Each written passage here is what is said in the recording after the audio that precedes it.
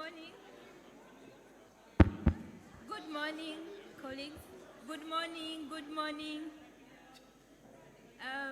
You're welcome. I would like to request that we take our seats. Let's take our seats.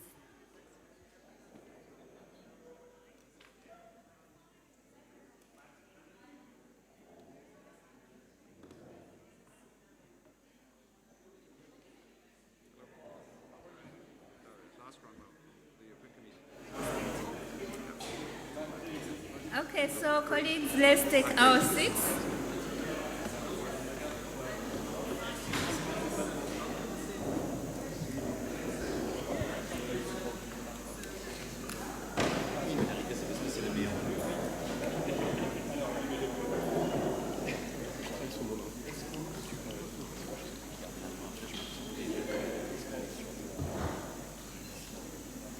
Okay, so let's get started. Good morning.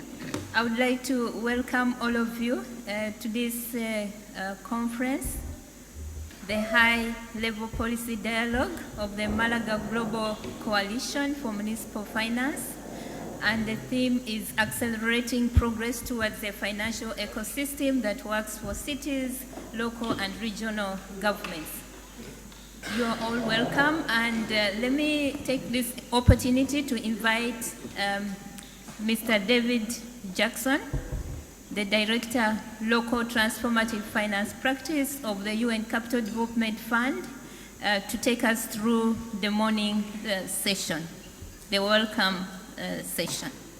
Over to you, David.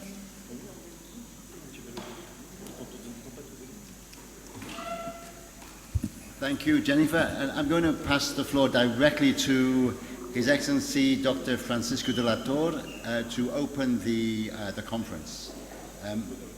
Your Excellency, the floor is yours.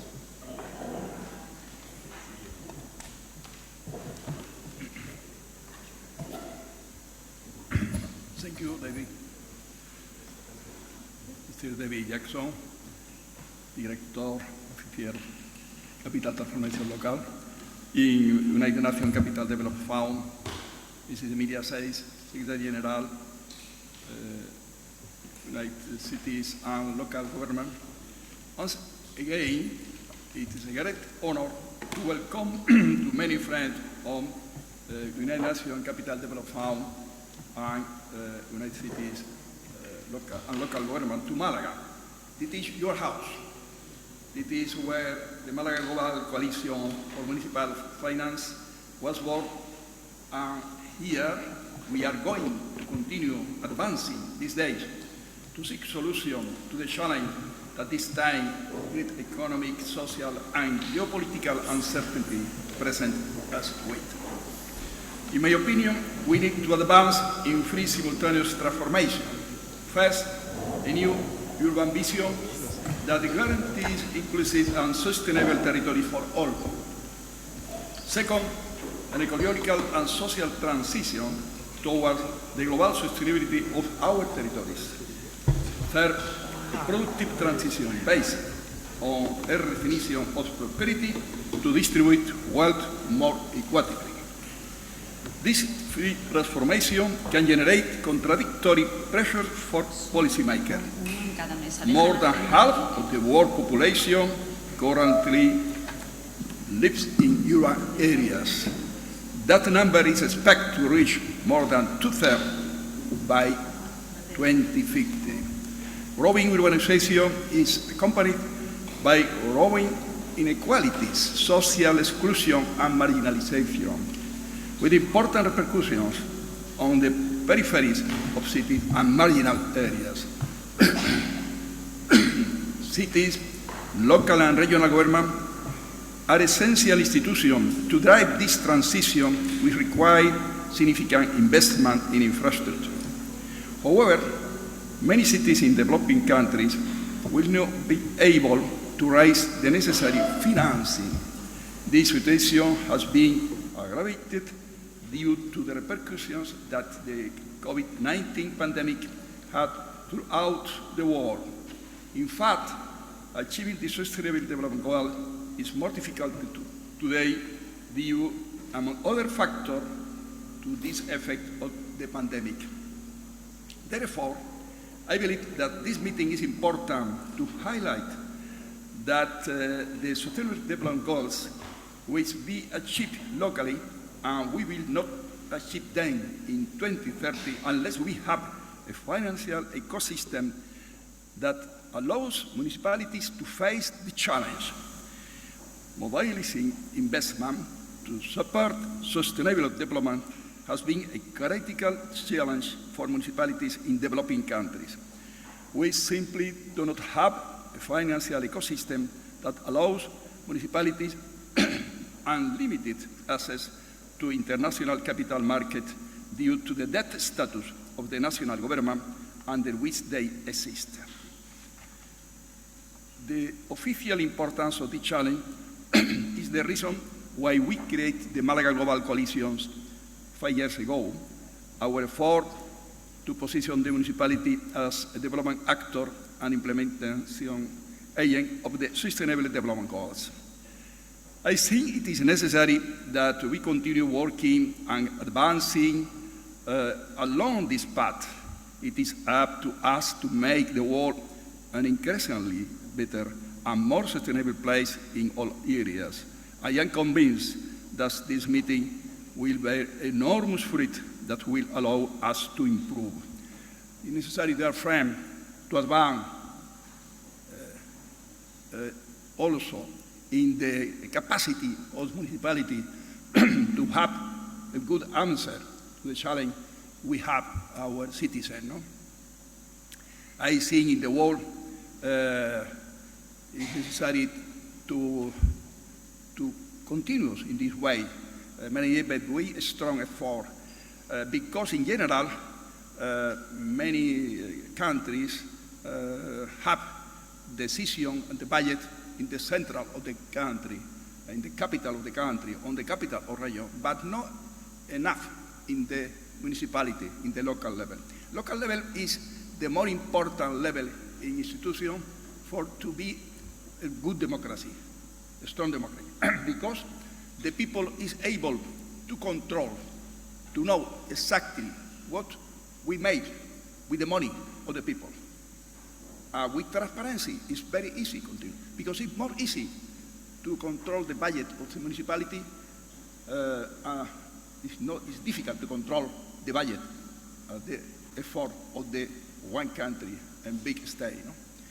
I think United Nations must include this in the indicator of the quality of democracy in each country, the level of the decentralization, local decentralization.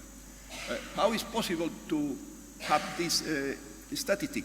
It's very easy to know what is the percentage of the local public budget in relation of the public budget total in the country.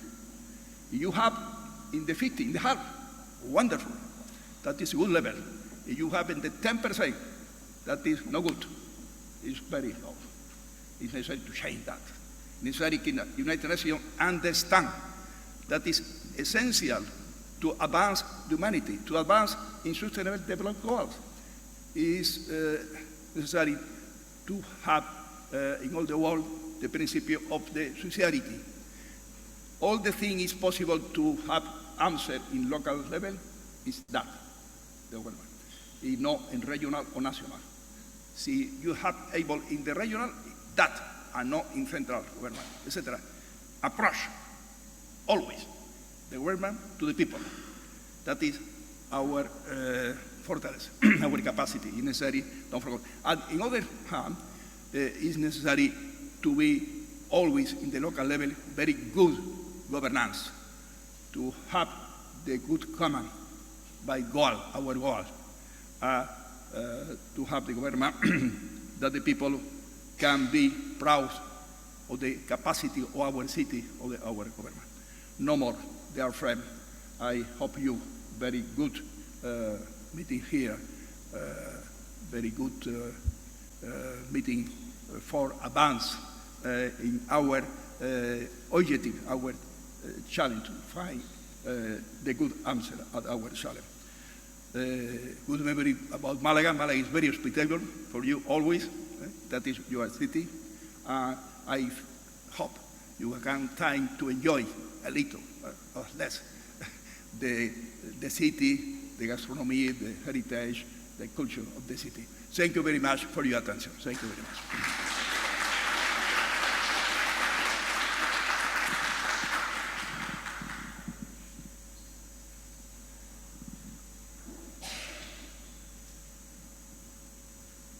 Muchas gracias, señor alcalde. Muchas gracias también por hablar en inglés.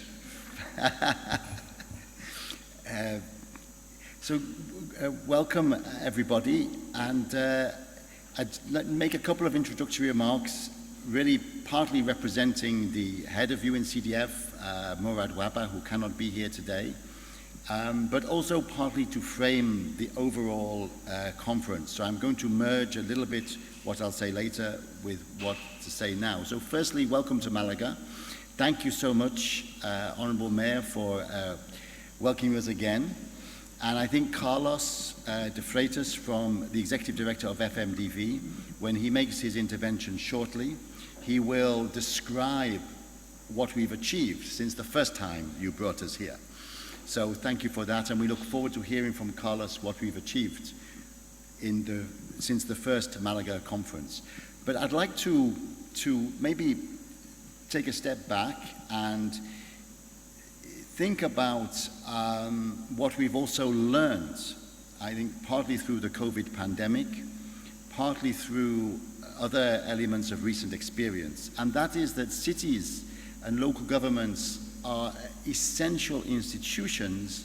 They are a public good in economic terms, not a product, a commodity, but a public good. Now, I think the COVID experience has taught us that, and that's something we should not forget too quickly. Now, when you have a public good like water, air, these are seen as the basic platform for social activity and for economic activity. So you can't have a private sector without water, without air, because there's nobody here. And in the same sense, you can't have a society or private sector activity or business without cities and local governments as an organizing unit and also as a built environment. It's not just the organizing unit, it's the built environment upon which everything else operates. So it's a public good in the way that air and water are public goods, something that you can't opt out of. You're not a consumer of, you're a beneficiary of, you need it for your life. And if we think of the role of local authorities, cities, local and regional governments, both in the terms of the institutions, the social institutions, and in terms of the built environment, the roads, the bridges, the schools, think of those together, that complex as a public good. I think when we think about financing and funding it, it changes the nature of the way that we perceive how they should be financed and funded. And that's necessary for our own survival, given the climate crisis and the other crises that we are facing. So if one thinks about it in terms of the development of the thinking, in the first Malaga conference, we were putting forward the idea that the global financial ecosystem does not work for cities and local governments. And we put forward the idea that you need cities and local governments if we are to survive on the planet, and therefore you need a financial ecosystem that works for them. Currently, it works for countries who designed it through the United Nations and the Bretton Woods institutions, and it works for big business. They are the owners of the financial ecosystem. It works for them, but not for cities. I think that argument has started to be accepted in some quarters. You can hear now more of an understanding, even at the level of the United Nations, that there is a role for cities and local governments, and more of an understanding that there needs to be a change to the financial ecosystem. But why do we need that change? What should that change be to finance?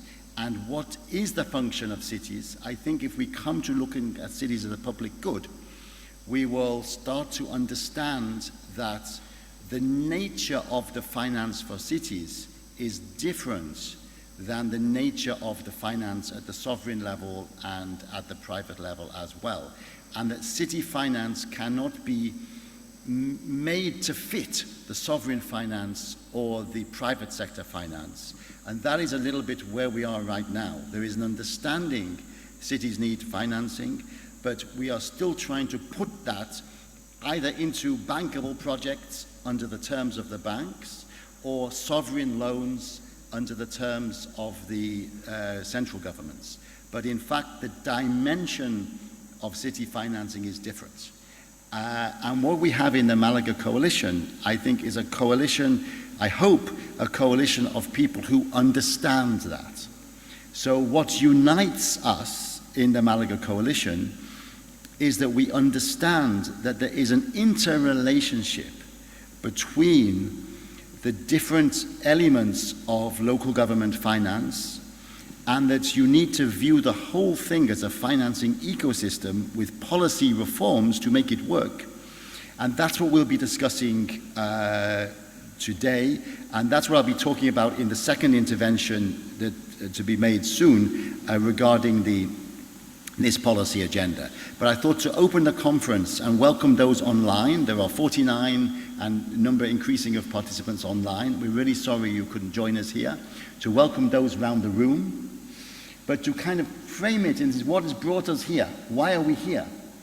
Because we understand not only that you need to solve the problem of solve the problem of local government finance if you're to solve the global agenda. Local government finance is the accelerator of the global goals, but not only that, to take that a stage further and to start to appreciate that the nature of finance when we come to local government finance is a little bit different than the existing nature of finance, either through large private corporations or through through sovereign finance. It's a different type of finance, and that's what we'll be discussing in the sessions, and that's what we can help to define as the Málaga Coalition. What is the funding and the financing that is required? What does it look like in a given country to be able to create that ecosystem for those local and regional governments, those cities to flourish and to perform their role as a public good like air and like water that is then necessary for prosperity and also, given the climate crisis, for survival on the planet. So I hope we can take the conversation one step further in this Málaga conference and understand the nature of the financing required for this public good, that are cities and local governments. So I'll be coming back again to talk soon. This is a kind of, it's not a huge high-level conference, it's a meeting of the committed, so we'll keep it relatively informal, I think. It's not like big speeches and huge claps. So I'm going to give the floor now to my friend and comrade, if you like, with a small c, in this city's movement, Emilia Saez, who's Secretary General of United Cities and Local Governments, who will give her perspective on the Málaga Coalition. Thank you.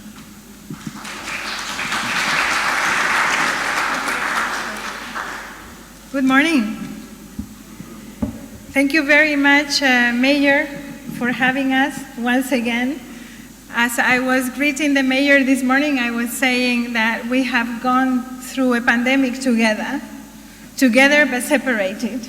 And that's quite a big deal, actually. I think a lot of the conversations that we're going to have today are going to be conversations where we are going to be referring back to that extraordinary moment that the world went through, because we have learned a lot. And for those of you that do not know, the Mayor of Málaga is actually a concept.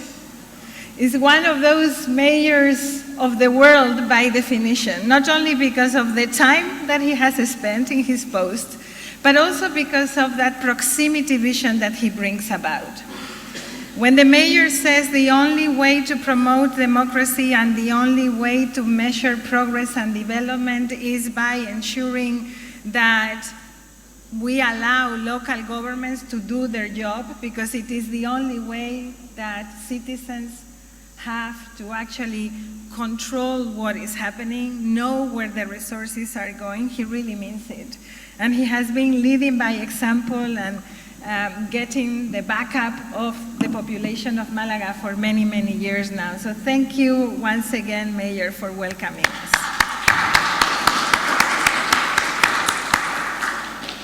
And thank you, David, thank you for your commitment always, for the great partnership that I think we can proudly say United Cities and Local Governments and UNCDF carry together for many years now.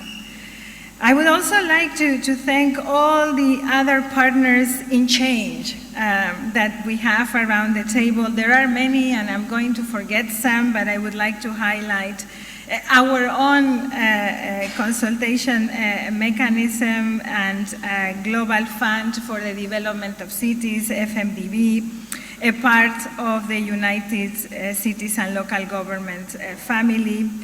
Our reference agency also within the United Nations, UN Habitat, and particular thanks to the Deputy Executive Director that is today here with us. Thank you very much for joining us. To the colleagues of OECD with whom we have been doing extensive work in monitoring what local financing looks like in the world. Not very good, but still we are monitoring that. And to all colleagues from CCFLA and CEB, many others, UCLG members, partners, and friends. This is indeed a coalition of the willing. It is a coalition of those that think that we do need to transform the world. And although there are very important partners like the European Union, in fact the European Commission, that are indeed voicing the need to strengthen local and regional governments around the world, the reality is that every year when we monitor how local financing is going, we find ourselves not actually progressing, but going backwards. This is a fact. It's data that we are collecting together. We also realize that although, and I am sure Carlos, the director of FMDV, is going to introduce that among the achievement, when we share our narrative on the role that we feel local and regional governments can play in development, it is true that we get more positive reactions. We were just in the United Nations a couple of days ago at the Sustainable Development Goals Summit. And there was a space to talk about this week. We will have good news coming from the United Nations Secretary General Office about setting up an advisory group with local governments. There are good reactions to our narrative, but the resources are not there. The political instruments that we would need to make that a reality are not in place. And as a matter of fact, there is a general reticence to actually include and acknowledge local and regional governments as a political actor. And until we have that, until we identify local and regional governments as political actors, as galvanizers of communities and resources and vision, we will not be able to apply the kind of cultural shift that we need. And it is a cultural shift. It's a cultural shift not only in terms of who needs to play a role, so in terms of the actors, which is what I have been just describing now, but it's also a shift in terms of what we understand by development. And here comes the tricky part, and here comes where we feel that the Málaga Coalition needs to play a very strong role. We will not be able to continue to define development by growth and GDP, because the risk that that brings with it to our own existence of humanity, to the planet, is just too high, and we are at that tipping point. And if we want to change the definition of development, then we can no longer talk about financing cities, but it is actually about financing development. And if we finance development, then the way that we finance cities needs to change. You see, it is a shift in the way that we present that. And in order to finance cities, we need to redefine what the commons are, and the role that commons need to play in financing. And this is where David was pointing out the issue of water, for instance. How do you finance water? I will go one step further. Water is private in many parts of the world. It's a human right, and yet it's private. You know, you have countries like Chile, where it's fully privatized. Water is owned by a pension fund of teachers in Toronto, in some parts of Chile. Do we realize that? So there is a big shift that we are asking for, that entails redefining the commons and how you finance them. It's not only about having more funds reaching the local and regional government level. Yes, we want more funding. We want to pass this 20% financing that we hardly are able to reach. Sure, I agree very much, Mayor, that we need to set that as a target for development. So yes, it's about increasing finance, but it's also about changing what we finance. We will need to invest in different things. And we will need to democratize financing, not only at local level, but also at international level. One of the challenges that we are facing, and the reason why we want to challenge the financial architecture, is that we are still focused on financing big infrastructure, but we need to finance that big infrastructure from a different perspective than we finance the big infrastructure in the developed world several centuries ago.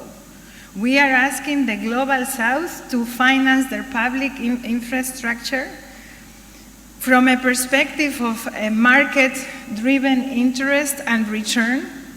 That is not the way that the infrastructure was developed in the past. If you look at how the underground in London was funded with bonds, it was 100 years bonds. This is not what we are asking the Global South to do that, or allowing them to do that with the kind of architecture that we have through the World Bank, IMF, and others. So it is about changing the notion of how you finance development, redefining the type of development that we need.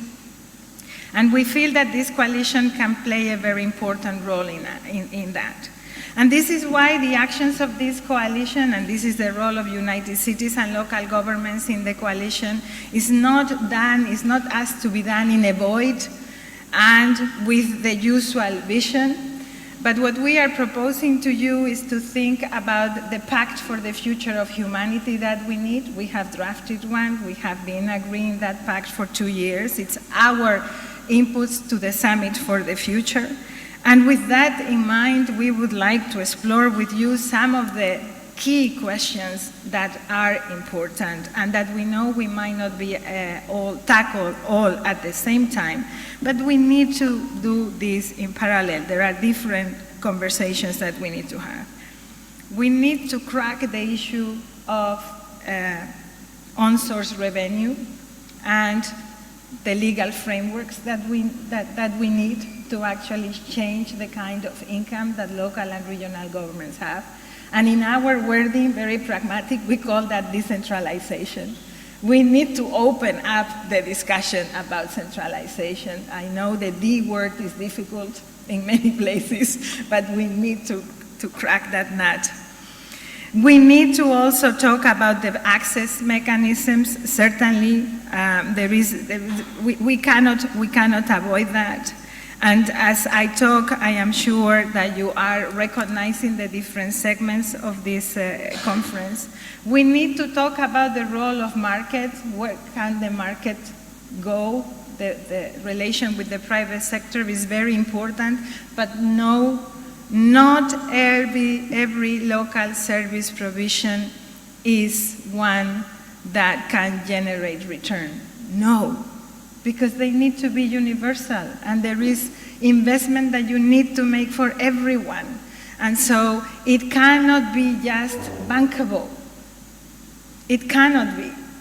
The projects and the financing that we are presenting needs to go beyond the bankable notion as we know it now. And finally, we need to generate an ecosystem of city-friendly investment. City-friendly investment defined from the perspective of the values that we want to defend. Efficiency not as a trade-off for democracy. Efficiency not as a trade-off of equality. Part of the issues that we are facing is that our system, the current model of development, has accepted inequality as part of the model. And we feel the change that we need to generate now is a change that will not accept inequality as one. So there is a next generation of local service provision that needs to be put in place and that needs to be financed, that can truly allow us to reach the very ambitious framework of the Sustainable Development Goals. And in order to do that, we are convinced that we need to be able to finance the economy of care and the economy of equality. And how do we define that together will be the key to success of this discussion. So it's not only about instruments, which it is, yes. It's not only about access, which it is as well, yes. But it is about a new redefinition of development, and with you, with this alliance of the willing, we hope to be able to set the frame for the implementation of our pact for the future of humanity. And for that pact, equality is at the heart of it, a different relationship with nature, not seeing only as a resource will be critical, and municipalism and proximity, going back to the words of the mayor, will be at the heart of it. So count on us to continue this quest with you. Thank you for joining, and yeah, welcome to Malaga. Thank you very much.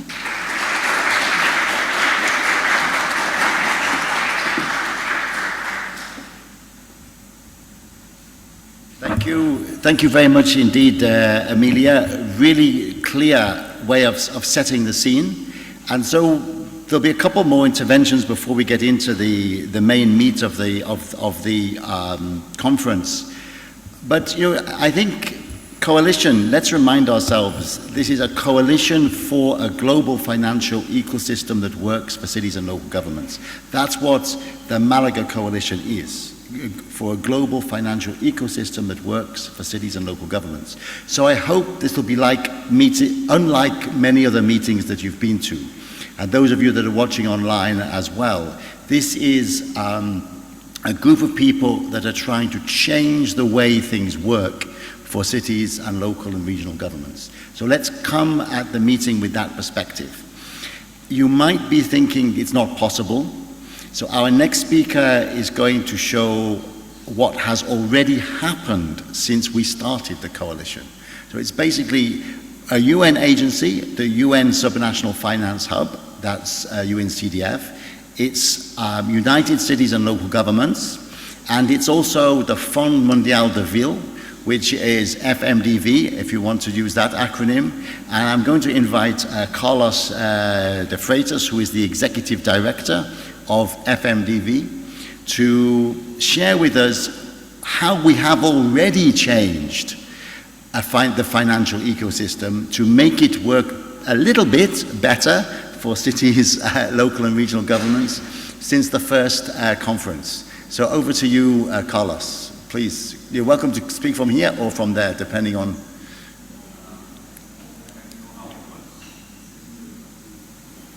No, I don't need to go there. How does it work? Can you hear me? Oh, okay, that's very modern, sorry. Because we are very informal, so I will not go on stage, if you allow, because we will launch the discussion already here. It was a very philosophical introduction, and we could definitely deepen the conversation there, because it's really interesting.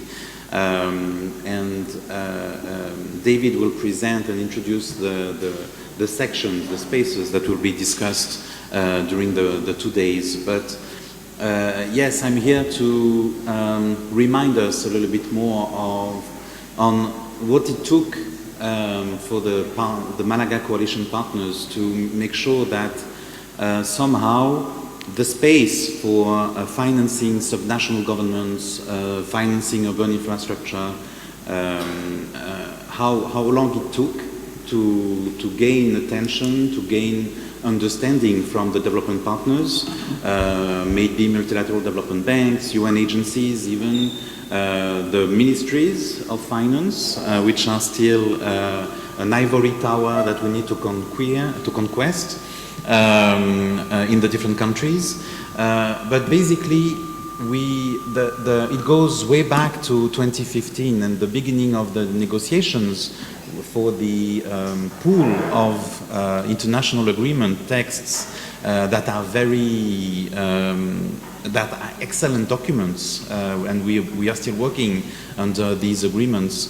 But at the time, it was a preparation for the Financing for Development Conference. And it was the first time that UCLG, FMDV, UN Habitat, UNCDF hosted a joint conference and dynamic with a delegation of mayors and governors coming from LDC countries, and showcasing innovative ways that finance could be systematized in those very specific contexts. And we advocated along the preparation process of FFD to make sure that we had somehow an agreement between the different partners and the negotiators on what municipal, local and regional governments, because it's not only municipal, even though the wording at the time was very specific on municipal finance, what we really needed. And we came with the Article 34 of the Addis Ababa Action Agenda, which is the best designed article ever we had, and we are still trying to implement it almost 10 years after it was worded. So what was exhausting and very interesting was to make sure that this wording came into fruition in the coming years after the adoption of the New Urban Agenda and the Paris Agreement and the SDGs, the 2030 Agenda. And when we began to work together, we began to discuss to find a common ground, and it's very important that we remind us that the speech of David, the speech of Emilia is very specific. It's very complex to have this quality of understanding of what it means to finance cities, to finance local development, and to make sure this is set in an institutional framework, like a UN agency on one side, and different tools and programs that we have developed also on the local and regional government network side under the Global Task Force and our individual initiatives.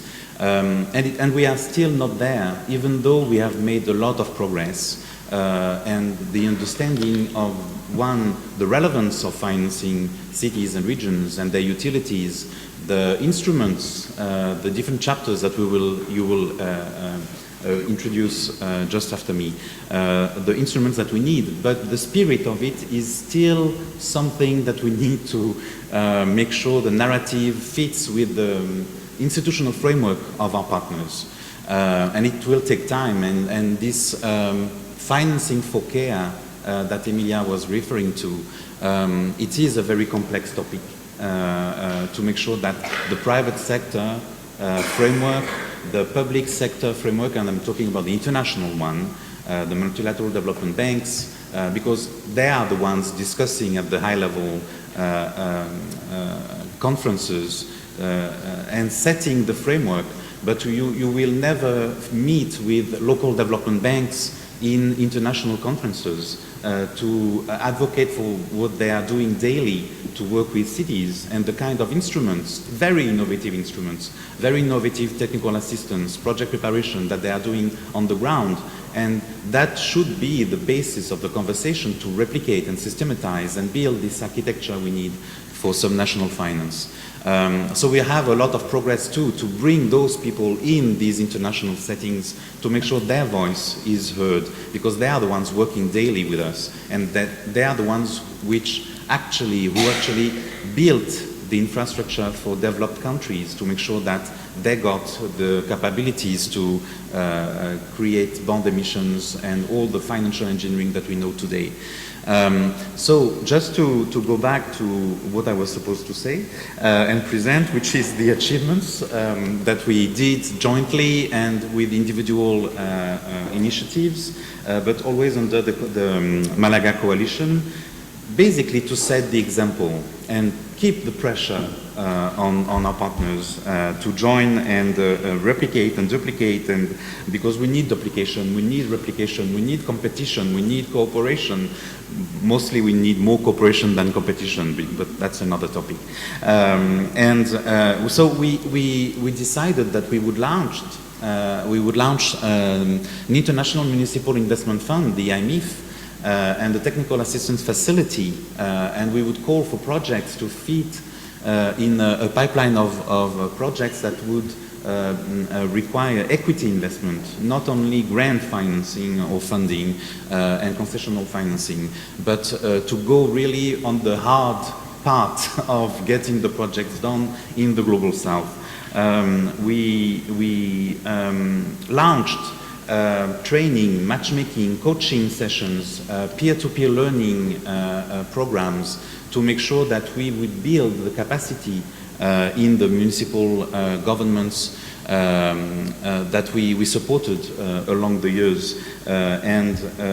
We, for example, UCLG and FMDV launched the Finance Your Cities platform last year to make sure that we would aggregate all these instruments under a collaborative platform with a specific chapter on country programs going to the national level of action. And this fits also with all the instruments that UNCDF has been putting together, like the local mechanism, which is the adaptation finance mechanism integrated within the decentralization process at the national level, which is a very fancy instrument. And the 23, David, ministers that signed the declaration to make sure that this is recognized as a mechanism for adaptation finance under the COP agreement, the Paris Agreement process. The guarantees obviously were a very key topic for us to discuss and to put the pressure on guarantees and credit enhancement mechanisms. The late agreement between UNCDF and the European Fund for Sustainable Development Plus will make sure that we get this kind of instrument to support the goodwill of players that want to support local governments projects in countries and in settings that are very complex. And for a fun fact somehow, we did a policy action lab with AFD in 2016, and it led to the same kind of product, CityRees, that is now being deployed by AFD on the same conditions together with the EFSD. So we provided somehow ways in our advocacy to make sure that the players at the right place to implement these instruments would make them available for cities. Emilia said, presented it, the World Observatory of Subnational Government Finance and Investment, which is led by UCLG and OECD, it's a very important pillar because we need to understand and to know what's happening and to have numbers to advocate, to ensure that we delimit the limitations that we are meeting when we're talking about decentralization, and it was a key component of the advocacy and the quality of data that we are deepening, and that was a very important step forward. We have FMDV's alliances of some national development banks in Latin America and in Africa, putting again at the center of the conversation these players that are daily working with cities to make sure that they design financial products and services tailored to the capacities and the capabilities of local and regional governments at the domestic level. The landmark work that we have been doing together with the City of Johannesburg on some national pooled financing mechanisms in 2015 at the same time of the FFD conference shed a light on these aggregation mechanisms that we need to make sure that the projects at the local level gain enough volume and interest, raise interest from the public and private sectors for investments. This was a key achievement also for us with the recognition of the role of subnational development banks in the new urban agenda document. This goes to what will be the next steps of the Málaga Coalition, of the different partners now that are working on the topic at the global level.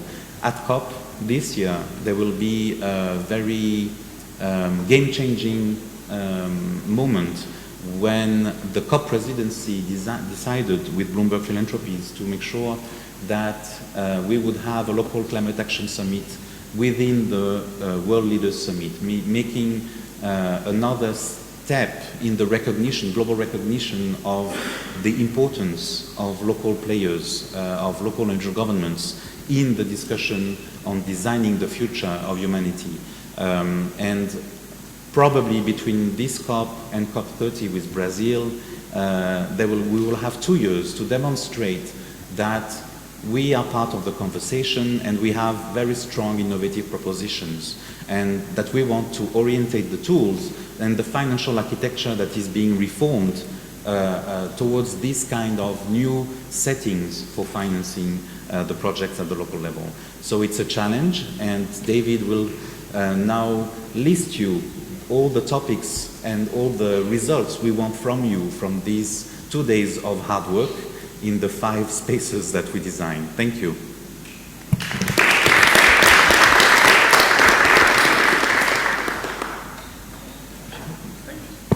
Thank you, Carlos. No, very clear and absolutely right. The COP is another stage where the financial ecosystem for cities is starting to find its way in. And that's really is the critical one, because if you think about it in terms of the planetary survival, cities are the solution in many, many ways to both the mitigation and the adaptation question.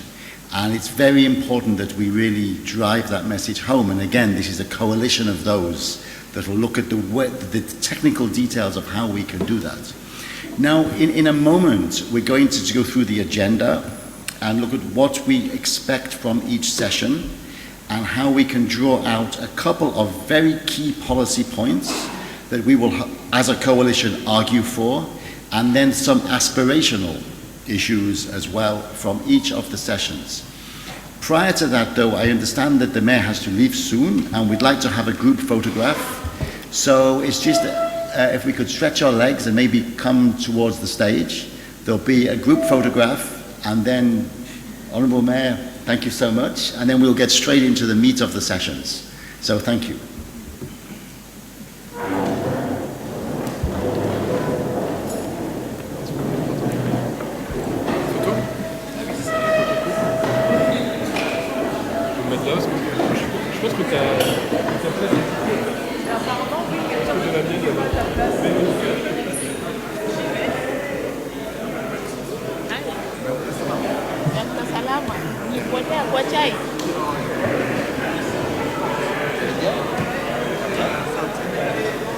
Hier soir.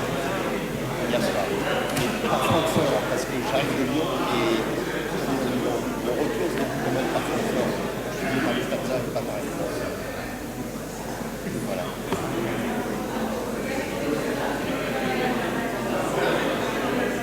Oui.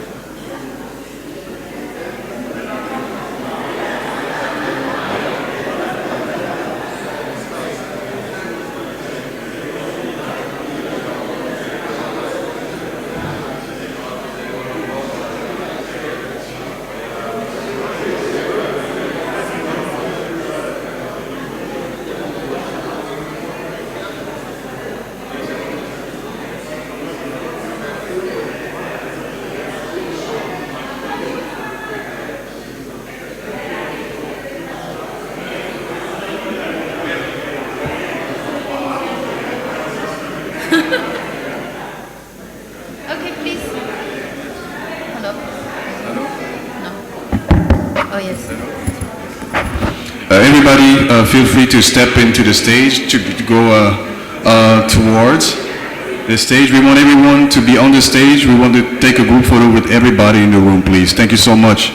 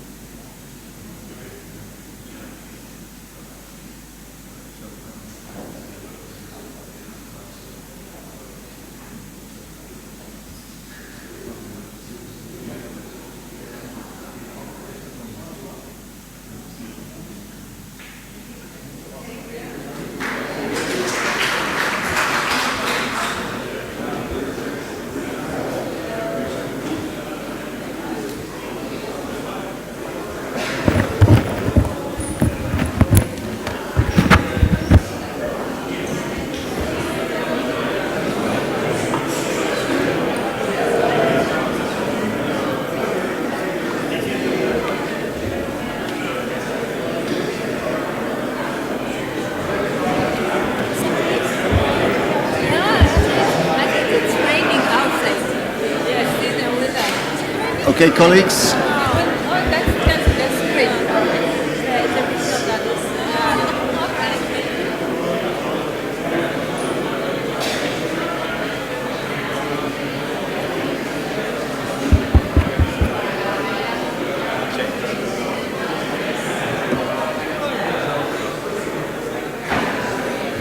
Yeah, now I forgot. So now I need to ready. So now we have to get quickly back. It's not a copy book. Yes, please sit there now. Let's get there ready now. Yeah. So if people could take your seats, please, colleagues.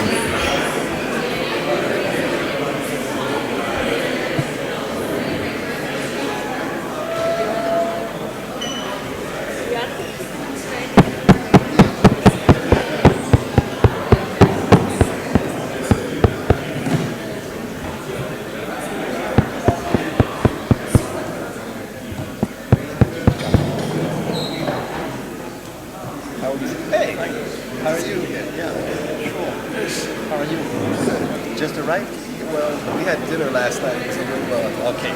Got me a little bit. Okay. Yeah. A nice one? Yeah, very nice one. Yeah. The second sangria was too much.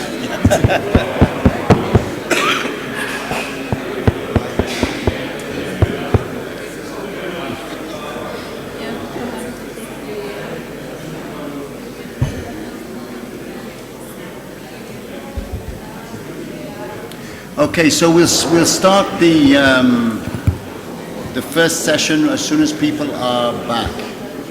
I think everybody's taking a short break.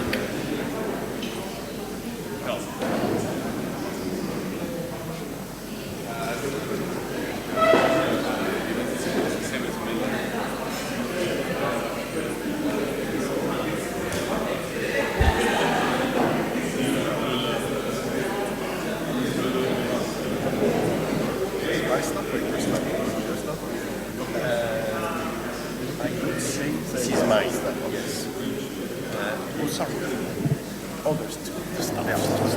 Exactly. This is yours. Okay. Sure.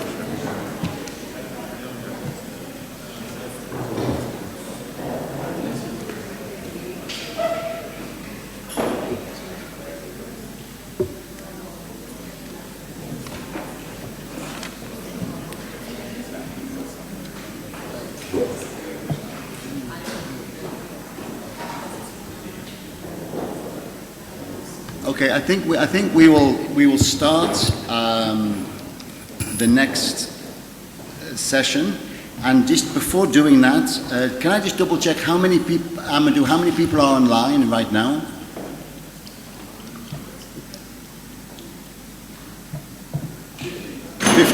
So I think we should also need to be aware that there are 50 people online.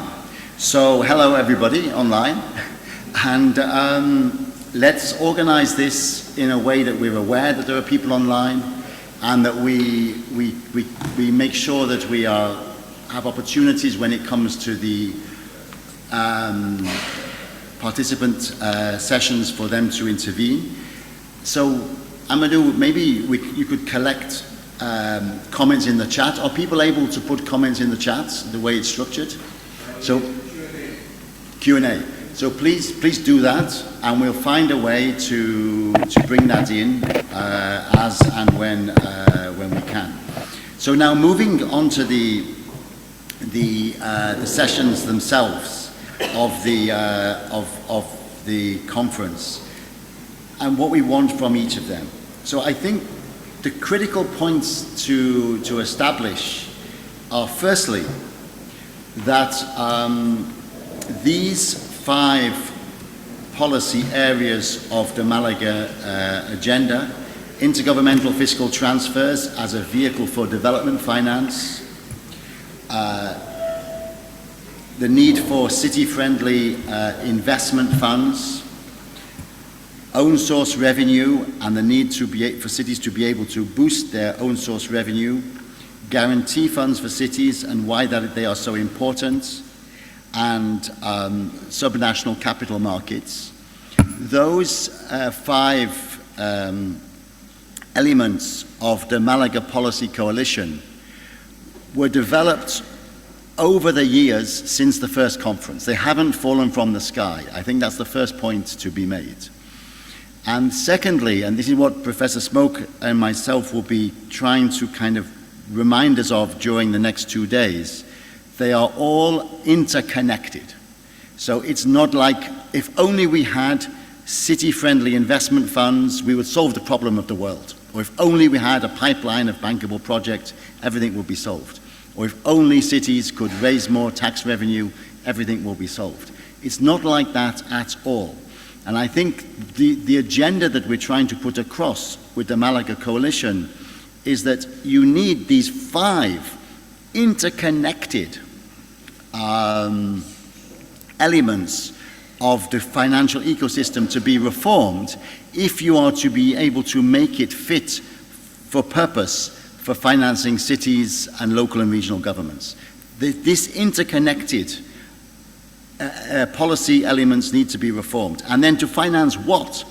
So we also have a session on the orange economy and on the inclusive city, which is what it is we aim to finance at the end of the day, cities that are inclusive. And we have a session on how we're going to monitor this through the World Observatory of Subnational Finance, the WOFI, which will be how we will be monitoring through this global report that comes out every 2 years to monitor the state of subnational finance. So by the end of the 2 days, we'll have clarity on the monitoring, we'll have had a discussion on the whole point of it, what it is we want the cities to look like, how they need to be inclusive, and we will understand what we need to argue for in each of these 5 elements of the policy coalition. So the first roundtable is on the first element in the list, which is on intergovernmental fiscal transfers. And as you can see from the agenda, it is essential that central governments view intergovernmental fiscal transfers as a critical part of their development approach, as a critical part of the way that the nation works, rather than seeing them as a kind of giveaway that they reluctantly provide to local governments. It's an investment in the national territory. So what we hope to get out of this conversation will be some aspirational elements for how intergovernmental fiscal transfers can potentially be wedded into the next financing for development agenda, for example, and then some very clear concrete policy goals for the next couple of years that we can really work towards. And with that, I'm going to hand the floor to the moderator, Professor Paul Smoke. So you have a big task, Paul, because we're already almost an hour behind schedule, but we knew that would happen. We've calculated that in, as we discussed over breakfast. It's all built to be able to function. So the floor is yours, and it's now 10:15. So we'll pretend it's 9:30, and we'll make the adjustments as we go along. So please, over to you, Paul. Thank you. Thanks very much, David, and good morning, everyone. I realize for some of you it's the middle of the night or already later today in the time zones you've come from, but we're going to do our best to keep everybody interested in this. This first session, you might wonder why we're starting with intergovernmental fiscal transfers. As David said, it is only one piece of the puzzle, but it is in many countries, as we know from the OECD UCLG database, even the richest countries in the world, it is the major source of revenue in the aggregate for subnational governments. So it's very important. And the question is, we'll be discussing how big transfers should be or not be, but what matters is what's done with them, how these central funds are shared and used, what incentives they create for the appropriate delivery of public services that promote development and inclusively improve the well-being of citizens. There's a lot of debates about what transfers should look like. Should they be conditional or unconditional? What is their effect on other pieces of the puzzle? Do they discourage or encourage local own source revenue generation? Do they drive some places that should be able to borrow away from borrowing to rely on sovereign resources? And should there be ways to push some of the richer local governments for self-financing projects to the market so that more resources from the public side can be made available for the poorer places? Now, we're not going to solve all of these problems today, but we have a great panel, and we're going to start off with two presentations that are more on the basics. First, Jesper Steffensen from UNCDF is going to provide an overview of some of the more technical aspects, and then Jamie Boix, the Executive Director of the Local Public Service Alliance and from the Duke Center for International Development, will follow him with the kind of placing that presentation in broader context. And then we shall move on to our panelists who actually do these things in the real world. We will have one or two panelists also online. So we're going to try to keep to time when the presentations start. We will see big numbers for the countdown and try to get, as David said, keep us back on track. So thank you very much, and over to you, Jesper. Thank you very much. Thank you very much, Paul, and also thank you very much for this opportunity, dear participants. It's a great pleasure to be able to share experiences from intergovernmental transfers around the world. I'm going to talk briefly about the importance of subnational government finance, the importance of intergovernmental fiscal transfers, and then go a little bit more into the details of what are the objectives behind transfers in general, what are the challenges. There's a lot of untapped potential in grants which are not utilized well. There are a lot of problems. We're going to outline them and then come up with a few concluding comments and options for the future.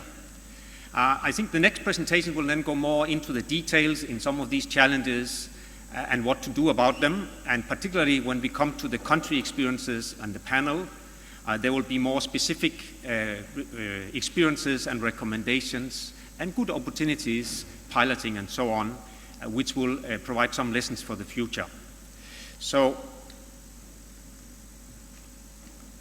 first of all, it's very important that to mention that subnational governments are extremely critical when it comes to public finance, both in terms of the size of the gross domestic product and also the size of the public expenditures. No doubt, this is OECD recent data showing the importance of that, but there are also great variations across the countries. But generally, we can say that when it comes to public expenditure, the subnational government finance and subnational governments constitute 21.5% of the total public spending in average figures based on more than 100 countries. But when it comes to the revenues, the share is much less. In average, around only 14.5% of the total revenues are generated at the local level. That means there is a great vertical imbalance between the decentralized expenditures and how the tax revenues and other revenues are handled. So there is a fiscal gap there which needs to be addressed. And some proceeds will have to come back to the subnational government level because the decentralization of mandatory functions of course, is much stronger than when it comes to the revenues. And at the same time, there is a huge fiscal gap. There are many studies showing that there is a lot of unmet investments. There are fiscal gaps, particularly accelerated by a number of developments. The COVID-19, we all know, but also the climate change and the additional cost of service provision has generated additional cost for local governments, and they have not been compensated fully. The same with the urbanization, demographic changes around the world, more elderly people, more children, the movement to the urban centers generate a lot of investment needs which have not been addressed so far.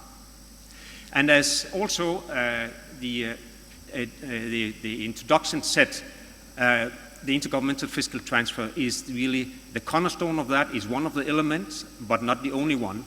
But if you look at the relative share of the transfers compared to other revenue sources, it is by far the most important revenue source for local governments around the world.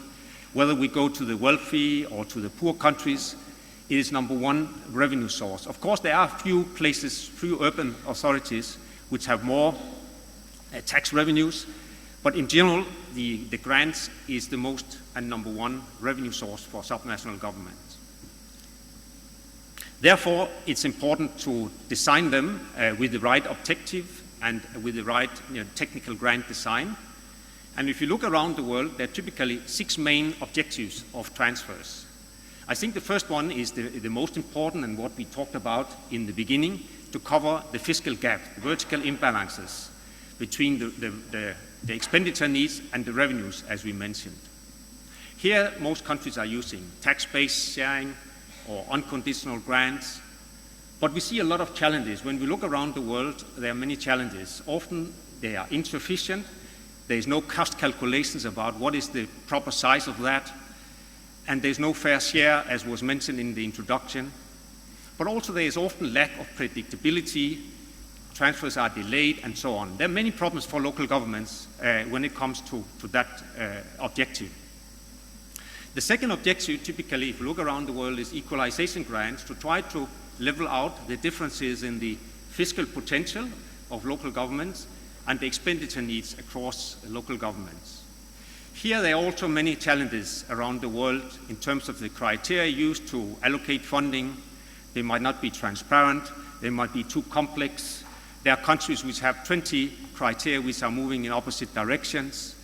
and they are really not transparent for local governments why they are receiving that amount and others are receiving more. There are also a number of grants, particularly conditional grants, which are put in place to encourage national targets, national objectives. For example, sector grants, health grants, education, and so on. And there are good objectives behind these grants in order to stimulate spending in certain sectors or certain activities. Even climate change funding is there as well. But we see around the world that one of the challenges here is that they are often complex, there are too many grants, they're moving in different directions, and it can fragment the opportunity for subnational governments to plan across sectors. It's very difficult for them to plan when all the funding will be earmarked in so many different transfers. So that's another problem we see around the world. Then there are grants, and they are quite encouraging to introduce performance improvements. As mentioned earlier, it's important to transfer funding, but it is even more important how the money is spent. So performance-based grant is one way to ensure that local governments are spending their grants in a more effective manner, they are improving their performance, and they get reward from that. So there are incentives behind that, and the climate change performance-based resilient grants is one of the examples of that, and Sophie will come back more into the details there. And there are really good intention objectives behind that. But of course also here we see from time to time some challenges in what are the performance indicators, how are the assessments done, and there could be some delays. Then there are grants to influence the overall economy. They are typically stabilization grants, where you push more money into the economy during crisis, and the challenges here will be to find the right balance, not to push too much money out to create inflation, but on the other hand also not to create depression. So it's very difficult there to find the right balance. Then the final group of objectives is what I can call political interference. Political, constituencies that you want to support certain local governments and want to win political support. These grants are often ad hoc, without formula. They are discretionary, and they can create a lot of troubles, a lot of bureaucracy, and also a lot of transaction cost at the local government level. In addition to that, we also see a lot of challenges when it comes to more specific grant management issues. First of all, grants are often not predictable. Local governments do not know when they receive the grants. There are delays in these grants. So here it's important to have a well-defined calendar to ensure that local governments will know how much money they will get before the fiscal year starts. There are also, as Paul Smoke mentioned in his introduction, there are grants which can create wrong incentives. For example, not to mobilize own source revenues. If you push a lot of funding out, will the local governments have incentives to mobilize their own funding? So it's important here to try to look at the formula for that and incentivize that municipalities also create own source revenues at the same time. Also that they are not misusing funding, they are not spending more than they have, so it's important to establish a hard budget constraint for subnational governments to ensure that they spend the money well. Good reporting system, auditing and inspection is equally important. There are also some lack of guidance to subnational governments about how to use the funding. Often the grant guidelines, if you look around the world, are not very conducive, they're not very explanatory, so you need to fix some of these smaller issues. There's also a problem in many countries that when we come to the end of the fiscal year, the funding is lapsing. So if you haven't spent the money, you have lost it. So there's a lot of incentives to just spend the money very fast, and there's no rollover of funding from one year to another. Another technical problem which might show to be a small one, but it is real a problem which creates a lot of inefficiency. And here it's important to introduce rules for rollover of funds, multi-year funding, and so on. Then we also see finally a number of problems in how the grants are managed. There's typically interministerial conflicts. There's no coordination across ministries. Different ministries are transferring different types of grants. So there's a need for establishing like intergovernmental coordination committee, it could be fiscal commissions and so on, but in many places they are not working effectively. So these are also some of the challenges subnational governments are facing.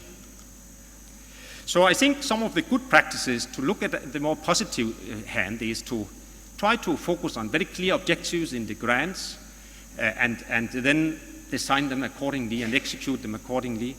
Rule-based, transparent system with clear calculations for the cost of these service delivery, and try to make a better analytical work to see what is the fair share of the funding that local governments should have. Then also to ensure more predictable funding, the better timely, better information about that, and also improve the allocation formulas behind the grants, make them transparent, needs-based, so that the subnational governments know why they are receiving that amount, and find the right balance between the unconditional and the conditional grants, the multi-sectoral and the sectoral grants. That balance needs to be there. So on one hand, you preserve budget autonomy for local governments, but on the other hand, you can also promote national targets. That balance is a tricky thing and very hard to find. Promote good incentives for local governments to improve their performance, mobilize revenues, address climate change issues and other issues, improve their creditworthiness. Even the grants can improve creditworthiness of local governments, to improve public finance and management and other areas. And then also, as the introductory speaker said, if you improve one element of the funding system, you're also more likely to enable other elements. So if you have very good grant systems, own source revenues, you're also more creditworthy, you have better access to the private capital and so on. So it's very important that you look at that as well. So finally, I think it's very important to try to pursue a trend away from a vicious cycle of deteriorating local finance, where central government do not trust subnational governments, they don't transfer funding, it is unpredictable, it is random, and then local governments do not have an opportunity to provide impact and services. Citizens do not believe in local governments, they don't contribute to tax payments, and the whole thing is coming into a wrong cycle. To move that to a more positive cycle, a virtuous cycle, where central governments start trusting local governments because they know that there is a track system in place, there is a good performance monitoring system in place, they can improve the use of the grants. And then citizens will also start perhaps contributing more to service delivery, to taxes, to the co-funding of these services, and subnational government will have better funding, which will then be able to prove that they can deliver these services, and they can learn and come into a good positive cycle of improved service delivery through this trust built up in the government transfer system. So I know these were very brief, touching a number of technical design issues and many things which there are issues which can be done through quick wins, in terms of grant management, and there are other more serious issues when it comes to vertical fiscal balances, the size of the grants, and so on. Thank you very much for this opportunity.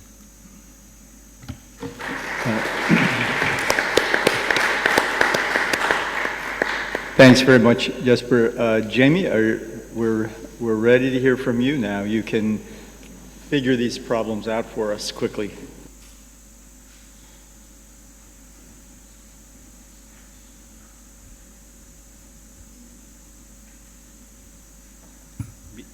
There we go. I'm so happy to hear that Jesper left all the challenges for my brief presentation. Oh, thank you so much. And I'll do my best, although there is no guarantee that I'll actually manage within time. Oops. In that case, at least let me set a proper stopwatch. There we go. Good morning again. My name is Jamie Boex. I am the Executive Director of the Local Public Sector Alliance. That is an alliance of about 1,500 advocates in a global professional network advocating for inclusive and efficient decentralization and localization.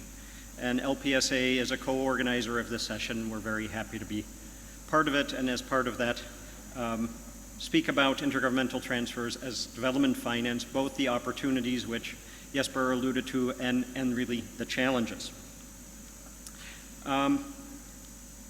In case I run out of time, I decided to give the key takeaways right up front. So here they are. You've seen them on the screen. I'll try to touch on them one at a time as time permits. And in that process, what I'd like to do, beyond these three main takeaways, I'd like to identify 5 very specific issues that in practice I think we come across that I see as challenges or obstacles in convincing policymakers to see intergovernmental fiscal transfers as development finance opportunities. Very specifically, building on the points that Jesper already made, is that intergovernmental fiscal transfers are really the workhorse of intergovernmental finance. And they're the main funding source for inclusive local services and sustainable development. It was already pointed out that more than half of subnational finance is actually provided by transfers on average around the world. So without transfers, it is highly unlikely that we'll be able to pursue localized development. And I really liked the comments that were made by Amelia later today and echoed by David, that it is not about municipal finance. It's about financing development with cities as the mechanism to achieve sustainable, inclusive development. If that is what we're focused on, particularly outside of this room, in here we're all true believers, we understand this, but outside the room this is not understood. And if we sell the importance of cities and local governments as being about cities, no one's going to care. But if we convince people that it was cities and local governments that were at the front line of the pandemic and that are at the front line of sustainable development, then we have a chance of being heard. In particular, from a kind of a technical point of view, there are things that transfers and local governments can do that central governments are not good at doing. Jesper touched on them already a little bit from a technical angle, but central governments have a really hard time moving resources towards the people, to the front line where services are delivered. Central governments without a good intergovernmental system tend to retain resources centrally, and that's a problem. So intergovernmental transfers can help push resources closer to the people. Central governments also tend to spend resources where they're easy to spend and not necessarily where they're needed the most. So as a second thing, intergovernmental transfers can help make sure that resources reach the places that otherwise would be underserved. And thirdly, intergovernmental transfers can promote the more efficient use of resources because the central government tends to be one size fits all, and intergovernmental transfers allow for greater flexibility in transforming inputs into outputs and outcomes. A second key takeaway that I hope I'll leave you with is that own source revenues and subnational capital finance are really important mechanisms for funding local development. And we'll have different sessions later today and tomorrow to touch on those. But there's a very important caveat, and that these mechanisms are complements, not substitutes, for a good transfer system. And that can be a little bit of a contentious issue. It is very easy to think and very tempting to think that subnational finance is a zero-sum game, and that if we collect more revenue, if we assign the right revenue sources, and we administer them well and come up with innovative, transformative finance mechanisms, that there's no longer a need for transfers. And I would like to encourage you to think and remind you that that is not the case. In fact, in a nutshell, there is no reason to believe that even if we assign just the right revenue sources, and if they're optimally administered, that these revenues will generate the resources needed to fund the important functions that we assign to the local government level. Instead, the vertical and horizontal instance of grants is very different from own source revenues, and we need transfers to create vertical and fiscal balances. And if these vertical and horizontal fiscal imbalances are not addressed through transfers, it is highly likely that the ability of the public sector to deliver inclusive and localized development ultimately is not achieved. What does that result in? The single biggest threat in my mind to the challenge of seeing intergovernmental transfers as development finance is a very common misperception that local governments can or should fund themselves only or mostly from own source revenues. That is a fallacy that we need to debunk throughout our organizations and working with our partners. Now, ministries of finance are hard to convince of that, and unfortunately, sometimes it's hard to convince them for a good reason. Because the second biggest challenge to intergovernmental fiscal transfers as development finance is that we find in many countries weakly empowered local governments. And intergovernmental fiscal transfers can only unlock effective decentralized development when local governments are empowered and when they're well run, when they're not just puppets of the central government.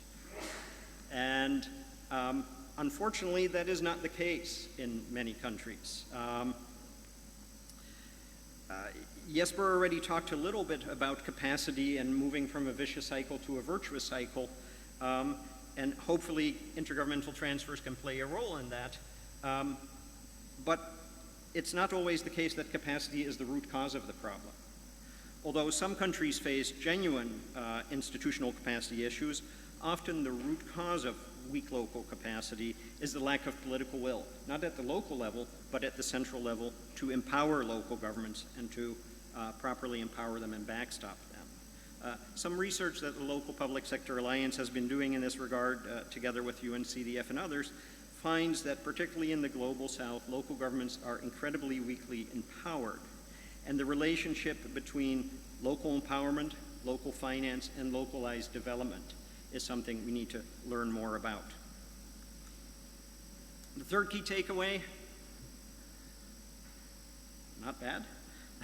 Third key takeaway, more time and effort should be devoted to designing intergovernmental fiscal transfers, particularly the transfer systems that are technically sound, politically acceptable, and that achieve inclusive and sustainable development outcomes. There are a number of very specific things that I see around the world that stand in the way of this. The first challenge is that a lot of emphasis is placed on designing good intergovernmental fiscal transfer schemes. Jesper already gave you 6 or 7 or 8, 9 bullets, but rarely we think about designing effective and inclusive intergovernmental transfer systems. So one thing to keep in mind is that hearing from the World Bank or USAID or even UNCDF, we design local health grants to improve health. We do water grants because water is important. We do climate grants because climate is important. But we tend to overlook the actual intergovernmental fiscal transfer systems that are behind it. It is true that development partners spend millions, sometimes hundreds of millions of dollars in grants that support the SDGs. If you add it all up, our estimate is that that might amount for the entire world together to roughly $25 billion. That's a lot of money. But if we add up all the intergovernmental fiscal transfers in lower and middle income countries that are provided by national governments to their local governments, that amounts to over $700 billion. And that is thanks to the OECD UCLG database. That's really where a lot of the focus should be, is if we can improve by, say, even 1% the intergovernmental fiscal transfers that local governments receive from their national governments, we'll probably have a bigger development impact than just focusing on the grants provided by development partners alone.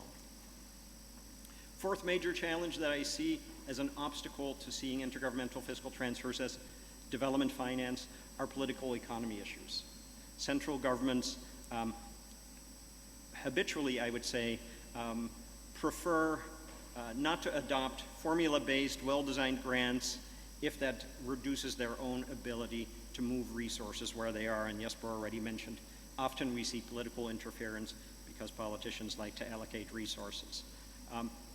The final challenge might be a bit of a controversial one. Even though intergovernmental fiscal transfers are an incredibly important tool, and despite all the advantages that I've just mentioned, they're also rather a blunt tool.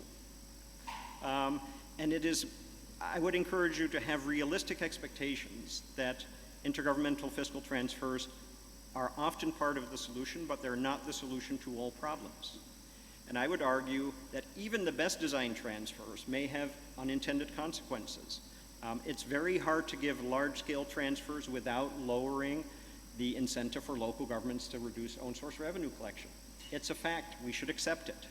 And we should do our best to work around it, but we should also be realistic about the problems of grant design, because unrealistic expectations or poorly designed grants can cause more harm than good.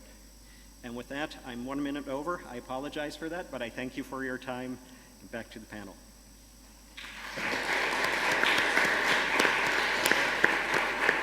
Thanks very much, Jamie. I think we're now going to go into our panelists who do things. And we're going to start with Dr. Jane Kiran-Gai, who was the former chair of the Kenya Commission on Local Revenue Allocation. And Jane, are you giving a presentation? Yeah. Okay. She'll give us some insights from her challenges in trying to make the new Kenyan system work, where she was in charge of coming up with the ideas, but then, of course, had to face the politicians. Thank you very much, and good morning, everyone. So my duty this morning is just to give some insights to the issues that both Jamie and Jasper have sort of highlighted very well, but sort of delve into the nuts and bolts of what does it really mean in practice, using the Kenyan system as an example. And let me allow first by just giving you some snippets on what really is the structure of Kenya's intergovernmental transfer system, and then sort of give you insights on how far we've come, and then highlight the challenges. And when Emiria was speaking, I was just seeing some of the challenges as they play out in practice in Kenya. So Kenya, we in Kenya, because we've had 10 years of implementing the intergovernmental transfer system of fiscal decentralization. We're 10 years into this practice, and in our view, besides independence in 1963, the Kenya's devolution system is the next biggest thing. It's really important in our view. And our constitution is very clear then that the functions that are performed at the local level and those that are performed at the national level, and is really based on the principles of finance should follow function, and these are very clearly stipulated. But in terms of fiscal architecture, we have 47 subnational governments, 47, and the Constitution allocates at least, it sets a floor rather than a ceiling on the quantum of resources that counties, the subnational governments should get, and this is set at 15% of the nationally raised revenue. Counties, the subnational governments, on the other hand, have limited their own revenue raising powers, very limited. So they're basically designed to depend on the national transfer systems. Over 85% of the grants are really from the center. But where we believe it's a good thing is before devolution, very little resources actually trickled to the local levels. To date, since the onset of devolution, we've had more than $20 billion transferred to subnational government. $20 billion is a lot of money that would hitherto never have flown to the local level. That's a beautiful story, and it's a big story. And we know that of that, 85% is from the central or general block grants. A small percentage, less than 10%, is from counties' own source revenue. That is the subnational government's own source revenues. And a bit of donor funding and additional conditional grants. So what are the issues? Or what are the challenges from this beautiful story? And in Kenya, what we have seen is we started off on a very high note. In 2013-14, when we started fiscal decentralization, subnational fiscal transfers were about 20% of shareable revenue. But over time, in terms of proportionate shares, this has declined, and by 2023-2024, subnational transfers were 15% of shareable revenue. And what you have seen is there's been a bit of crowding out because of debt. When we started, interest payments were 14% of shareable revenue. And as of 2023, interest payments had increased to over 27%. So you can see a gradual crowding out of subnational fiscal transfers through debt. And we need to be concerned. So that's one. The other problem that we see from this beautiful story is we've seen that even devolved functions, and an example here is health, health in Kenya is a fully devolved function. So a lot of it is supposed to be done or undertaken by subnational governments. When we started decentralization, the national government share was about 34 billion. The national government spending on health was 34 billion because this was a fully devolved function. At the end of 2023, this had increased more than fivefold, the share of health spending at the national government, fivefold, which is equivalent to the funding of 5 subnational units. So again, you can see there's a bit of crawlback of devolved functions back to the center. So that's the other problem of general government. Then we need to agree that it's a very, very political process. The commission that I worked at before was responsible for designing the formula of how the grant is shared among the 47 subnational governments. And in that, we had inbuilt a fiscal incentive that would incentivize subnational governments to raise their own source revenue. But when the process was taken over by Parliament, the politicians, they completely eliminated the incentive parameters from the formula, both for the parameter to enhance their own revenue and the parameter for fiscal discipline. So these fiscal incentives we built into the formula were then thrown out by politicians. So we lost a great opportunity to create the right incentives at the subnational level. So what we tabled in Parliament was very difficult from what came out of Parliament in terms of the fiscal transfer formula. The other problem is, again, these are the local governments, some national governments are in their nascent stages, and the local oversight by the county assemblies is very weak. Again, through the general grant formula, you could design the fiscal incentive to make sure, even where the local oversight is weak, there are conditional or performance grants that support the good adherence to fiscal responsibility principles. But then that, again, is thrown out through the political process. Again, if you think about the general grant transfer, in a system where the subnational governments are very, very different. Let me give an example. Nairobi, which is a city of 4 million people, is a subnational government. Lamu, another subnational government, has 100,000 people. How do you design one general grant transfer system that takes into account the challenges of a city and the challenges of a rural subnational government? They're very different. And there's no mechanism then of making sure that this general grant transfer addresses the challenges of the city and addresses the challenges of a very small rural subnational government. So that's where we believe that having additional conditional grants would really sort of complement the structure of the general grants transfer system and complement it. I did talk about undermining the incentive of counties or subnational governments raising their own revenues. We did a study in Kenya, for example, that showed that county governments in Kenya could raise as much as 200 billion shillings if they optimize the efforts to optimize, to raise revenue. But so the number is 200 billion, that currently correcting about 30 billion. So you can see the huge gap between what counties could possibly correct and what they're actually correcting.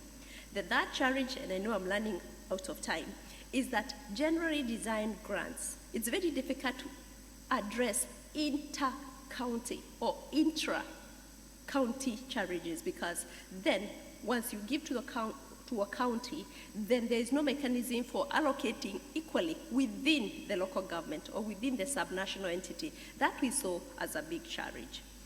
So I would say, using this very high-speed dating, that it's very difficult for one general grant transfer system to address or to achieve all the objectives you would want to see in terms of development. So one general grant needs to be complemented, but well-designed conditional grants or performance grants that would address the challenges that are not possible to address within one general transfer.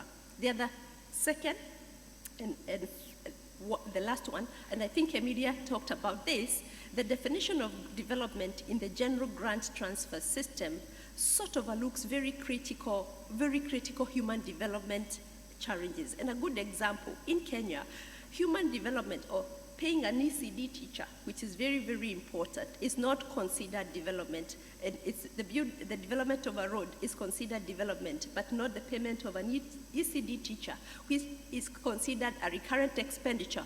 So in terms of designing that formula, the critical human development areas that, again, cannot be designed within one transfer system. Yeah? So thank you very much. The takeaway is that you need conditional or performance grants to complement a general grant transfer system to address challenges that are very difficult in a general system. Thank you very much.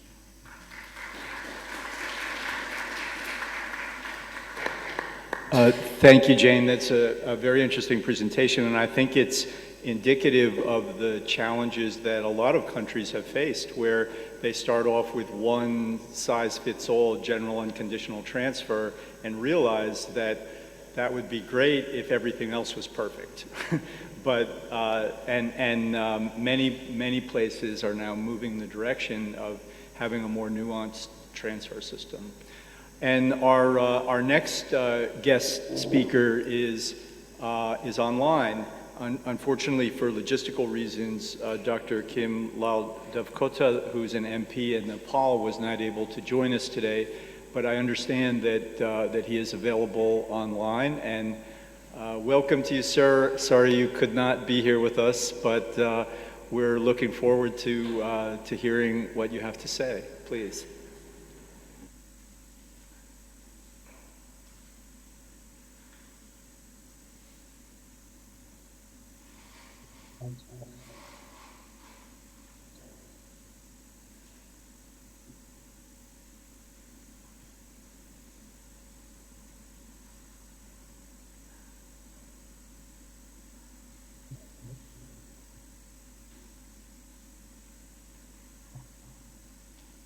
Thank you. Dear moderator, Professor Paul, paper presenters Vespa and Jamie, distinguished colleagues from the panel, ladies and gentlemen. First of all, I would like many thanks. To the organizers for this opportunity. As Paul said, currently I'm a member of the Federal Parliament in Nepal. I have been strongly advocating for the rights of subnational governments, including the issues of fiscal transfers in the Parliament. In my leaderships, Federalism Implementations Parliamentary Committee was also formed, and we also provided some recommendations for reforming the fiscal transfer system. In my papers, the recommendations, the way forward is more or less consistent with this parliamentary committee recommendations. Personally, I had the opportunity to gain practical experience working in the fiscal transfer system for the government of Nepal for about 10 years. While working at the government ministry, I had the pleasure of meeting Jesper and Jamie, from whom I received theoretical and technical knowledge on the fiscal transfer system. Your support has been instrumental in reforming fiscal transfer system. The post-federalization fiscal transfer system builds upon the initiative of the pre-federalization period. I would also like many thanks to both of you, Jesper and Jamie. Compared to GDP, subnational governments currently receive about 15% of funding in terms of fiscal transfers. Out of public spending, subnational government share is about 30%. In terms of revenue, it is 20%. These figures are consistent with Jamie and Jesper's presentations. In fact, you delivered wonderful presentations. The presentations are based on facts and figures and speak about reality worldwide. Congratulations to both of you. I have no specific comments. Now let me share something about Nepal's fiscal transfer system. As you may aware, Nepal is a beautiful Himalayan country located between large and emerging countries, India and China. Nepal includes 8 of the world's 10 highest peaks, including Mount Everest, and it is the youngest federal country that moved into federalism through the 2015 constitutions.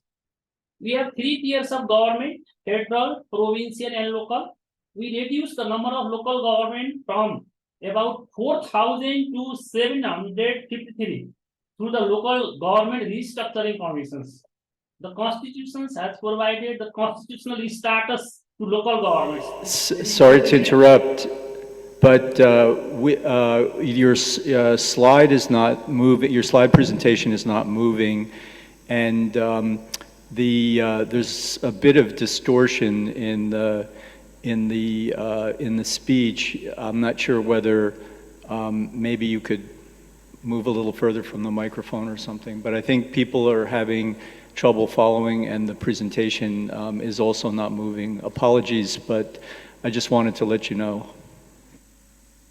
So, what is your solutions? Can I make it in the final at the panelist?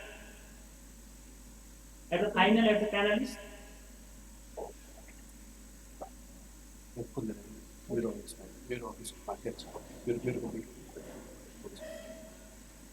What is your solutions? Hello? Yeah, you need to change the slide, please, KL Dakota. Yes? Yeah. It's okay? Now it's coming. Okay.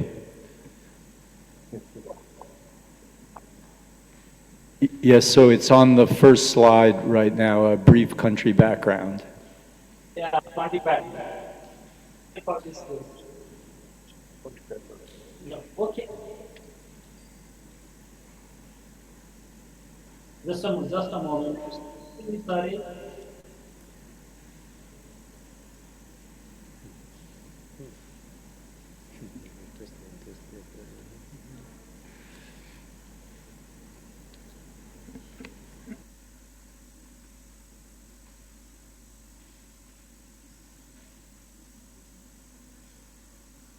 Yes, regarding the fiscal transfer system in Nepal and the types concerned, it is listening. It is okay, Paul?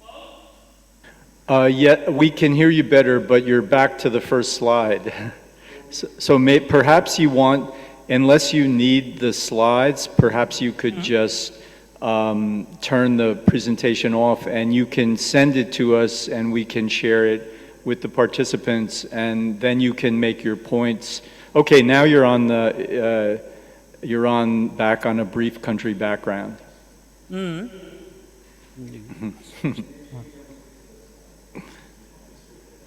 Yeah, but I think people are nodding that it may be better to speak without the slides, and you share them with us you can share the slides with us for distribution to the group afterwards.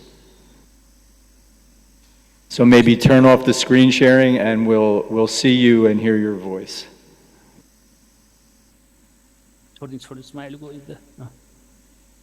Okay, I'll quickly go. I'm extremely sorry for this, some technical problem. So regarding the fiscal transfers, regarding the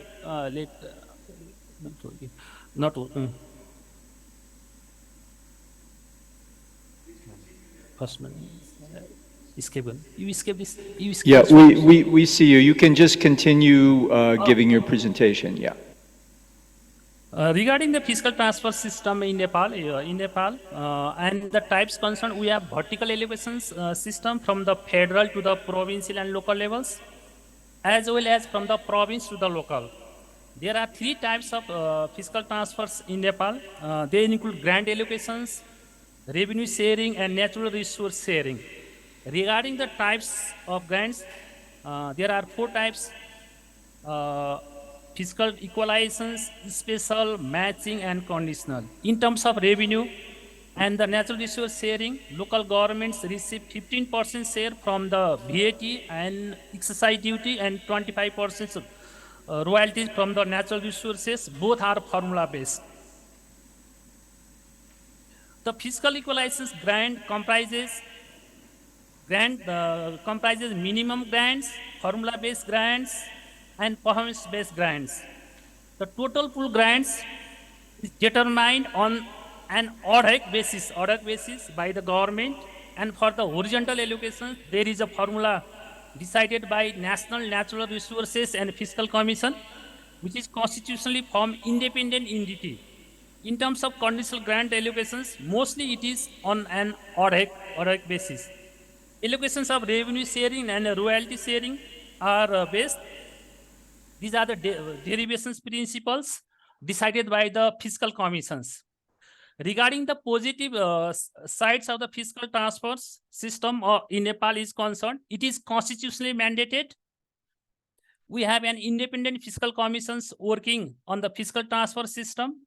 For resolving intergovernmental fiscal issues, we have also the provision of Intergovernmental Fiscal Council. Just JSPER is also highlighted in the most of the countries. These are the fiscal coordination issues, but in my country, we have the Intergovernmental Fiscal Councils. And previously, I was also the member of these commissions. The council also includes the representation from the local governments. The necessary laws have been drafted. I think GME has supported a lot for drafting these parliamentary laws, which are already in practice. Similarly, as far the issues of fiscal transfer system are concerned, the vertical pool determinations of grants is ad hoc. The allocations of conditional grant is haphazard. The fiscal commission's role has been reduced by some laws. Some questions have arisen in the parliament regarding the equitable distribution of fiscal equalization grants as well. We have also been raising some questions. Being a parliamentarian in the parliament, I've been also raising these questions because I've had experiences working for about 10 years in the pre-fair license period fiscal transfer system, and based on my previous knowledge in the fiscal transfer system, and I have been strongly advocating for the rights of the subnational government, basically in the fiscal transfer system. Finally, my final slide is that in the final conclusions regarding the way forward, in terms of suggestions and the way forward, as I already said, as suggested by the presenters, both the JME and ESPER, the first and the most important is to follow the finance follows the functions principle and the fiscal need and expenditure needs principle, which is the most important, whether this is Nepal or any country in the world. This need to revisit fiscal equalization grant and index. This we have also the parliamentary committee recommendations, and conditional grant allocations should be linked with the sectoral objective and goals. These both in the conditional grants, both JSPER and JME, they also highlighted about these grants issues. Previously, we had implemented this system and we should strictly follow the incentive-based grant system, which is the performance-based grant system. Just for as he said, and at the pre-fair license period, local government we strongly followed this system, but at the post-fair license period, we have not been able to link this system and properly. Out of total fiscal equalization grant, only 4% has been linked. However, in the pre-fair license period, out of total fiscal equalization grant at that period, we said to the unconditional grant, it was linked 70%. So we have these recommendations, and I also suggest to the donors, particularly the UNCDF, to work on that, because this is the demand from especially from the parliament side as well. And finally, in the parliament, I have already shared my presentation there. If you see in my presentation from there, I'm getting some technical problem here. If you see in the final slides there, I've been I was a chairperson's president in the Fiscal Federalism Committee in the Parliament, and we have recommended, there are many recommendations. Out of recommendations, about 2 dozens are related to fiscal transfer system. So, my conclusions is more or less concluded, and I'm so sorry getting some problem technically and not being also able to join there. And thank you very much.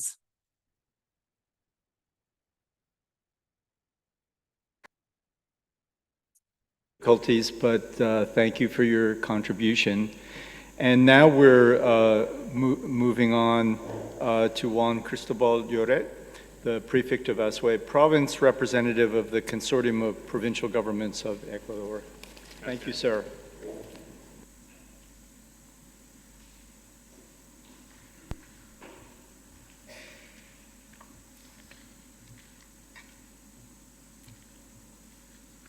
Hola. Bueno, muy buenos días con todas y con todos.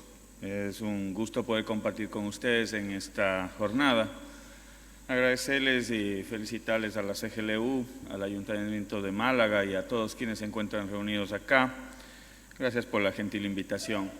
Yo quiero compartirles un modelo de asignación de recursos para los gobiernos intergubernamentales, gobiernos subnacionales en mi país, en Ecuador. Y quisiera plantearles uno de los modelos sobre los cuales se ha trabajado en Ecuador. No sé si no corre la presentación. Acá, ok. Bueno, decirles que en Ecuador somos 23 provincias, 121 municipios locales, son 1.400 gobiernos parroquiales, que son los gobiernos más pequeñitos, gobiernos de cercanía. Y bajo ese modelo, nosotros hemos planteado una asignación de recursos por competencias. Los gobiernos subnacionales se encargan del riego, en el caso de las prefecturas, del fomento productivo, de la forestación, reforestación, del tránsito y transporte, de la planificación y el mantenimiento de la vialidad rural y urbana en el caso de los municipios, también acerca de los áridos y pétreos y también gestión ambiental. Por esa competencia los gobiernos y otras competencias adicionales, por esas competencias reciben en el año 2023 $3.145 millones y en el año 2022 $3.153 millones. En cambio, el gobierno nacional, el gobierno central, se hace cargo de la defensa nacional, de la protección y el orden público, políticas económicas, tributarias, aduaneras, arancelarias, la política fiscal y monetaria. También están a cargo el gobierno central de salud, educación, vivienda, también de las áreas protegidas, recursos naturales, recursos energéticos, lo que es minería, petróleo, hidrocarburos. El gobierno central se queda con más o menos $12.000 millones en el año 2023 y $13.000 millones en el 2022. Así está distribuido un poco los recursos en Ecuador, en función de las competencias.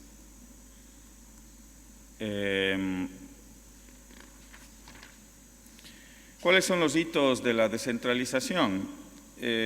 A mí me parece que es importante y es un buen punto de partida poder reflexionar acerca del marco constitucional. Si tenemos una constitución que garantice precisamente un modelo de descentralización, podemos avanzar. Ese es el ejemplo de Ecuador. A partir del año 2008, antes de la constitución del 2008, la última constitución que tiene Ecuador, existían 16 leyes subnacionales, 16 leyes que asignaban recursos a los gobiernos subnacionales. Existía un marco normativo disperso, habían dificultades de cálculo para la asignación de los recursos y eso cambió a partir de la Constitución del 2008. En la Constitución del 2008 se establece un solo modelo de equidad territorial, crea los diferentes les da la posibilidad, el marco constitucional, de aliarse entre los municipios, las prefecturas, entre los gobiernos parroquiales. Y el artículo 238 de la Constitución establece la autonomía política, administrativa y financiera de los diferentes gobiernos subnacionales.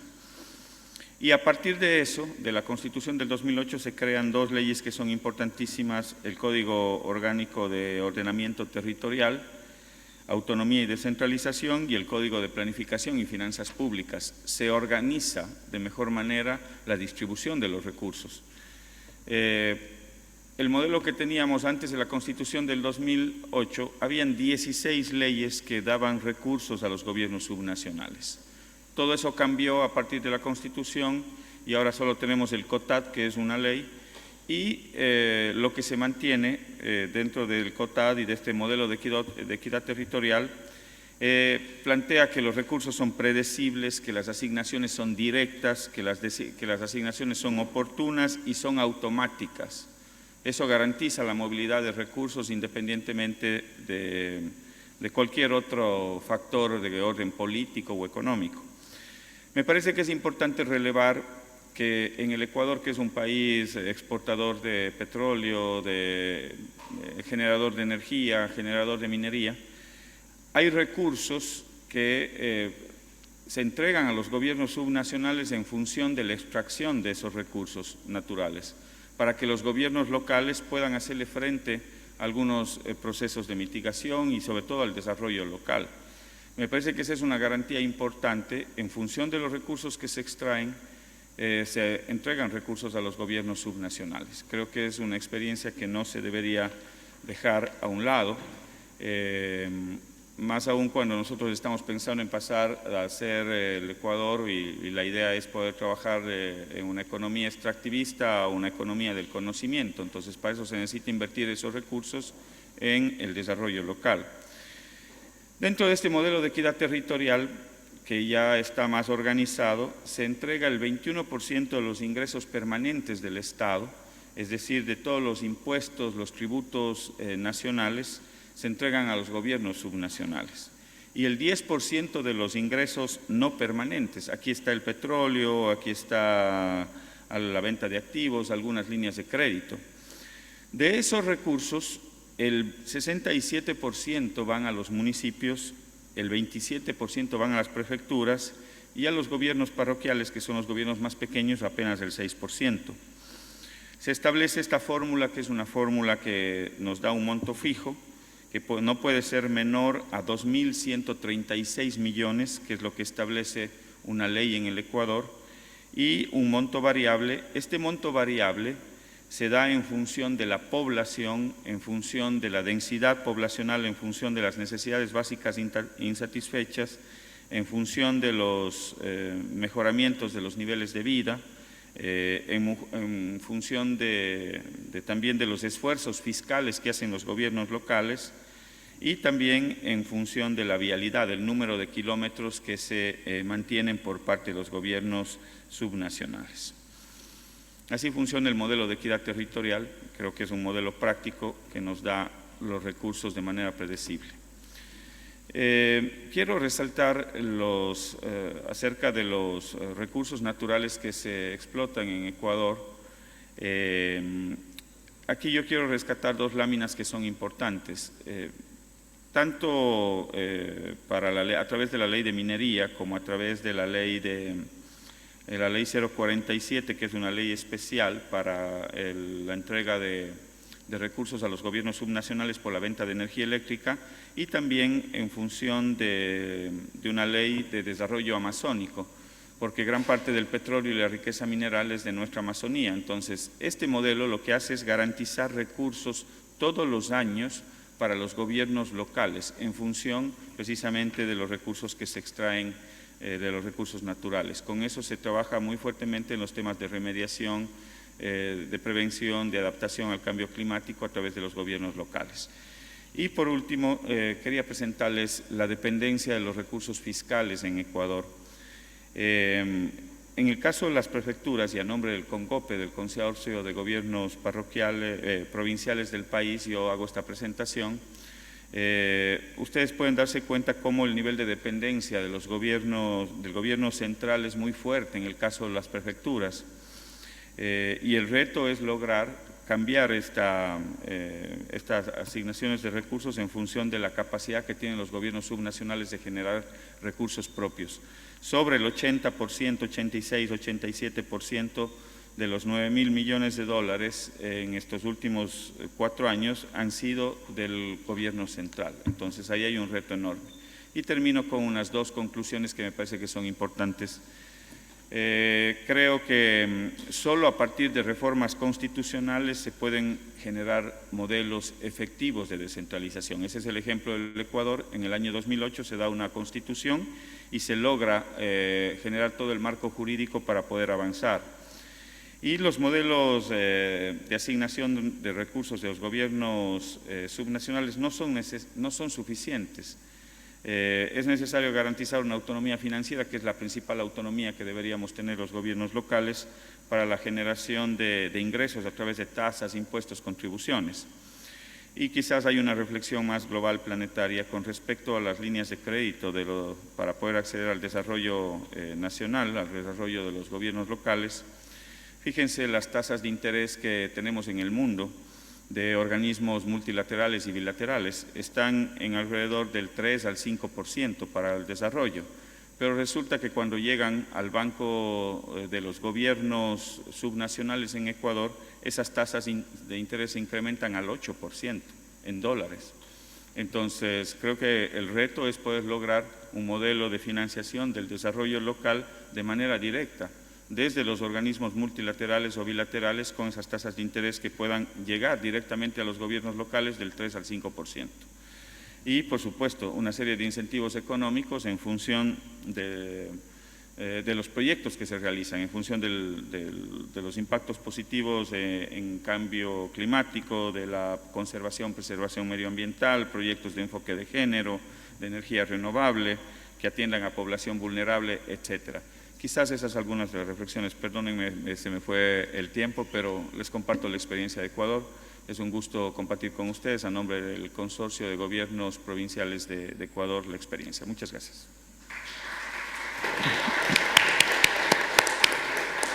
Thank you very much for telling us about the interesting evolution of the system. And I think it's also, you brought in the natural resource revenue sharing element, which is so important in so many countries.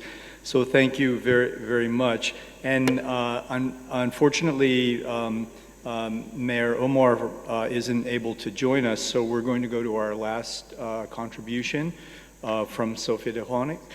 And she's the Global Facility Manager for Local at UNCDF, and I think we're going to hear about Local. Thank you. Thank you very much for the opportunity to share the experience with this particular initiative that UNCDF designed about a decade ago. So I'll start with, sorry, it's just a bit slow in moving. Okay, there. So first I'll start just to say a word about, why working on climate change adaptation at the local level. Now, it may seem obvious, but when we started a decade ago, it wasn't so much recognized. We know that local governments, of course, they are very close to the population. They are the front line. That's what we were hearing this morning of climate change adaptation and many other important issues. They have a mandate for many climate-sensitive sectors, but they face a funding gap. It is the case very much so for development finance as such, but it is even more the case for climate finance, if we put it in perspective on the climate finance agenda. In addition to that, they also often lack data when it comes to climate information. So the journey here starts with this lady from the Gambia, Fatou Sey, from one of the wards where we work, and we'll see at the end what her community has decided to invest in. So with this particular model, UNCDF has helped put in place a global financing mechanism for local adaptation, which enables local governments to contribute to the implementation of the Paris Agreement and the subsequent decisions of the Conference on Climate Change, and their nationally determined contribution on National Adaptation Plan. It is meant to support local governments in both accessing and then effectively using climate change finance.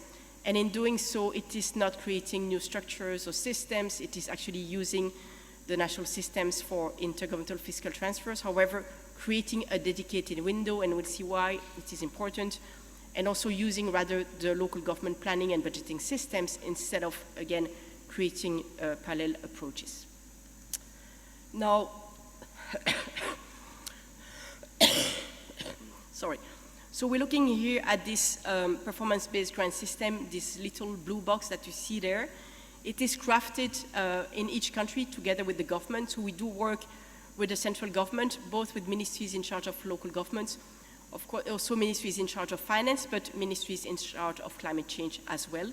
It is essential to make the link to those policies I mentioned, but also in terms of access to climate finance, be it from bilateral aid, MDBs, in the future we see that coming for this particular instrument, but also the international climate funds of the convention. So this box, as you see, it's separate from other grant allocation. It is the case because it's important for climate finance to prove the additionality of the finance so that the countries can access but also report on that finance. And then, however, it is actually following the flow of funds that is established in the country. It is a performance-based grant. We've heard this morning about the importance of that. And so it means that local governments have to meet certain conditions to access the grants, including the good use and the use for actually climate purposes. And they are also incentivized to look at climate issues, not only as they use this particular grant that they access, but also in the wider operation. So that's the incentive system there, which can lead to an increasing share of climate finance in the country. Now, the local governments can, this is just an example, again, as it happens from the Gambia, just to say that it's a cross-sectoral grant, however, linked to climate change, and so local governments can decide every year in what they want to invest, depending on their mandates, depending on their local climate risk, and in alignment with the content of the nationally determined contribution on that national adaptation plan. So that's where this kind of, perhaps in part political economy dimension or challenge is addressed, because there is a increasing consensus that that adaptation has to be addressed locally. And in fact, as we get requests, and you see here the countries that have expressed interest in using this particular system, the requests are coming from central government, and this climate issue is somehow in a way overcoming some of these political challenges to some extent, because countries really understand that climate change has to be addressed at the local level with the local governments. Now, countries go through various phases. First, they design this particular financing system. So all what you saw on this diagram, all these important elements that Jesper and Jamie talked about this morning, what is the flow of funds, how to ensure that additionality and traceability, which is essential in general, but also for climate finance, those minimum conditions to access, those performance measures to create, the incentive from year to year, the formula, there is also a basic component to the formula, ensuring some form of, horizontal allocation, equity, but also the performance-based part of the formula. All that is crafted country by country, and a menu of investment that speak to their needs, which can also be different depending on the region that is targeted. Now, once a country has, expressed interest and worked on its design, we support them in piloting. So this phase one, all the countries in green, you see they are testing, putting a bit of money with our support most often into the system and see how it works, fine-tuning it, testing, demonstrating it works to their own Ministry of Finance, to the partners in country, and to other financiers that might be interested. They move then to what we call a phase two. Typically there they will go beyond 5 or 10 local governments, sometimes a significant footprint, 32 wards in the Gambia, 13 districts in Ghana, both urban and rural, and so on, 72 union parishes in Bangladesh. Of course, still a drop in the ocean considering the size of those countries, but the model there is proven to work at a bigger scale, and also starts federating efforts with different partners, source of finance, under the leadership of governments and local governments. And then countries move to phase 3. Typically there, they access directly finance. So Bhutan is accessing budget support from the EU and has scaled up to 100 local governments.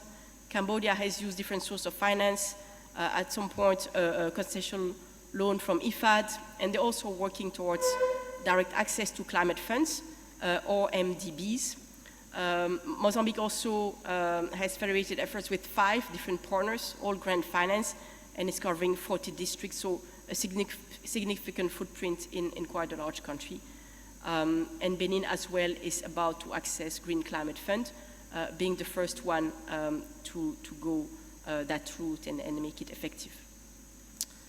Now, this particular methodology, now it's 12 years old. It's been documented quite well with the countries, and over the last 2-3 years, we worked with the countries to develop a standard on these performance-based climate resilience grants, an ISO standard 40093.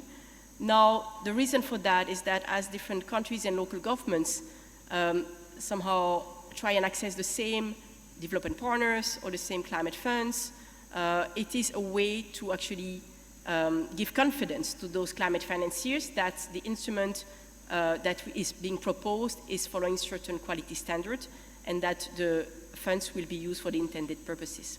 It's also been presented by the countries, and we know the COP is a party-driven process, so it's important to make the link with the countries as they negotiate as a non-market approach under Article 6.8. And so if that comes through, it is another way to institutionalize a particular instrument with the COP and with the financing instruments of the convention. It's been referenced also a bit with the other bodies of the convention. Now I'll conclude just this access to climate finance. I just mentioned Benin, if all goes well next month, should be the first country in the world to access the Green Climate Fund for that particular type of instrument. So it becomes, and it is direct access, not through UNCDF, not through any multilateral. It is the country going to Green Climate Fund and handing over to their local governments, 25 in this case. Only 10 million this time around because that's their accreditation level, but it just provides a new channel for others to follow because now it means those climate funds have recognized, appreciated the instrument and others can continue. So currently there is a pipeline of $170 million for these funds, always through these direct access entities.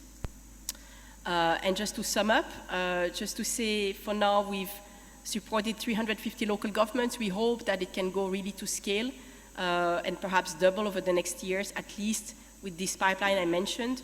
We see an increasing use of the instrument by bilateral partners. It's in the terms of climate finance, bilateral aid remains the first source of aid, more or less on par with multilateral development banks. So it's important. You see all of them listed here, and there are more coming. At this stage, this initiative is about $170 million. It will double if and as those countries manage to access the Green Climate Fund. And we also see that the multilateral development bank have started using the instrument.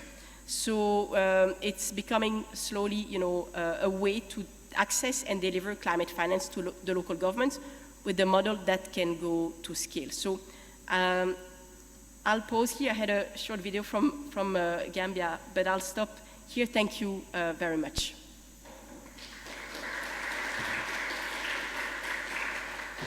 Thank you very much, Sophie. In the interest of time, since we started a bit late, and probably some of you would like to stretch your legs and have a quick coffee, we're going to reduce the time for questions to 10 minutes. And in fact, we were thinking that maybe rather than just having open questions about anything,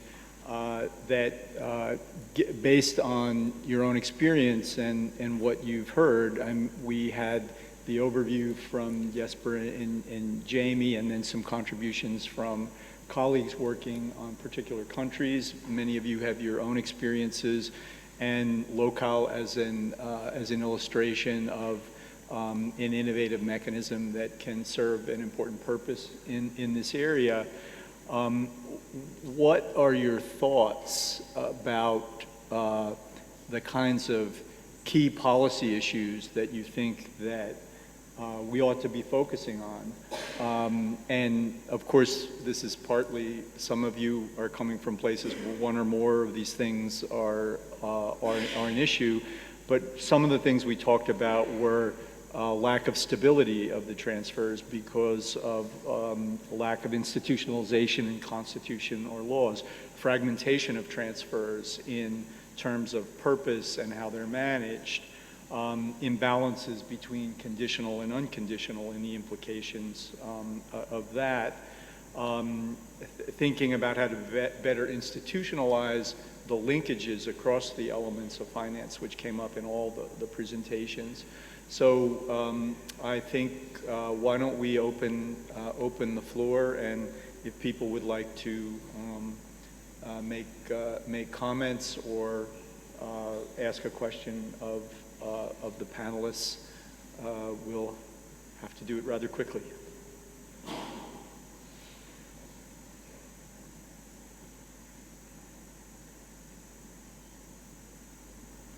You're speechless.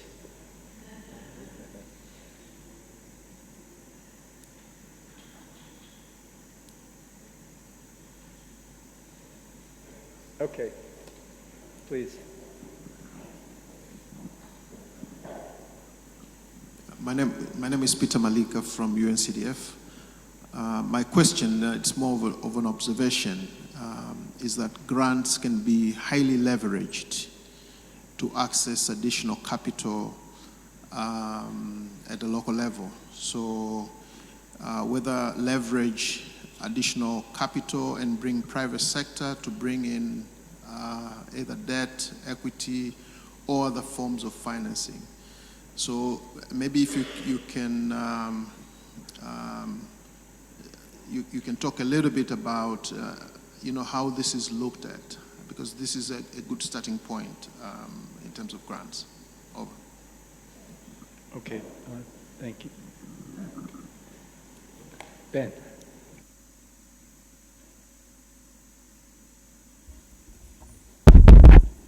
Yes, thank you. Thank you. My observation is on intergovernmental fiscal transfers. It's that, yes, they have really improved opportunities for subnational governments. But if I go back to the Ugandan experience, I'm Ben Kumanya, the Permanent Secretary, Minister of Local Government, Uganda. During the time we designed decentralization, we had structured government financing in 3 areas. There was conditional grants, unconditional grants, and then equalization grants. And all of them were meant to look at particular areas. Conditional for specific national projects, and unconditional was to give autonomy and space to subnational governments to determine their priorities. And of course, equalization was to balance out areas which were below some minimum level of development. I can say over the time, we have seen the space for unconditional becoming smaller and conditional grants expanding. So I can say that, yes, intergovernmental fiscal transfer is more of an improvement of conditional grants.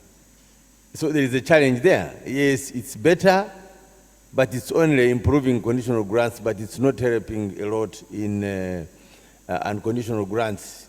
And this is because the setting is normally designed by both central government and development partners. And therefore, we need to look for something of expanding that these intergovernmental fiscal transfers have more of a blended picture or semblance of unconditional grants which are giving space and autonomy to local governments. The second issue is that local governments, many times people have mentioned that they don't have the capacity or they have weaknesses.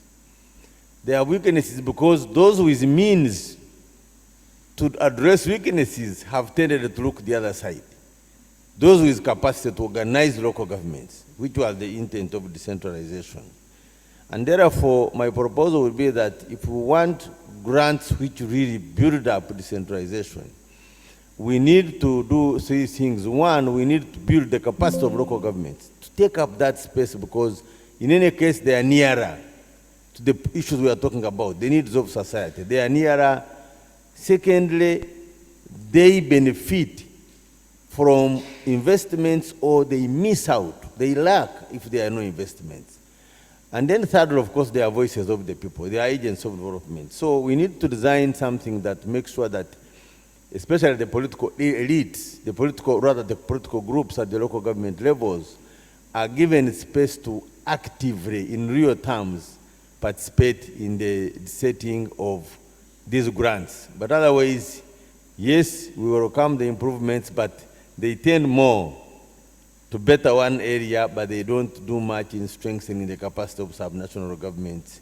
And therefore, if we want to really address the needs, we need to go there, to decentralization, to the space and autonomy of local governments to be able to set the setting and to design. I submit. Thank you, that's very helpful.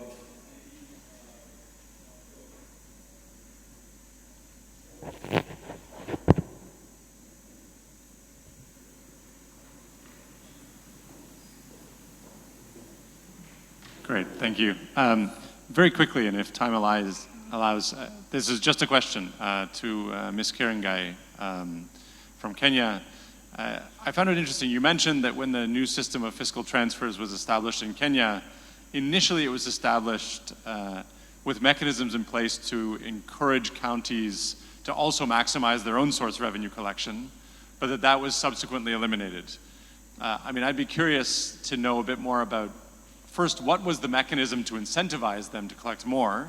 Because I know designing those can be very difficult, especially when data is weak. But in turn also then, why was it eliminated? And if there's not time in this session, perhaps we could talk over tea instead. But thank you very much.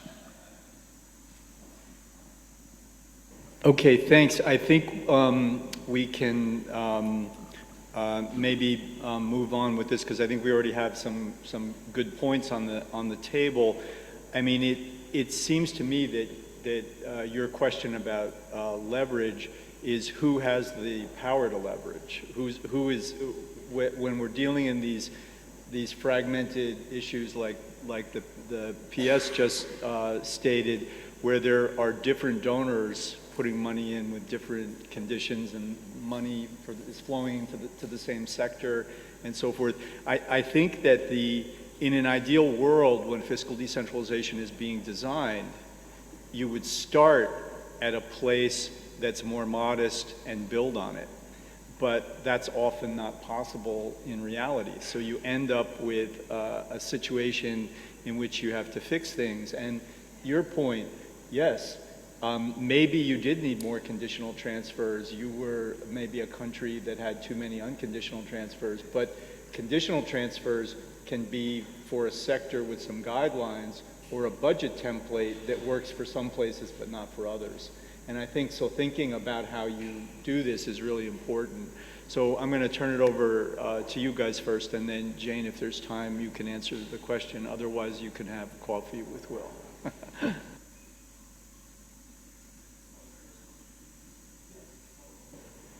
No, just to add to the question about transfers and how do you get that to integrate with opportunities for leveraging. I think it's useful to understand that transfers have 2 points. First, if you eliminate the issue of capital finance in virtually every country that I'm aware of, you would still have intergovernmental transfers being a robust and important part of the intergovernmental finance system overall. Now, I think then there is a specific issue in countries where previously the financing mechanisms were weak, where borrowing was hard or bond markets are unavailable. Donors have come in and substituted what would normally be done by capital finance with capital development grants, right? So in those countries, you might, as capacity grows, and I suspect Tanzania is in that phase now, reduce your reliance on capital development granting and increase the reliance on borrowing and other debt instruments to provide capital finance for long-term projects. That is an important transition, but I would like to make the point that underlying that would still probably be a very robust intergovernmental transfer system combining conditional and unconditional elements in addition to the financing instruments coming in for capital finance. So you want to undo you want to substitute away perhaps at this stage from some of the capital grants. But I would encourage everyone to remember that a robust, well-designed grant system that combines unconditional and conditional grants will continue to be the base of the intergovernmental finance system regardless.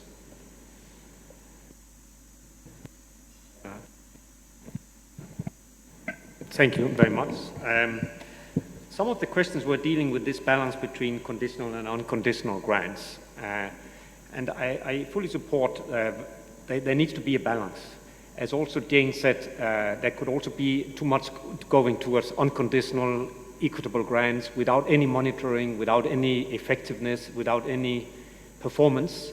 That's one extreme. The other extreme is to have 40 grants, as you have had now in Uganda, so many sector grants and so many conditions that is very difficult to plan.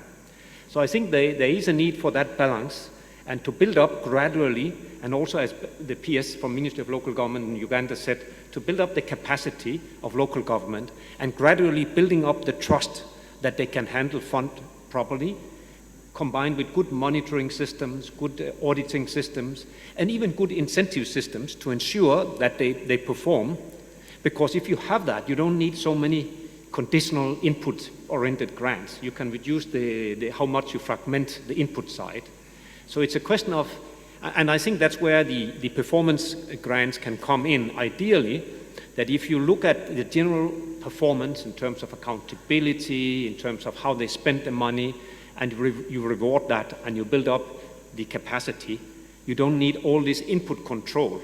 Of course, you'll always need a few specific national targeted grant like health, education, and so on. In most countries, there are that need, but not to exaggerate that, really to try to build up the capacity, the performance, the incentives instead of that, because then you don't need to control sectors. You can allow the planning to move smoothly, but you need to have good, and then combined with good guidelines, good regulatory framework, so that you don't just transfer the money into a black box. And then you see that pendulum is, the countries which have done that, you see a tendency after 5 years to centralize.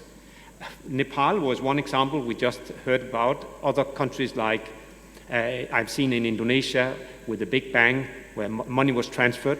Central governments stop up now and moving back to conditional grants. And that's a pity, because it was transferred without good monitoring, good incentives, good capacity building, as Ben mentioned.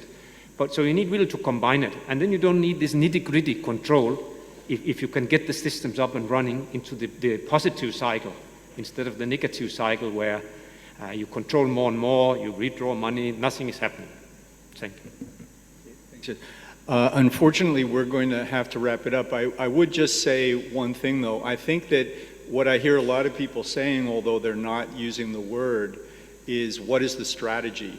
Because when you're doing this kind of work, you're always going to be in a situation where there's a lot of things to fix, and you can't fix everything at once. And how do you begin to build on things?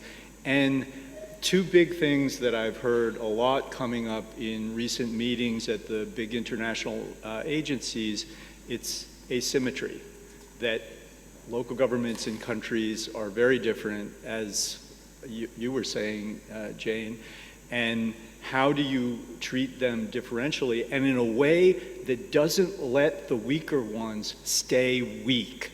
You have to have a way to come in and begin to use resources that pull them along and give them an opportunity, and where they can get the more autonomy that you're pushing for. And I just mentioned one last thing, because now we're 3 minutes and 29 seconds over time, and you all want your coffee break.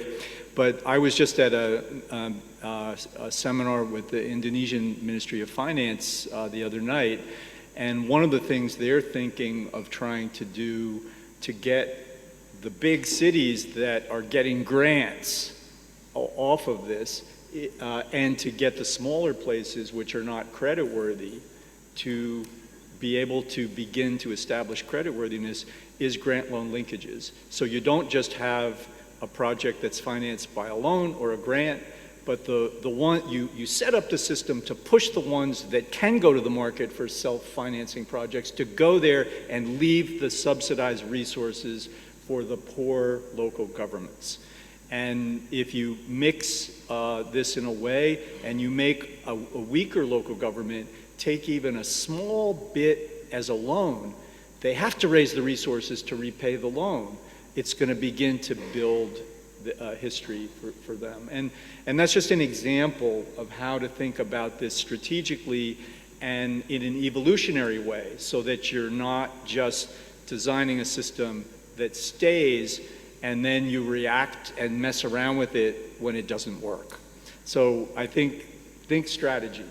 And I think we'll close on that. We did have some questions in the chat, which we won't have time to take, but we can share them with everybody and the panel. And thank you very much. I'm sorry we've eaten into your coffee break, but our panel got eaten into this morning. So, but now we're catching up, and I'll turn it back to David. Thank you very much.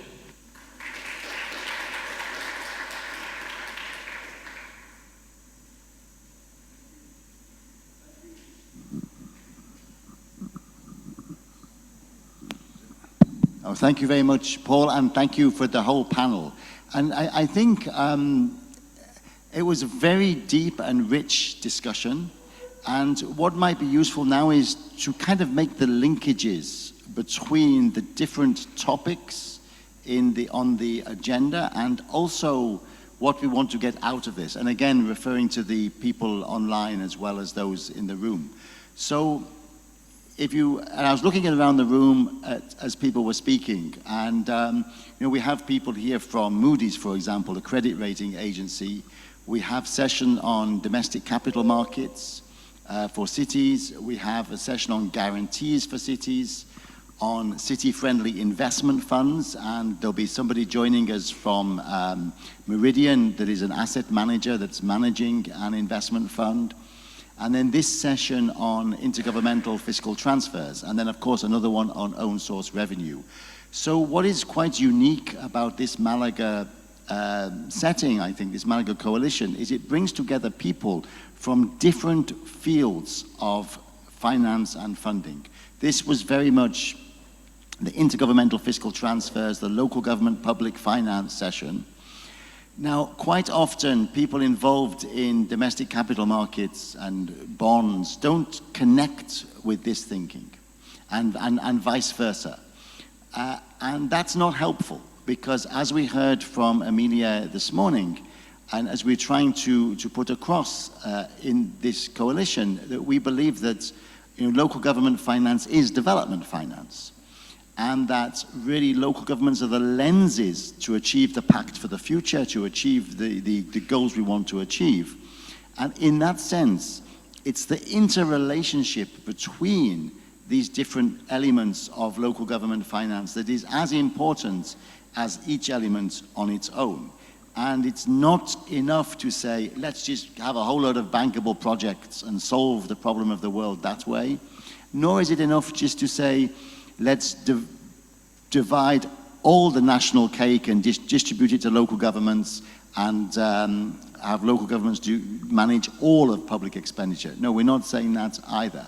But there is a blend of finance and funding and a way of organizing the financial system different to that it's organized now, and using these 5 elements of the Málaga policy agenda to achieve it. And if we can get to that blend in particular countries or even internationally through something like a global guarantee facility for cities that we'll be talking about in a later session, I think we'll have a financial ecosystem that can really drive us forward in the global goals. So we're already seeing little elements of this. We saw the presentation by Sophie on the local climate adaptive living facility.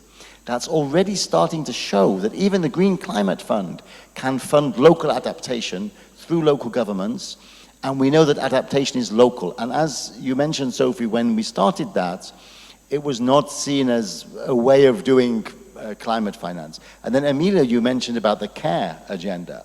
That's local governments are currently not seen as a way of delivering that.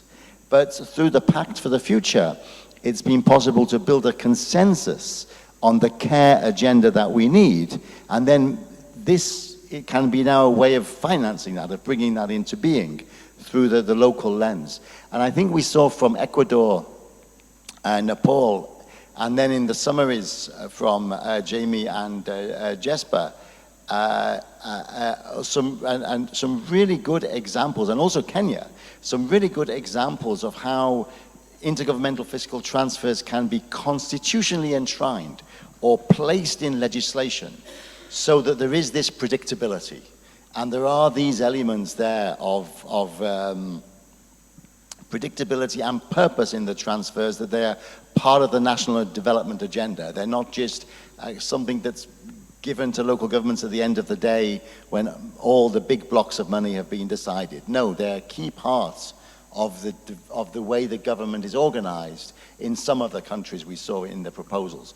So what we'll be getting out of this will be some key kind of policy points that we can all argue for, and then maybe some big picture aspirational goals. Of course, we'll have to circulate, I think, a synthesis of these sessions, and then there can be a kind of process, including those online, and we'll come up at some point, not at the end of this conference, but perhaps a period after it, with a Malaga 2.0 policy agenda, which has, the key elements we want to get.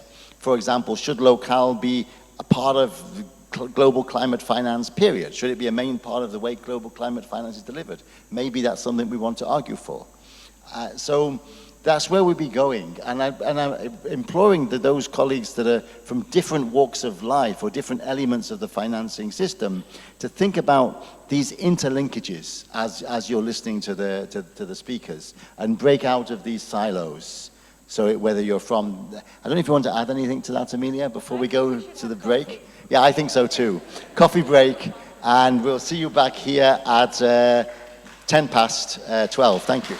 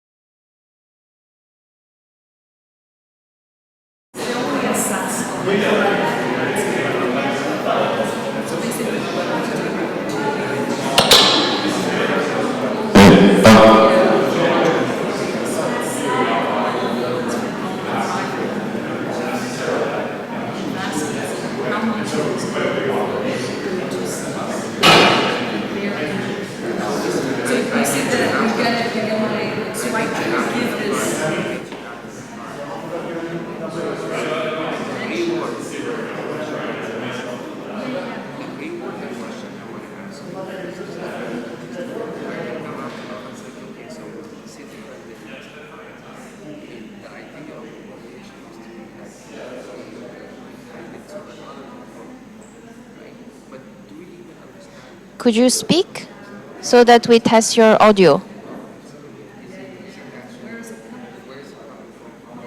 Are you here?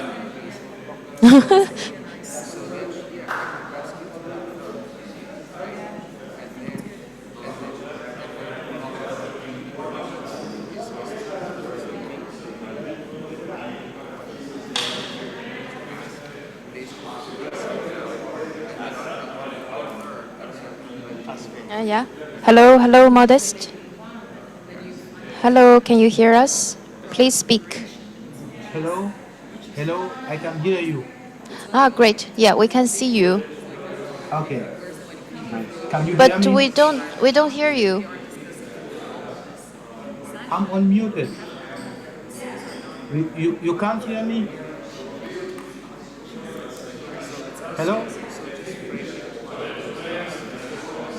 Hello?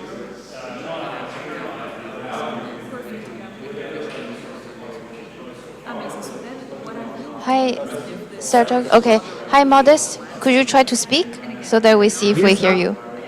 I'm speaking. Can you hear me?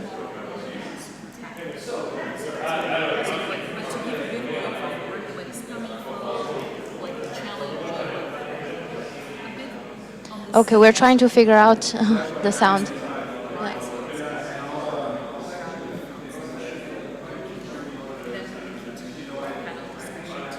Yeah. Hello. Oh, hi, Modest. Could you try to speak now? Hello, can you hear me? Okay. Yes. Now it's working. Thank you. Thank you. Are you going to present your own slides? Yes, I'm going to try to present my own slides. Yeah. Great. If I have, yes. Can we test it? Yes, please. You can try. Okay, let me see.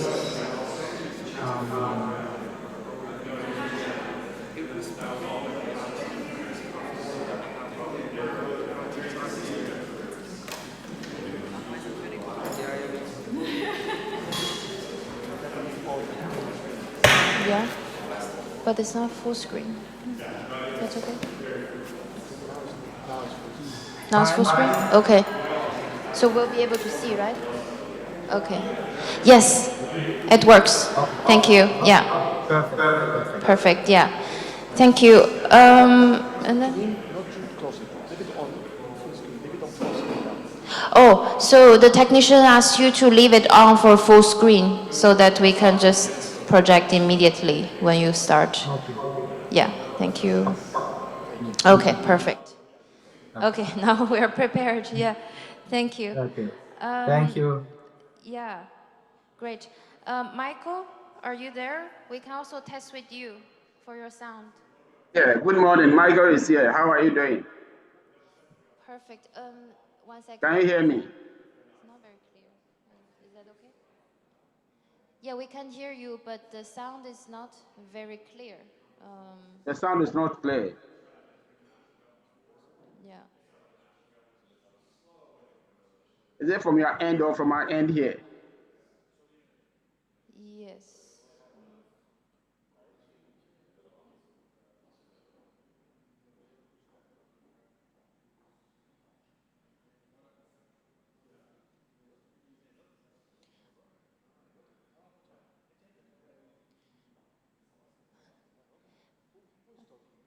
Yeah, Michael. Yes, hello. This one, yeah. Hello. Yes, I can hear you, but the sound is low, as you said. So let me try and see if it is from my end. Yeah.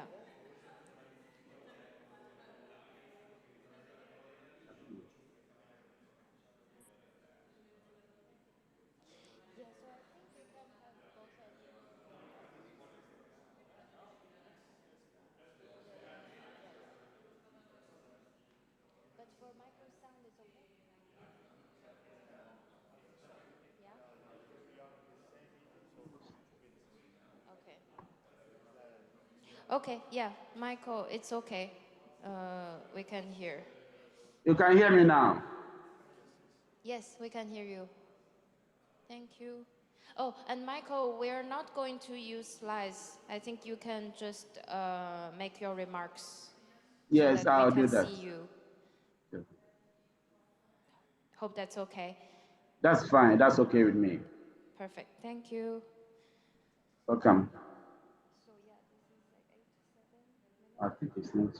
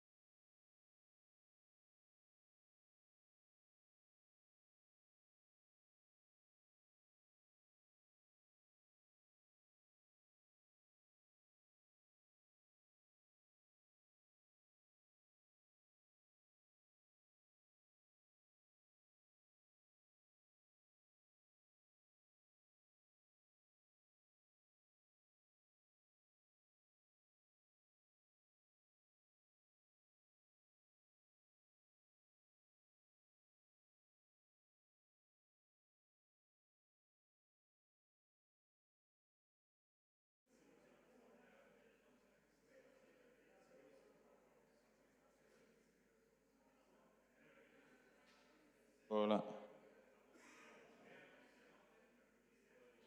Hola, sí. Hola, hola, hola. La gente se pone a hablar aquí también, te digo. Hola, sí, hola. Hola, sí. Hola. Hola, sí. Sí, bueno, estamos aquí tal y cual. Sí, sí. Probando 1, 2. Sí, hola. Sí. A. Estamos probando 1, 2. ¿Mucho mejor? Sí.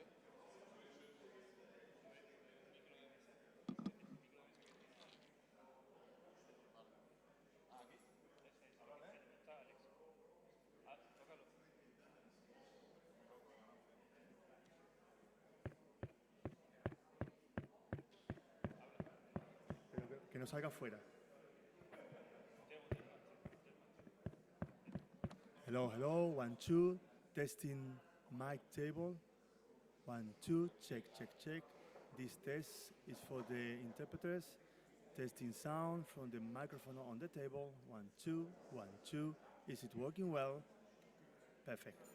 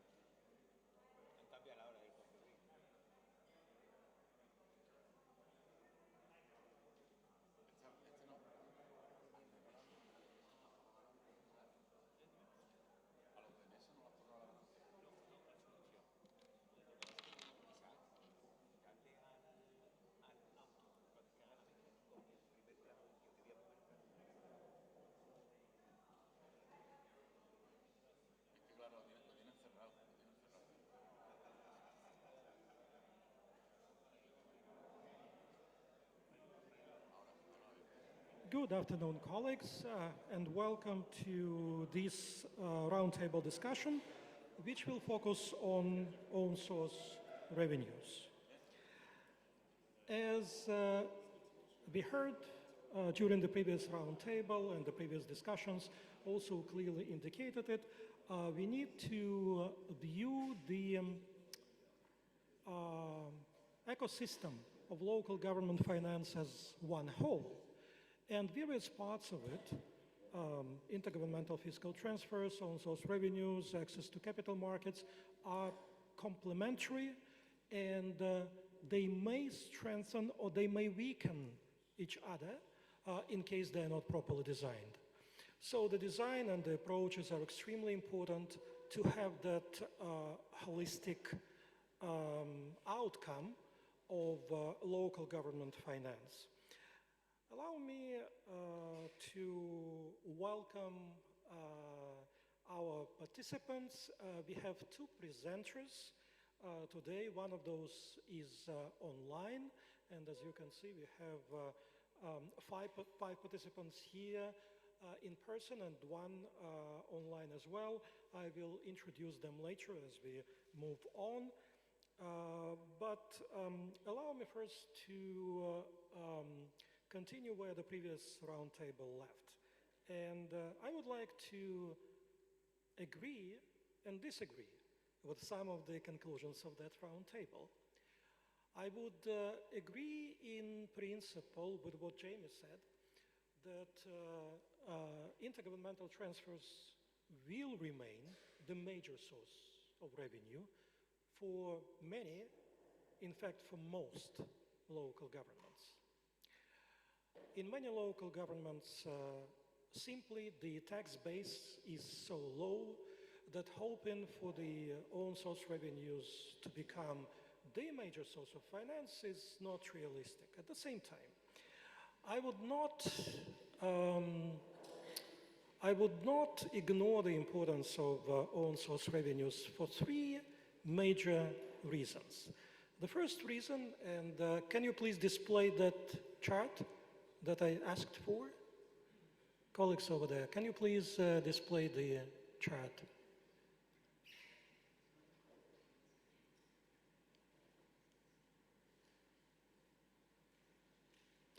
So the first reason, and my Kenyan colleagues most probably will recognize this chart.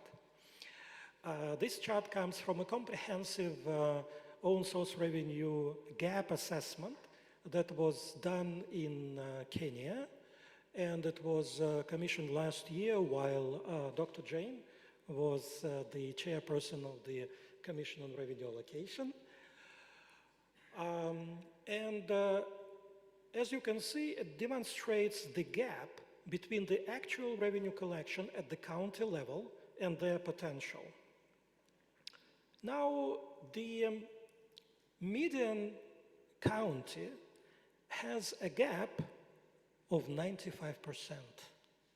95.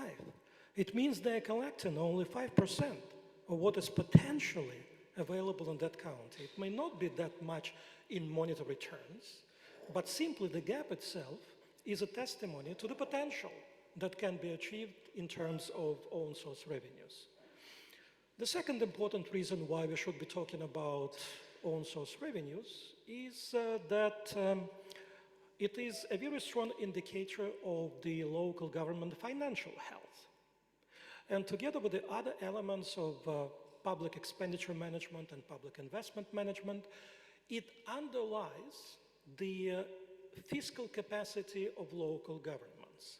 And it creates the confidence, if you think about other types of finance, whether those are intergovernmental transfers or capital markets or whatever, it creates the confidence in the providers of other types of finance that indeed this local government can manage their finances in a responsible and effective way. And lastly, of course, we are talking here about the social contract between the people and local government. Own source revenues, or rather the willingness of people to pay their taxes at the local level, is the most obvious manifestation of the trust or lack of trust between the people and local government. So given these important points and aspects, I believe it is quite legitimate for us to start this discussion about own source revenues. And allow me to invite our first presenter, who is joining us online, Mr. Modest Fatoing Mopa, who is head of the TADAT Secretariat, Fiscal Affairs Department, International Monetary Fund. I hope you are online, Modest.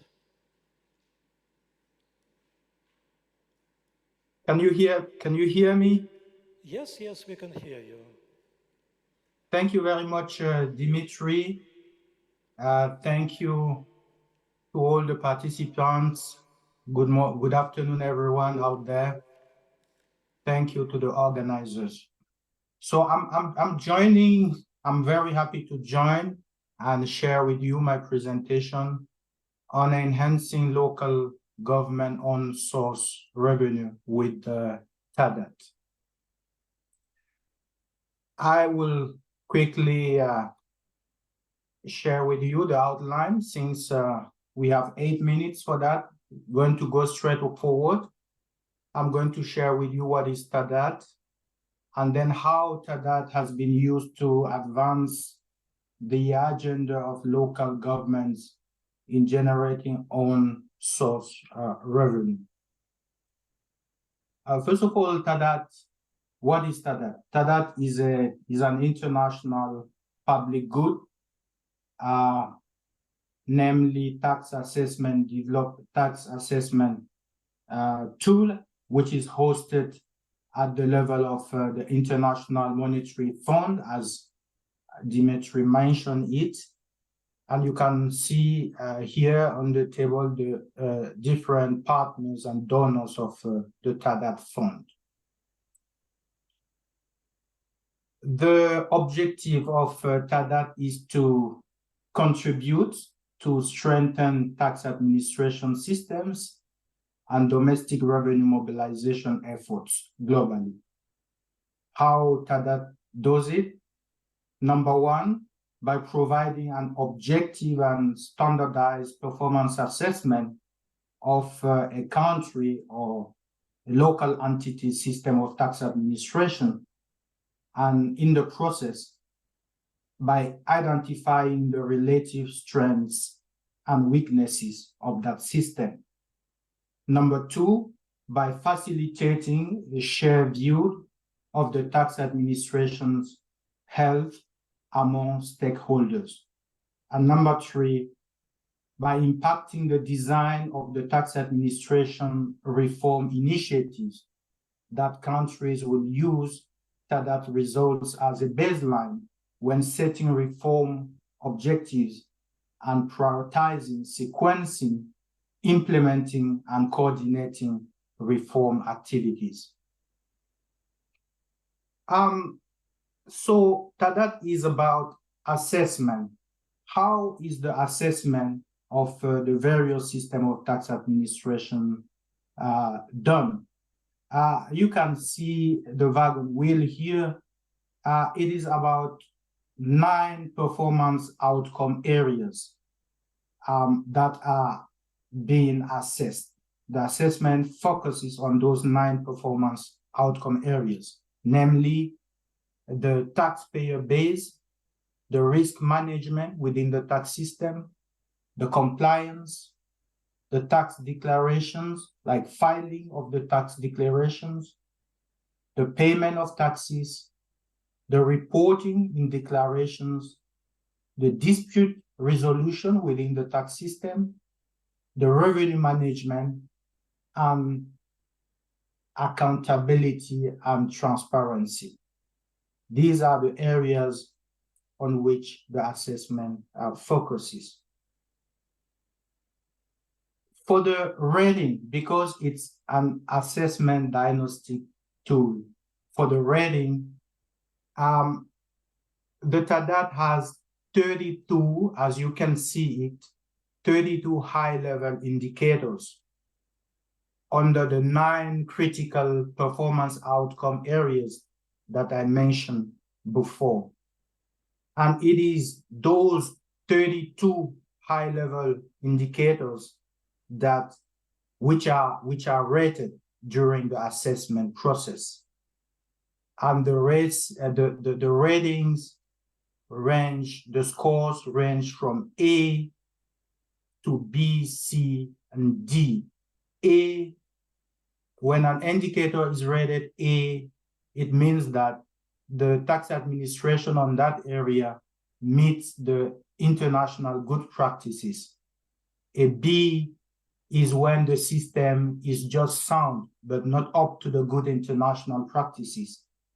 A C is when the basics are around. And the D is when the minimum standards are not met. That is how the assessment is done.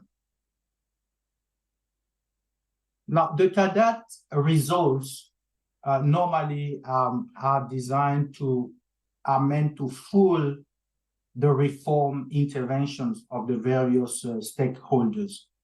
And you can see how the process goes. We start with a pre-TADAT diagnostic assessment phase, which include training of the staff of the tax administration. The training focuses on the good practices that are internationally recognized.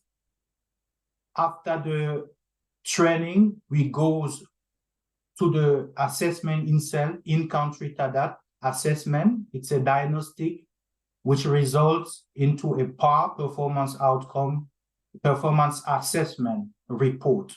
And it is this performance assessment report which constitute an input alongside with other supplementary data sources, which will fuel the reform process here. The reform process will lead to a strategy document reflecting expected outcomes and prioritize work plans with key milestones. And then when you have the reform agenda, we can start implementing it based on identified reform priorities. And then we monitor an impact analysis. And then we come back with a repeat TADAT assessment, because it's not just important to do a first TADAT assessment. It's good to do the TADAT assessment, go for reforms, and come back 3 or 5 years later to measure the progress that have been accomplished meantime. This is the overall process. Now, what's the link between what have we done at the subnational level? So far, we have been able to assess 45 subnational entities, mainly triggered by UNCDF in Africa, in Kenya, Uganda, Somalia, and we will do some also in DRC. We have also done some subnational assessment in Nigeria and in Brazil. But you can see from the chart that the score D is overwhelming. The score D, if you remember, I told you, D means that the tax administration systems do not meet the minimum requirements in terms of international good practice. So you have more than 80% of the indicators showing that at subnational level, there's still a lot to do. So in terms of the key takeaways from the subnational assessments, number one, we have the lack of a legal framework to govern the compliance process, including registration, filing, payment, and accurate reporting of tax declaration, hampering effective compliance management and credible reporting. Number two, most of the tax administration functions are mainly manual, especially in low-income countries, whereas we know it's very important to improve the performance of tax administration systems through digitization. Number three, the tax administration at subnational level that have been assessed have unreliable and inaccurate taxpayer information, impeding their efforts universally to address weak filing and payment compliances. Overall, TADAT has helped in identifying those weaknesses and gaps in tax administration systems and processes at the subnational level, including the shortcomings in tax compliance mechanism, inefficiencies and areas where tax administration processes can be streamlined, capacity building needs within tax administration departments, and enhancing the credibility and transparency of the county government's tax administration system. Two quick examples of TADAT results used as baseline for reforms.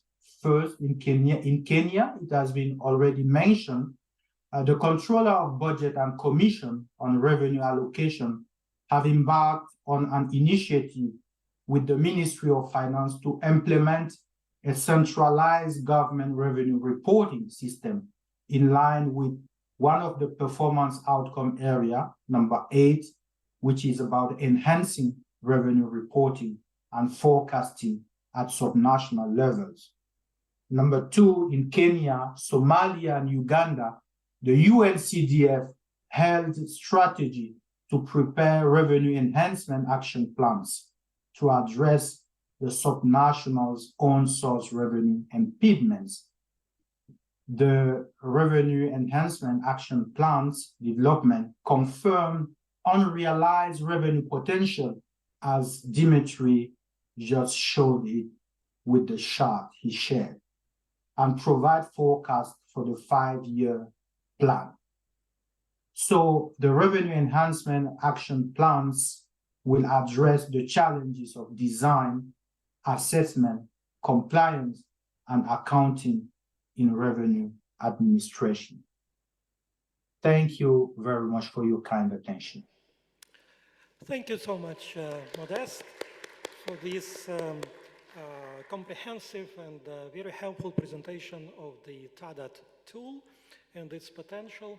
And I would like to express my gratitude to IMF and in particular the TADAT Secretariat and yourself, of course, for our partnership on implementation of subnational TADAT in a number of countries, which allowed us to have those assessments in about 100 local governments of different types, and then to proceed to the next phase, as you have explained, which includes revenue enhancement action planning. And we will have later panelists who will elaborate on the specific aspects of this exercise. Now I would like to invite our own Nan Zhang, who will speak about another interesting initiative developed in cooperation with the Overseas Development Institute, and as you can see, it is called Rebuilding Local Fiscal Space Initiative. Thank you, Dimitri. Good morning, distinguished participants. I'm going to present the Rebuilding Local Fiscal Space Initiative.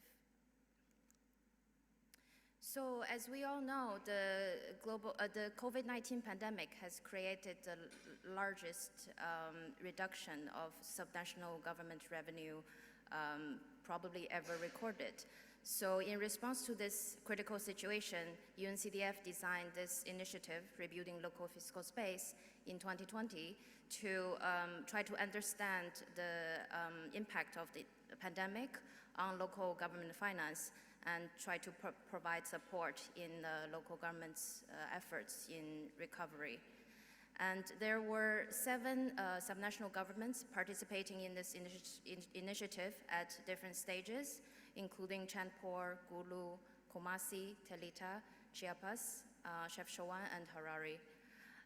This initiative had 3 phases, including the initial diagnostic study in 2020, followed by work plan development in 2021, and then the implementation of the work plan since last year.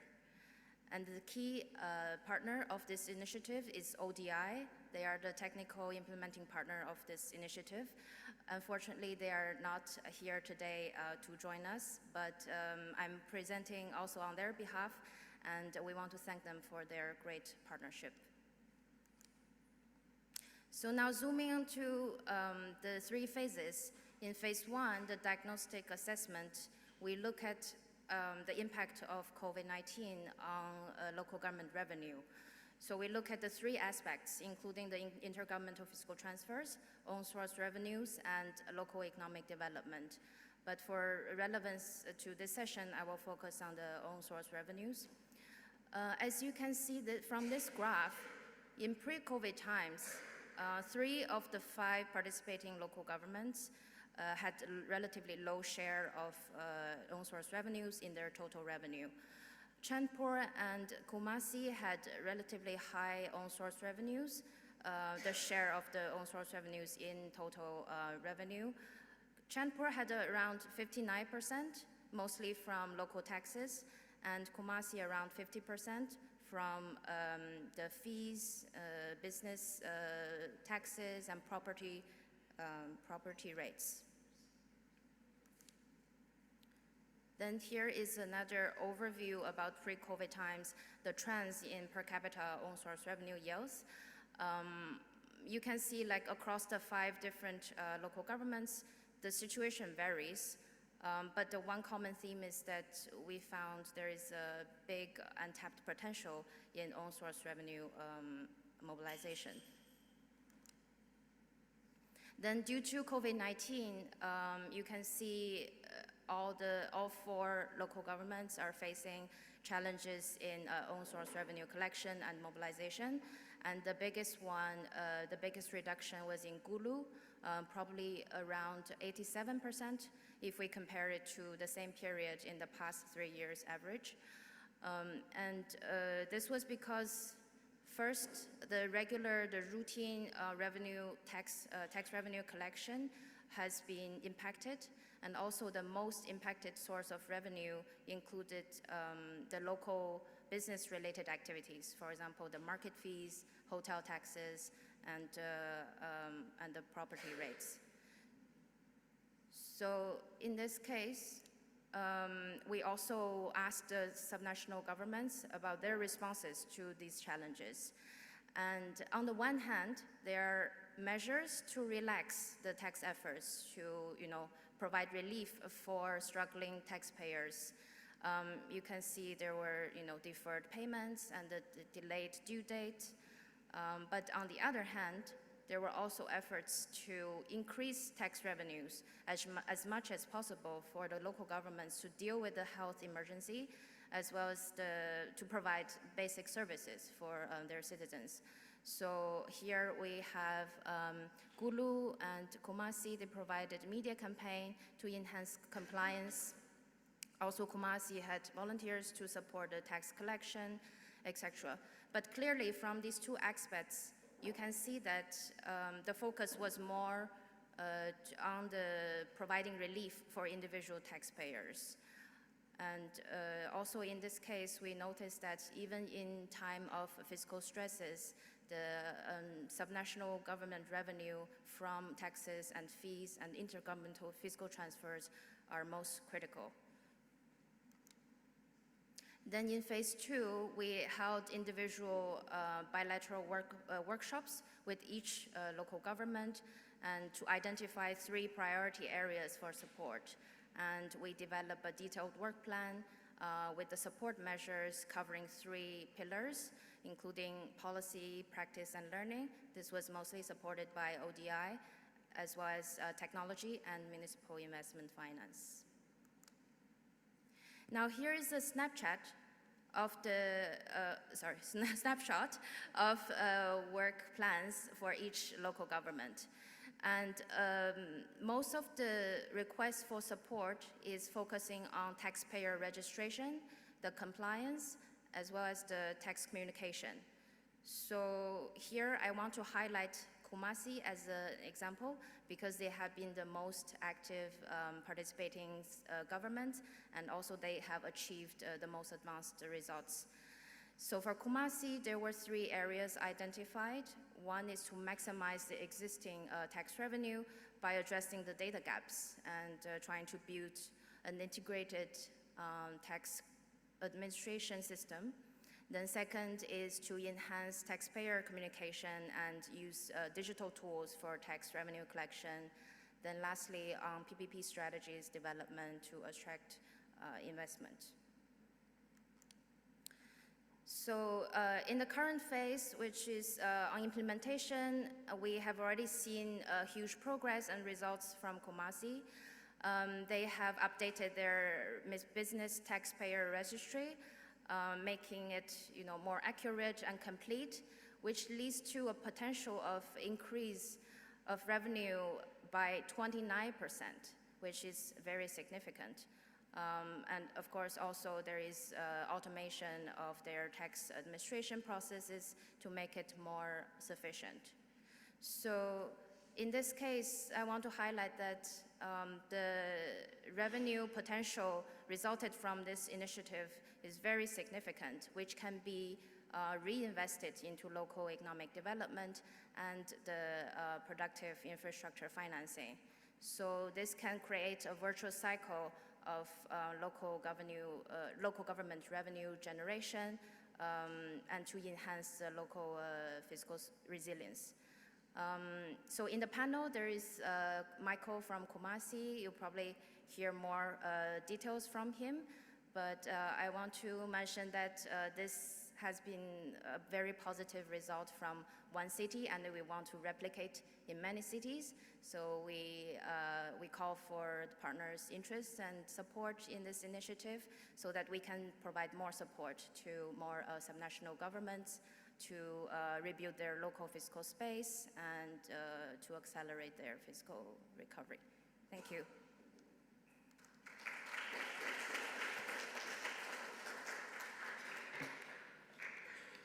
Thank you so much, Nan. I believe that the initiative that has just been presented to you demonstrates two important outcomes. One, it helped the cities that participated in this initiative to understand the challenges that they face across various elements of revenue generation and the revenue administration. And secondly, it offered an opportunity to those cities as well as to their partners, including UNCDF, to take it forward, to take this analysis forward, and to work on specific action plans to address the gaps that were identified during this analysis. I would also like to mention another result, tangential, to this initiative. At approximately the same time, UNCDF jointly with UN Habitat and 5 regional economic commissions of the United Nations implemented a project on urban economic resilience. This project was implemented in 17 cities globally and had a comprehensive look at urban resilience. Various aspects of it, but mostly from the economic perspective, including, of course, the financial aspect of it. And some elements and some approaches that have been presented to you just now were borrowed for that assessment as well. I'm not sure if we can show that link that I sent to you. Yes, can you probably... yeah, but can you log in as a guest? Yeah, ask them to log in. As a guest, huh? Yeah, it should be possible. So the Urban Economic Resilience Project, one of the outcomes, and I would like to showcase and recommend it, is a course. It's a certification course on urban economic resilience, which is available online. And anyone interested in deep understanding of what makes urban economies resilient and how you can improve that resilience is welcome to access this course. But without further ado, let me now move to our panelists. I have 2 requests. As you talk about your specific area, your specific theme, please try to cover 3 aspects. One is, what is the problem from the perspective of what you are going to talk about, how the solution that you are presenting is addressing that problem, and what we can do to scale up these solutions. What would be the immediate or probably even subsequent policy actions? What we, as the Coalition for Local Government Finance, can do to promote and to scale up the solutions that you will present. And the second request is to keep timing. If Professor Smoke was concerned about his panel standing between the audience and the coffee break, we are in an even more challenging situation. We are standing between all of you and your lunch. So I would request the distinguished panelists to keep your interventions to 7 minutes max. And allow me now to move to our first panelist, who is Dr. Margaret, the Controller of Budget of the Republic of Kenya. Over to you, Dr. Margaret.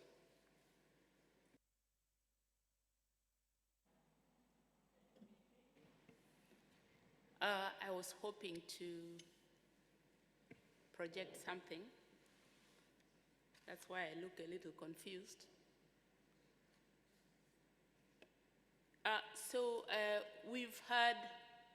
We've heard about TADAT. So everybody's on board, I believe, as far as what TADAT is. And as a tool, I just want to cover what we have done in Kenya. Just also to introduce that in Kenya we have 47 governments, and my colleague Jane covered the national and county governments and the relationships between the two of them. Now, so far, out of the 47 counties, we have managed to carry out assessments in 20 counties. And in these 20 counties, we made a lot of real findings. And what my office is responsible for is to monitor and report the progress of own-source revenues. So I would like to look at the performance reports, for instance. Could we move the slides so that we can get what I'm trying to say?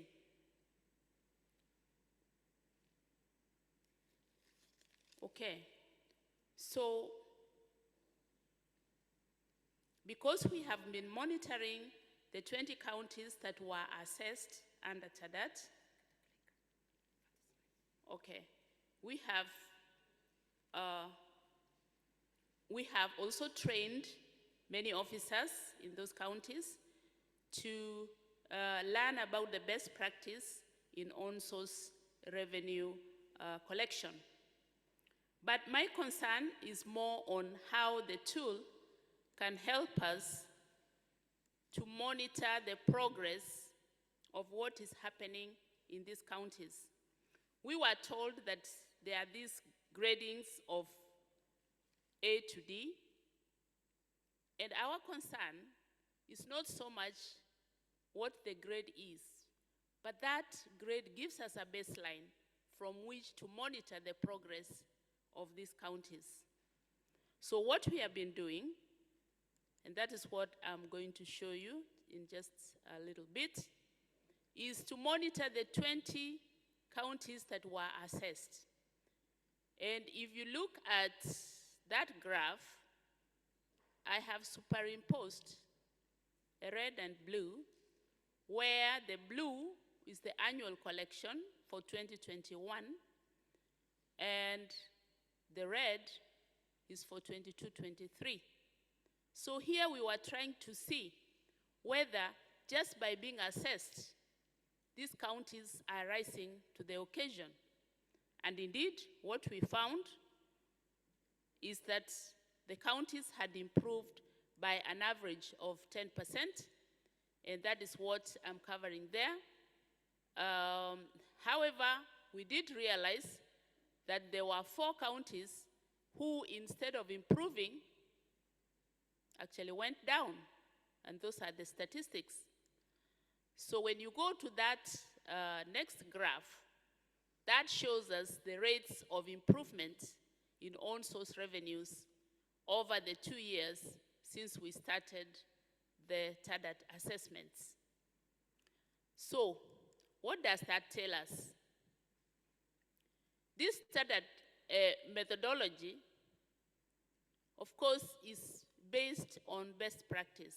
And what we did find out is that none of our counties, basically 100%, were using best practice in terms of revenue collection. And some of the findings, which were covered briefly again by our presenter Mopa, are some of those: unreliable databases, absence of risk management programs. We had poor timelines in payment of arrears, inaccurate reporting, evidence of dispute resolution mechanisms was missing. We had weak revenue accounting systems and even minimal assurance provided by internal audit units. Now, if those observations are present, no matter how much we try to finance these entities, we are not going to succeed very much, whether it's grants, whether it's loans. If we don't have these documentation processes in place, then we are likely going to fail. So I don't want to take too much time because we need time to reflect. What are some of the recommendations then that we have come up with? Other than preparing the revenue enhancement action plans, which we will be following through on a continuing basis, we also feel that all the counties should be encouraged to look at this, to embrace standard operating procedures, to embrace succession planning, so that the gaps that we observed are managed. We need to have computerized revenue management systems that can effectively manage the administration functions, as well as have continuous capacity building initiatives that can address the skills gaps. Now, from the performance figures, which you have seen from the two graphs that I showed, it is clear that recommendations require resources.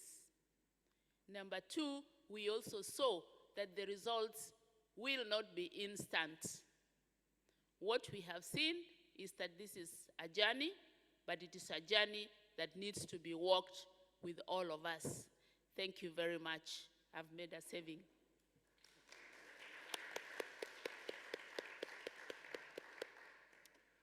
Thank you so much, Dr. Margaret. I believe one important point that your presentation demonstrates is that unless there are robust procedures for administration of own source revenues, we cannot hope for robust public financial management procedures in general. So no matter how much you add through intergovernmental transfers, and Dr. Jane mentioned that transfers outcrowded own source revenues. So no matter how much you add to the budget, there is no confidence that those assets will be used effectively and efficiently. And again, I would like to use this opportunity to thank the Office of the Controller of Budget and the Commission on Revenue Allocation for your partnership on implementation of the Revenue Enhancement Action Plan in Kenyan counties. Allow me now move to our next panelist, who is Mr. Yasin Sendaula. He is Assistant Commissioner for Urban Inspection at the Ministry of Local Government in Uganda. Over to you, Yasin.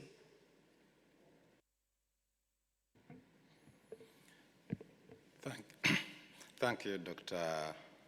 Ahmed Dimitri, and all protocols observed. As introduced, I'm an Assistant Commissioner for Urban Inspection in Uganda. And, my area is to inspect local government to ensure they adhere or comply to financial management standards, including revenue administration and other local tax policies. In view of what we are discussing today on source revenue, I'm going to focus on assets management. And I think somebody will ask why focusing on assets management in raising local revenue. First and foremost, I want to thank and support UNCDF and the UNDESA, that is United Nations Development, Economic and Development Affairs, that made us focus in this area that actually either brings in resources to local government or takes away resources in local government. In most cases, the focus is always to raise money for the local government, but we don't focus on saving money for the local governments. When we save money for the local governments, it means we have some ample amount of money to be spent on other service delivery needs in local government. So the focus here has been on assets, and when we talk of assets here, we mean the public assets that have economic value and can be used for a long period of time to deliver services. The assets management that we've been focusing on within CDF and INDESA is mainly the having assets management in place where we are looking at planning, budgeting, acquiring, operation and maintenance, and disposal, the entire value chain. When you look at that value chain, acquiring assets in local government requires on-source revenue, operation and maintenance requires the on-source revenue. We have seen that the center is increasing conditional grants local government, but most of them are infrastructure. And this infrastructure requires money to maintain. It is easy to put infrastructure in place, but little do we always focus on operation and maintenance of this infrastructure. And at the end of the economic useful life of this infrastructure, these assets must be disposed, and out of them we get the non-tax revenue, which can be used to acquire more assets, also to finance other resources. What assets are we talking about? In local government, we have basically three sources of assets. One is the financial assets, cash, debt. I'm not going into that.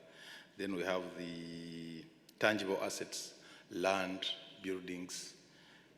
Then we have the intangible assets.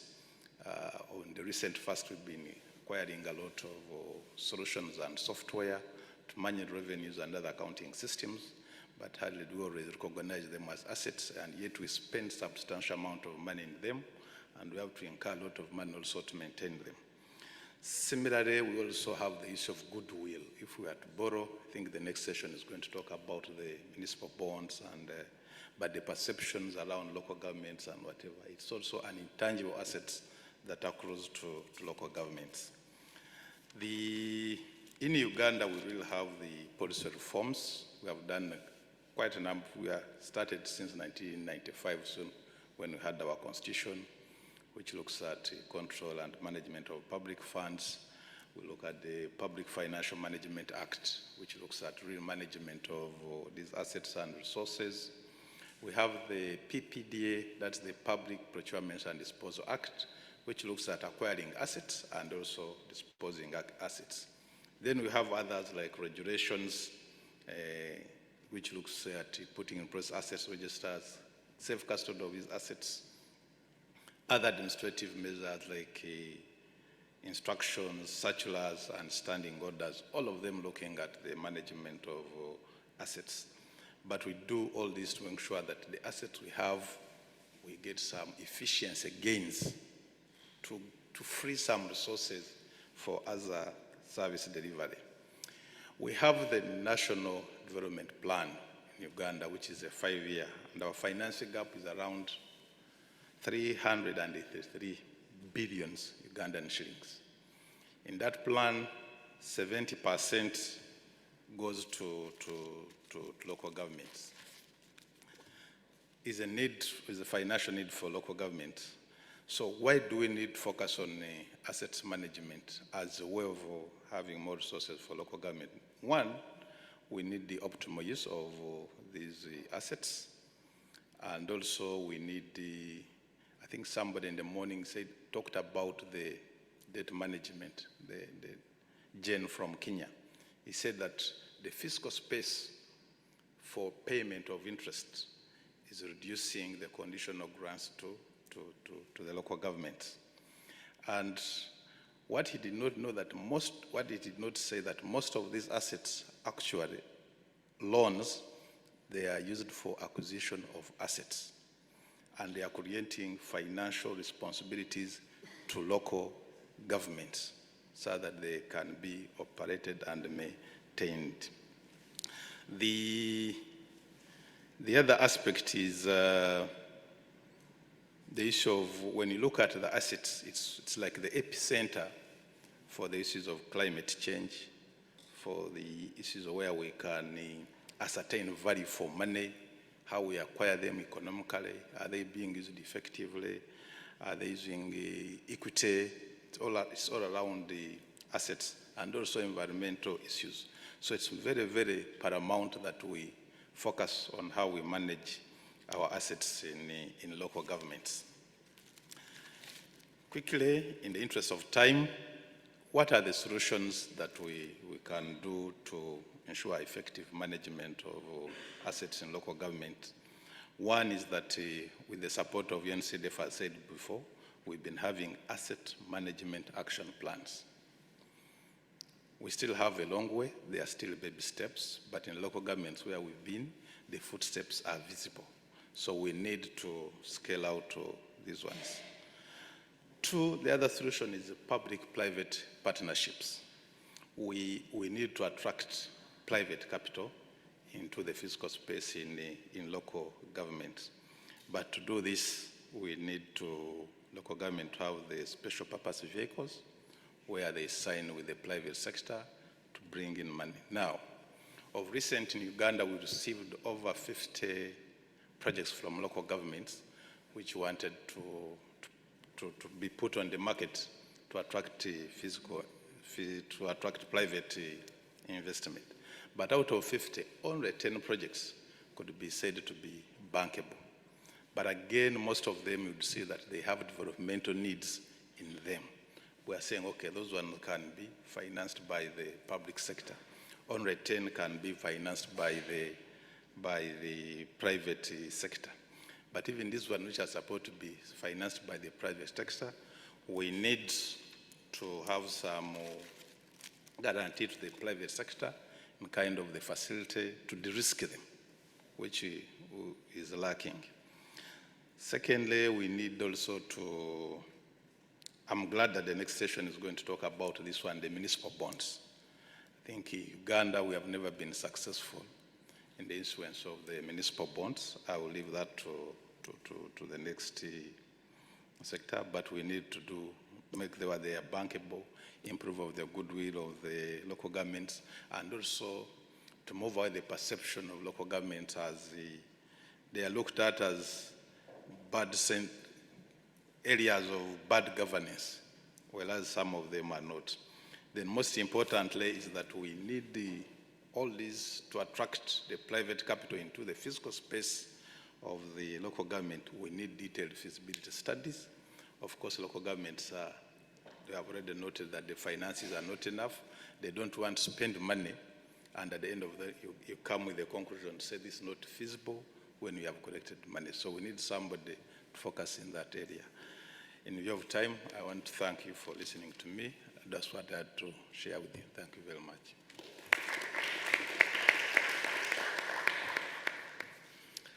Thank you so much, Yassine. I would like to echo your words of thanks to the UN Department of Economic and Social Affairs, who has been our partner in implementation of the Municipal Infrastructure Asset Management Initiative.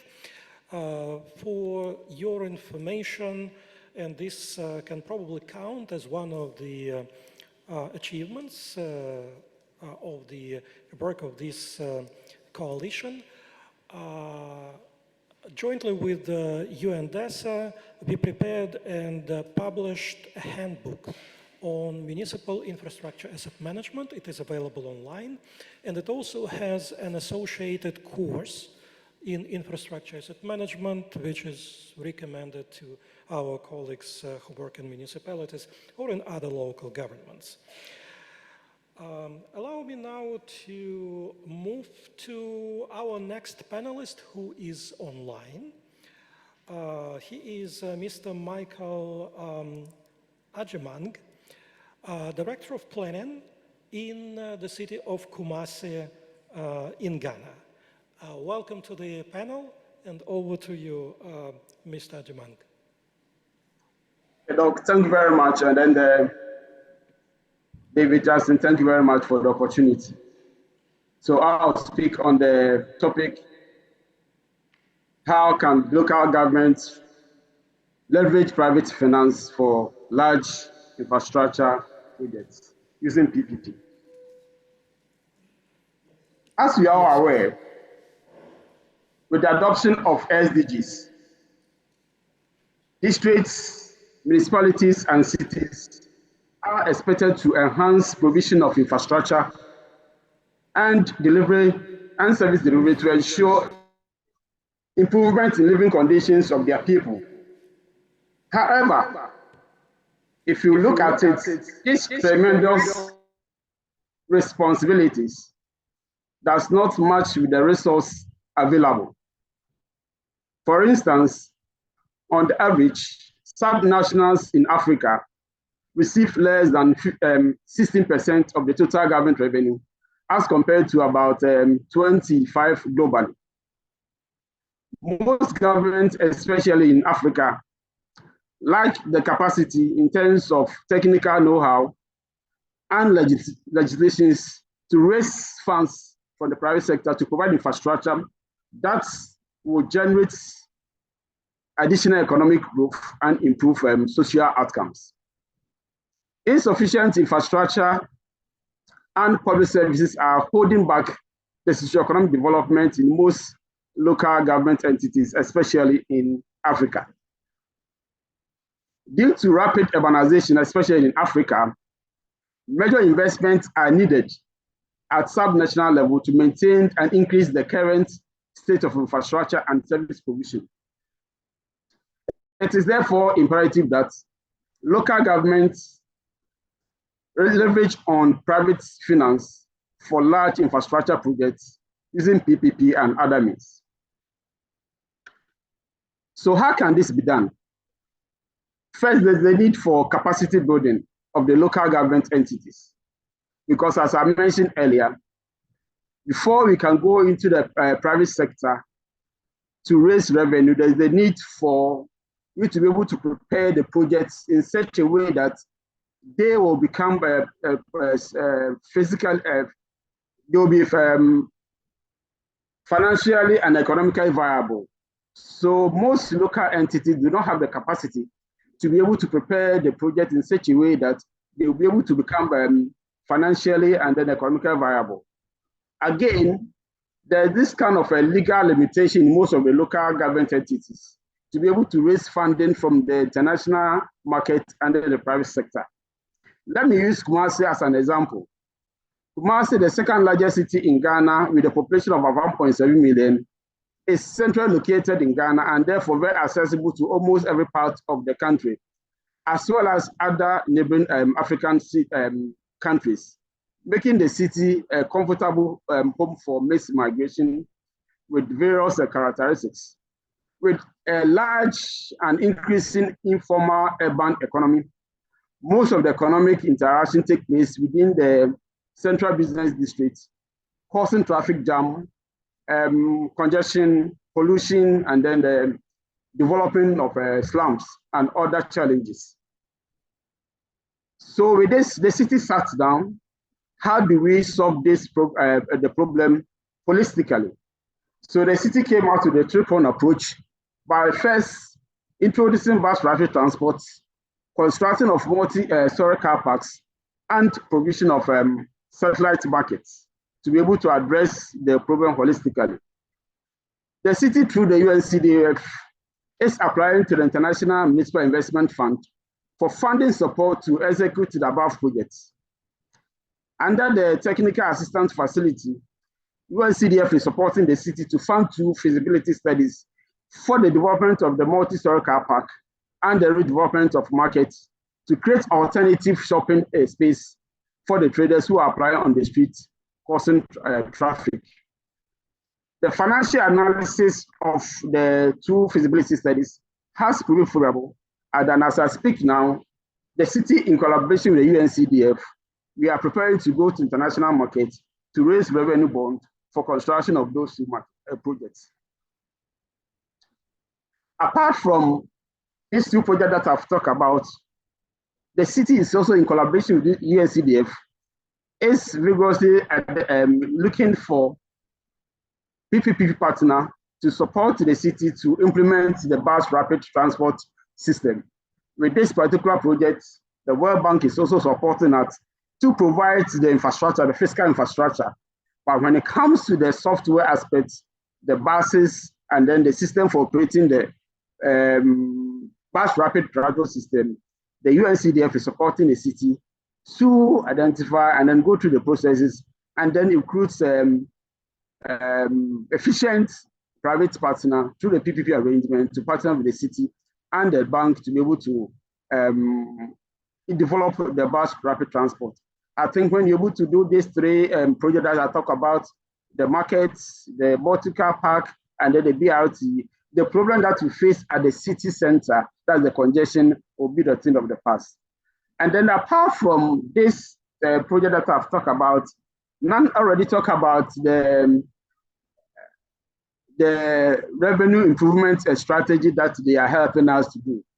So after the COVID in 2021, there was the need for the support for the local entity or for the local entities in the world to be able to increase revenue mobilization.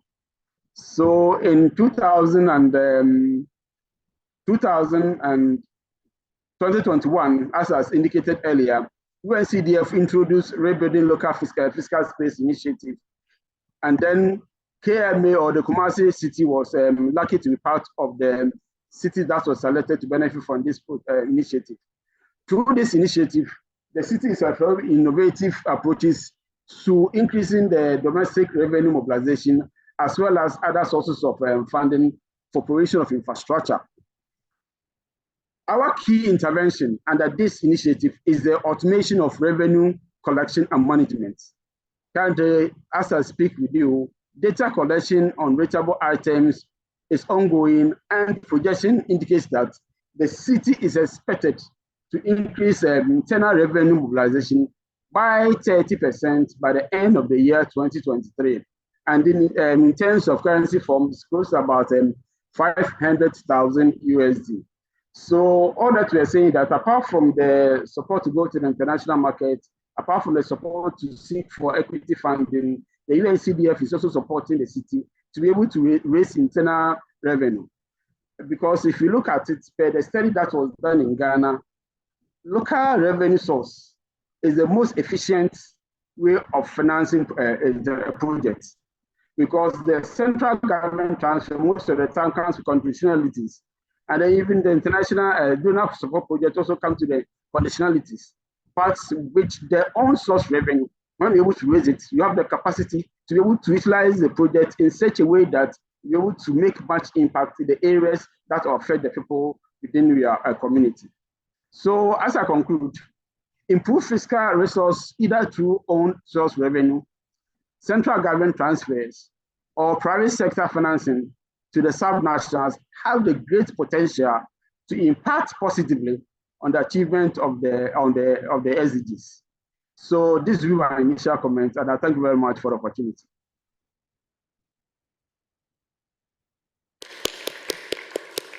And thank you again for emphasizing the importance of own source revenue generation for the capacity, for the municipal capacity to raise additional finance, including finances in external markets, as Kumasi is doing at the moment. I believe we will hear more about the International Municipal Investment Fund tomorrow. Now let us move out of Africa closer to Malaga. Specifically, we are moving to Croatia. And I would like to invite our next panelist, Mr. Dario Runtić, who is advisor to the Association of Croatian Cities and also advisor to the Croatian Ministry of Finance. Over to you. Thank you, Dimitri. I did not let you are not expected to I was asked to talk a little bit about using digital technology tools in leveraging on-source revenues. So basically one of the key problems that we see also in Croatia is, like Margaret nicely outlined, is that we have unreliable taxpayer databases, we have unreliable tax base records, and it really has to improve in order to gain some additional revenues, some additional on-source revenues. In process of improving the records, there are three key elements that we've identified. One, the crucial one, is data. The other is human resources, and the third is the investments. Luckily, the investment part is the easy one, because we've seen that by putting your house in order, by just improving your tax records in various ways, we most frequently see the increase in revenue between 12 and 36% without increasing the tax rate, which is something that mayors also like, because increasing tax rates is not very popular thing to do. So by putting your house in order, you basically improve the records of the tax base and you expand the revenues. The other important part in improving the records is the intergovernmental data exchange. That can be a tricky part sometimes, but can offer a lot of benefits, depending on how the country's, obviously how the country is arranged. But in Croatia we have a central business register, and so by linking your on-source revenue collection systems to a digital company register, you automatically improve, you identify all of the companies that are operating in the area of local government. You can compare it to your existing records and immediately identify some of the gaps. The other important thing about data is that process of collecting the data is not structured, or was not structured. And obviously, I mean, if you have taxpayer records which are not in order, there is a problem with the structure. So it's really important to structure the data collection process by creating a proper databases, by creating proper processes of updating registers, connecting to central registries, connecting to your local registries. So you can frequently see is that local governments have not been using the registries of the utility companies owned by local governments. And if you put those two together, there's a way to identify gaps, to identify operations or the individuals that are utilizing the assets, the infrastructure, whether it's utility services, and are not contributing to the operation and management of such infrastructure.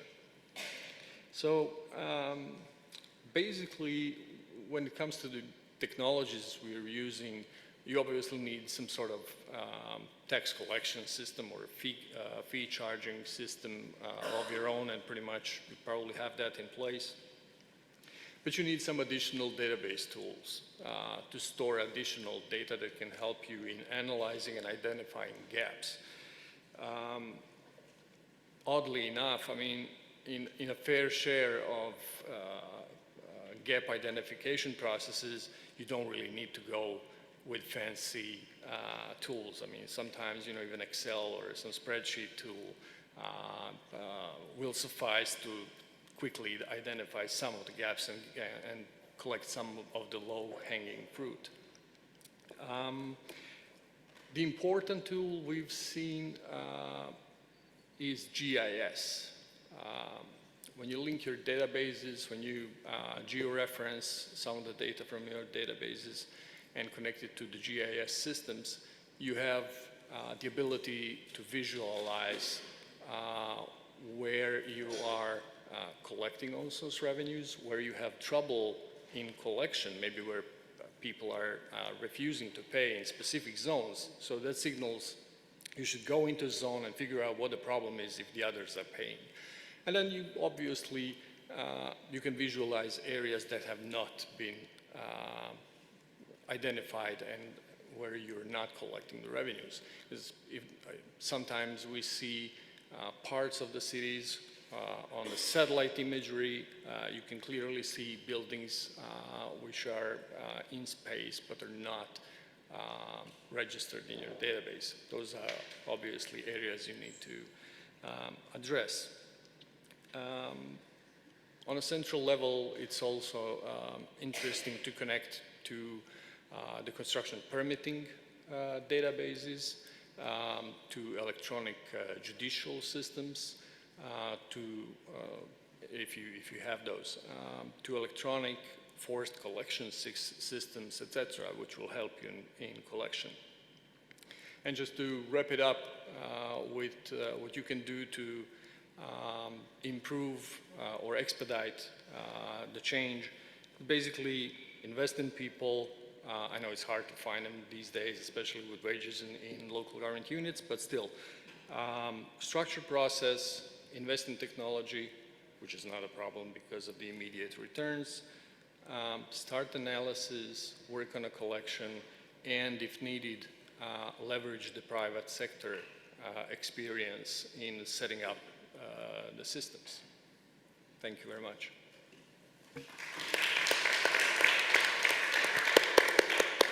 Thank you so much, Dario, and thank you for highlighting the importance of data exchange and data integration. Sometimes in pursuit of fancy digital solutions, people tend to forget that those solutions are only as good as the database that feed into those solutions. And if your database is imperfect to start with, then the tool in itself or the solution in itself will not create much difference.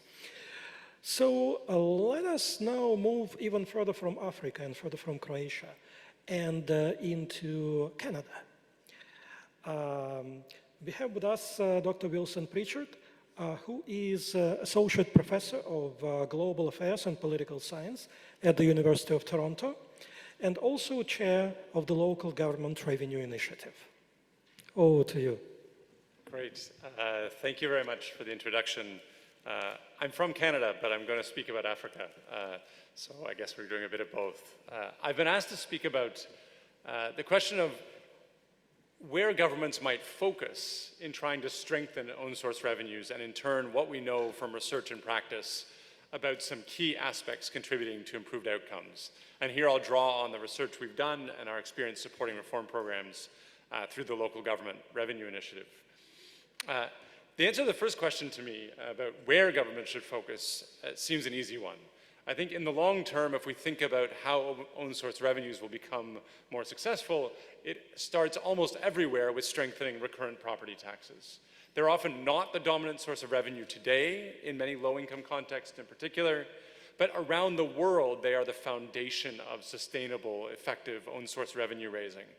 They have the additional advantage that not only do they raise more revenue, but they're comparatively efficient economically, and they're comparatively progressive when compared to other sources of local revenues.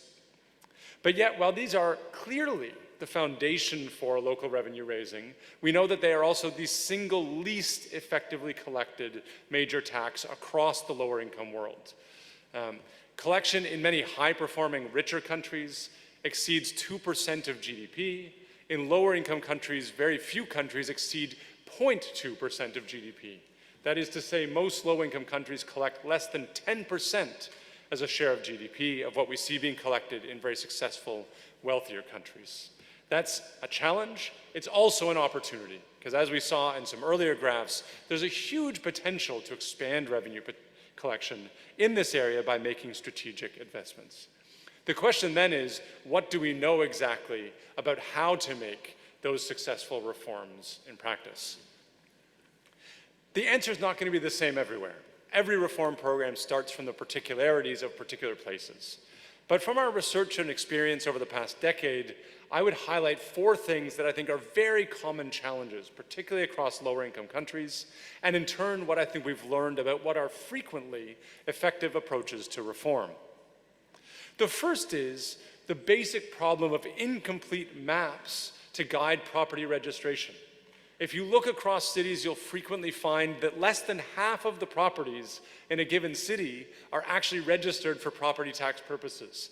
That means less revenue, but it also means deep inequalities because some people are asked to pay and others are excluded. I think there are 2 pillars that we can point to in thinking about how that outcome can improve. The first is about the legal framework.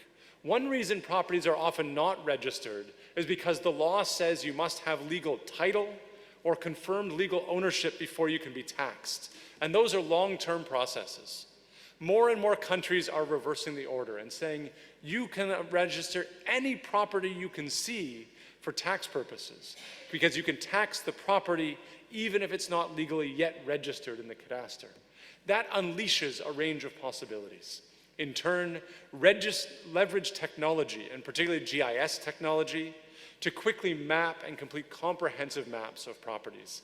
That's how you know everyone's registered. That's how you achieve equity and expand revenue potential. The second challenge we see almost everywhere is problems of either regressive, out of date, or inaccurate valuation of properties. In some countries, this reflects the adoption of very simplified systems based on flat rates by property type, or by area. But those systems are hugely regressive because they don't adequately register the most valuable properties and those who have the greatest ability to pay. Other countries try to register every property, but they encounter problems related to the cost and time involved of spending experts to register each of those properties. The end result is valuation rolls that are hugely out of date, but also often inaccurate because of errors or because of corruption and collusion. To take an example, there are some counties in Kenya, I've been told by colleagues there, that have valuation rolls as much as 25 years old, right? You cannot raise property taxes on that foundation.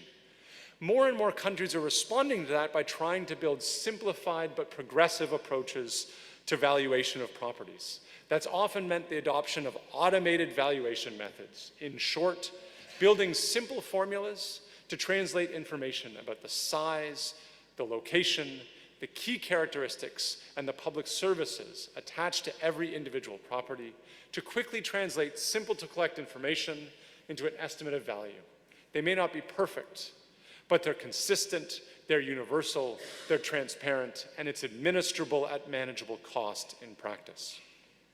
The third thing I think we see almost everywhere is a lack of automation, as we've heard, which undermines data management, which undermines mapping, which also undermines the control of corruption and errors. So the need there for automation is clear. I think the key message, and we heard this a bit from Dario a moment ago, is getting the right technology for its purpose. That doesn't mean getting the fanciest technology, the most sophisticated technology. We don't need remote sensing and AI and blockchain. We need strong basic IT tools to facilitate core administrative tasks suited to the context and practice. That often means user-friendly, it means cost-effective, it means flexible, it means clear plans for sustainability. The fourth pillar here is about trust and compliance. If citizens don't trust the tax system, first, they won't comply, and we know compliance rates are often enormously low across many countries. But likewise, they won't politically support property taxation. And if there's no political support for raising revenues, it won't happen because political actors won't take the steps needed to mobilize reform. So building trust becomes critical, and again, I think 2 things are central here. One is building systems that taxpayers believe are fair. Everyone's treated the same way, everyone's expected to pay, and the rules are transparent and easy to understand. Those are the things I've described so far. The second is linking revenues to service delivery. Demonstrate to the population that when revenues are raised, it brings public benefit. That happens through improved service delivery. If necessary, it happens through things like earmarking or participatory budgeting, concrete strategies to allow citizens to see that link. In 1 minute to finish, the key question is, does this actually work in practice? I think it does, and I'll tell one story to illustrate. In 2019, we were invited with our team to support the mayor of Freetown in Sierra Leone to implement a reform program based on this model. These core ideas, simple ideas in many ways. We did that implementation in under a year, and the results were exciting.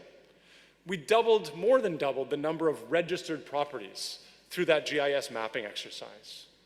The valuation process made valuations dramatically more progressive, because what we found when we updated valuation with a simple automated model was the values of the best properties rocketed upwards to make those who could best afford to pay more. Put those two things together, the revenue potential in the system, without changing the rates, increased fivefold overnight. When that went to the field the next year, revenue collection tripled from year to year, and it did so in the middle of the pandemic when people were facing severe economic challenges. And underpinning that, people trusted the system. When we surveyed people, 70% of respondents said they supported the reform, even though it led to increased tax rates. That was supported in part through that fairness and transparency, and in turn by putting in place a process of participatory budgeting to demonstrate the link from revenues to services. We're now working with a number of governments across a number of countries in Africa to try to replicate those ideas in practice. I think they're being implemented more and more, and with luck, a couple of years from now, we'll have more of those success stories to share. Thank you very much.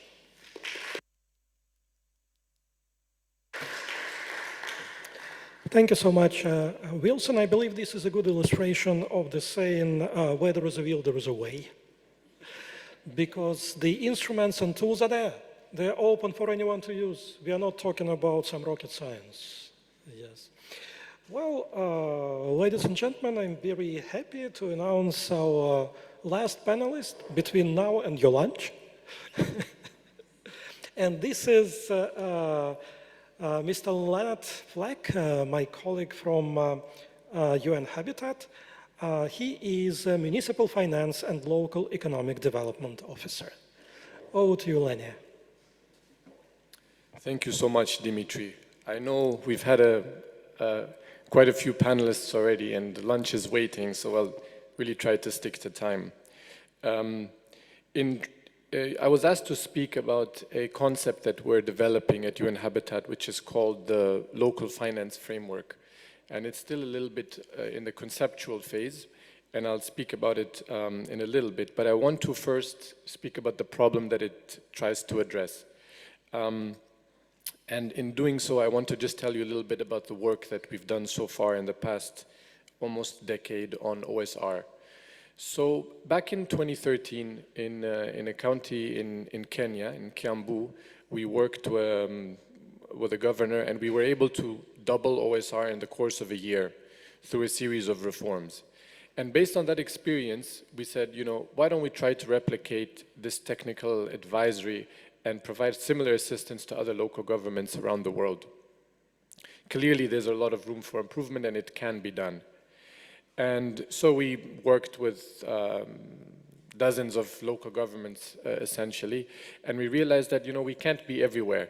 There's limited human resources out there that can work on this, and it's quite expensive also to provide this type of technical assistance. So we said, let's build a digital tool that's going to be helping local governments to directly kind of do the kind of diagnosis that we would be doing, kind of putting ourselves out of business and supporting local governments with IT.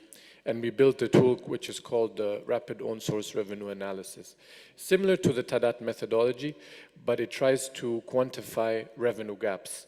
Essentially saying, you know, this is your potential, this is your actual revenue, where are you losing it, which revenue streams are responsible for the gap that we're seeing, and within those revenue sources, why are we seeing these particular gaps? And as we kind of developed this approach, we realized that a lot of the time, local governments, we would be basically sharing the recommendations of our findings with local governments, but they would be reluctant to implement them. It became clear that oftentimes one of the key challenges wasn't necessarily a lack of technical capacity at the local government level, but really the politics around implementing some of these difficult reforms. And I think this is an obvious one. I think everyone knows about it. But we often don't talk about it as much as we possibly should. You know, nobody likes taxes. It's difficult for politicians to introduce a tax reform. Some of the people who, you know, based on our research, some of the people that have the largest tax arrears, let's say, are also well connected to government officials and are able to, you know, change government policy to prevent valuations from taking place. There's a reason why valuations are 25 years old. It's not that the local government doesn't know, but there's pushback to introduce new valuations. And so there's a vested interest within the system to preserve some of these dysfunctional systems. And so that is a serious problem. And as much as we were trying to build technical capacity with the tool, the ROSRA tool, we realized we need to do something about the politics of OSR reform. And of course, this is something difficult to work on, and there are a lot of factors which contribute to the lack of incentives for successful OSR reform. I think we heard today about the role that transfers can play in incentivizing OSR optimization. We've heard about the impact of essentially all of the pieces in this financial ecosystem kind of contribute to the incentives. But we realize that the way the ecosystem works at the moment isn't necessarily conducive to OSR reform. And of course, this is, I won't have the time to kind of elaborate on all of these, on the impact of the ecosystem as a whole. But essentially, it seems that the way we're currently operating within the ecosystem, we're not really prioritizing and saying, you know, this local government really should be focusing on this type of reform. You know, even when we look at the literature on municipal finance, oftentimes we talk about transfers, loans, bonds, OSR, and we then say how to optimize them. But we don't really talk about where should we be doing what, you know? And it's quite difficult, actually, I think, to develop that type of intelligence. And it would require, of course, some level of simplification of a complex reality. But I think with this, what we call the local financing framework, we're trying to move in that direction and say, you know, clearly we need to be better, or we need to be more intelligent than just saying, well, let's try everything at the same time.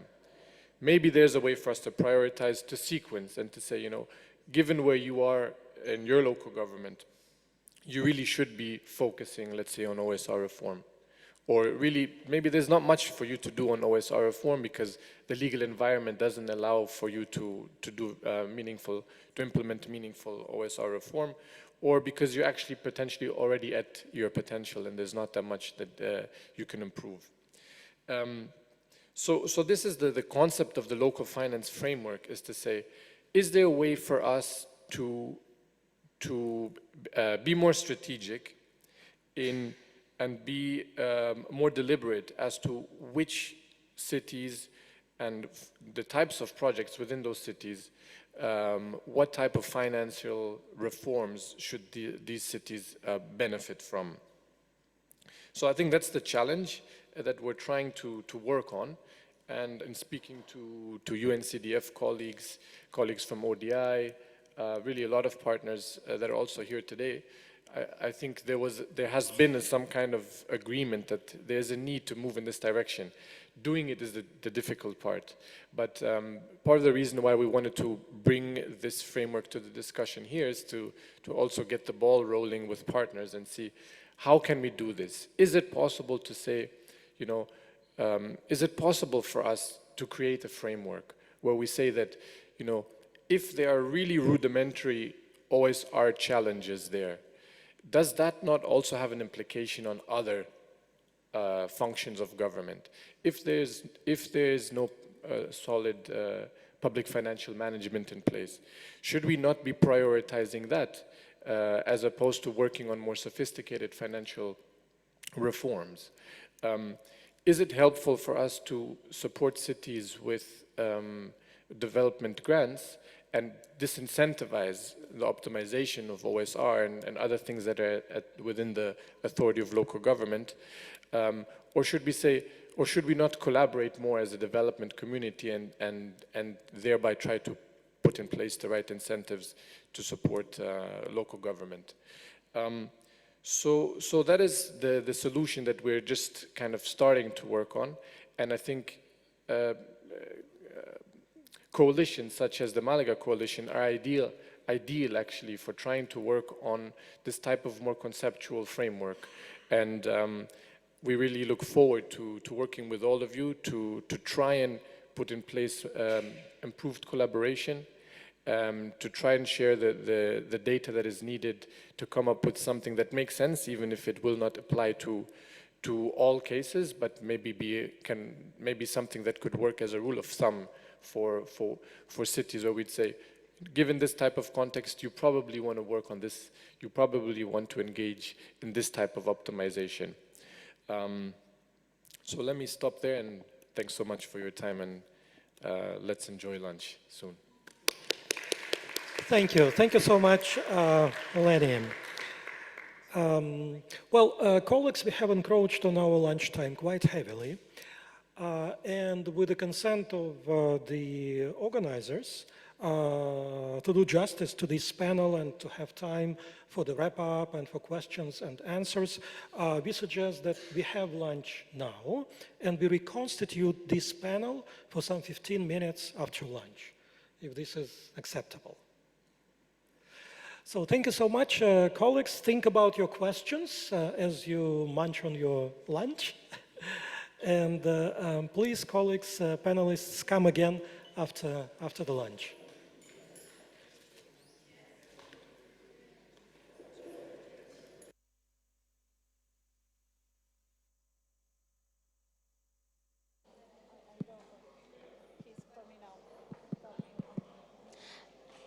And everyone, please come back at 2:30. 2:30. Yes. Thank you. You're welcome.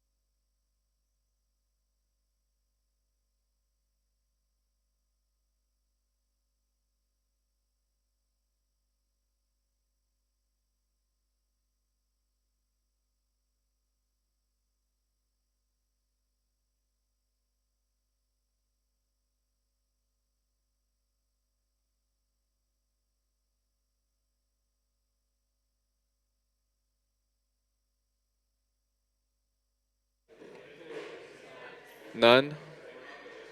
Can you hear me? Can you hear me? I'm speaking. Can you hear me? To the channels? Please sit down and talk normally as. Okay. Not so, I'll not take so my close. phone. What? Okay. Or I'll do it. I normally, okay, just like they do. Yes. Hello. No. Hello. 1 2 1 2. Check 1 2. I want to see your colleague. Sorry, I want to see your colleague. Hello. Are you listening to me? Yes. How do you? They saying it's good. We didn't change anything, so now it's working as before. I'm talking with my voice, loud volume, so no. It's weird when there is, because we tested between. Yes. And in between is working fine. And then when people are in the room, it's not working. Should I change microphone and go to a different place? Maybe to the lectern or I don't know. But we didn't change. Yeah, we didn't last change. time Same it level, was the same during same the microphones. break We didn't tried change. And it was very clear. But then But during the I'm a session, it was different not person. working. Maybe my voice is a little bit louder, but we control the volume and it's the What same about level. me? Can I hear me? Can you hear Amadou? Amadou, see? I'm speaking right now. Can you hear me?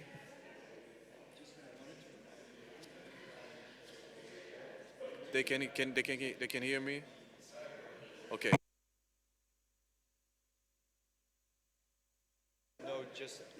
We are going to test the lectern microphones now. Just talk. Hello. Talk. No. Talk. Can you hear me, interpreters? I'm making a test. I'm speaking from the lectern right now. I'm speaking from the podium. This is where most of the people are doing their presentation. They wake up to the podium and they speak. So we tested a few configurations. We tested the panelist mics. This is where Dimitri and everybody were speaking. This is where everybody was speaking from the panelist table. Now we testing the podium. I'm speaking normally as if I'm doing a presentation. I'm not close to the mic or anything. Is this working? Is this working? Okay.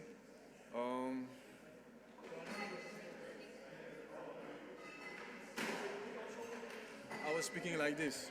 I'm speaking like this, just like I'm doing a presentation. Is it still working? Can people hear me? This is not a good volume. You should talk much louder. Can you hear me? Right now, I'm speaking from the podium, from the lectern. Can you hear me? Is it working? Is it clear? Okay. So that's weird. Where's the phone? From our side. That's weird because apparently they didn't change anything. But when we do the testing between sessions, it's working pretty well. You know, it's clear. But when people are in a room, then there is a whistling sound and it's very low. It's also strange because we can monitor our output. Yes, and we do it not every moment, but we are doing it very often, and it goes well, and always at the same level. Lower. Yes. Raise the button up. Yes. Try to same level for everyone. For everybody, huh? Okay. The important thing is to talk normally, but loudly. You're talking to a lot of people. Obviously, you are using a microphone, but you also need some power to Yes. talk to the people and do it well. Yes. And that's it. That's it, huh? Well, we'll see, huh? Sometimes I guess. it's complex, but now it's very simple. Just talk, connect to the microphone, and that's it.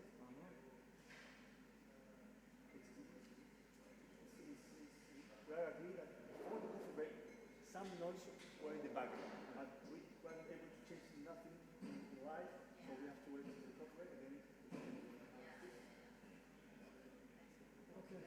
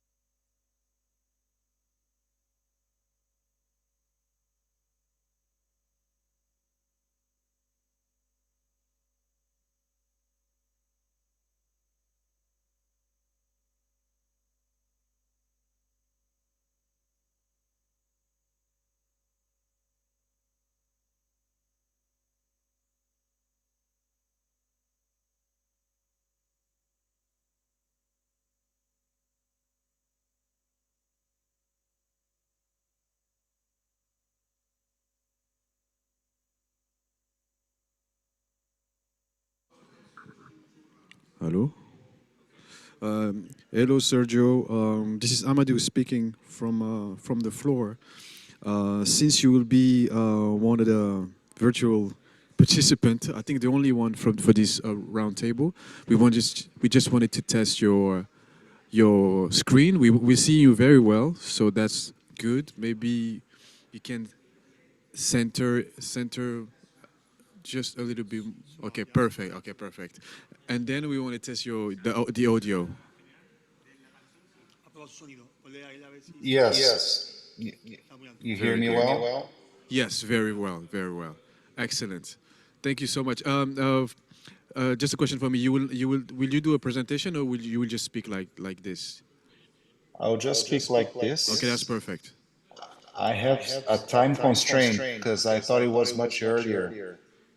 Yes, we are late. So I will tell Peter.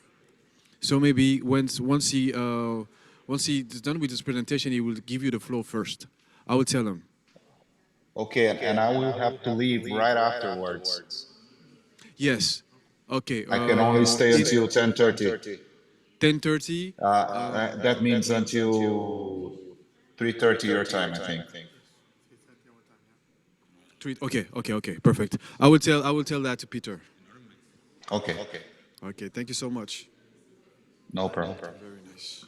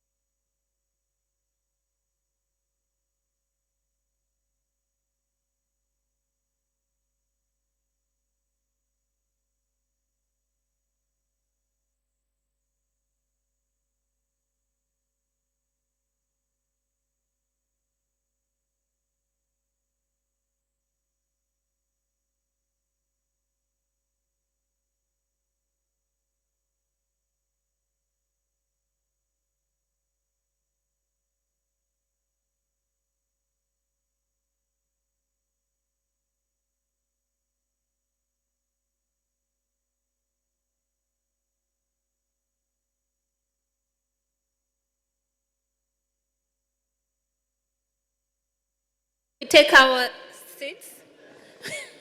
I request that we take our seats. We are going to give the own source revenue panel 15 minutes for Q&A, and then we move to the next session. Thank you.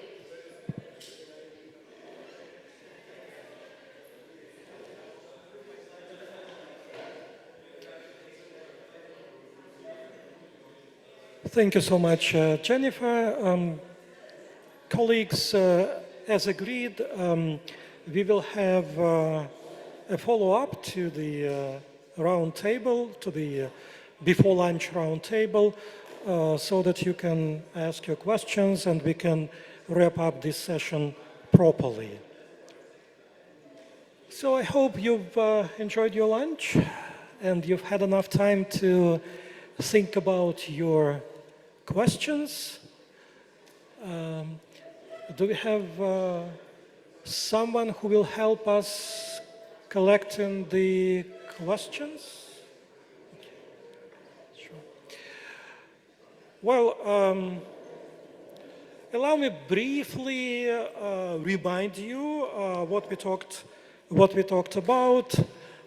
We spoke about the tax administration diagnostic assessment tool and other approaches to revenue administration diagnostic and revenue enhancement action planning. There was a presentation on infrastructure asset management and how important it is in the context of owner source revenues.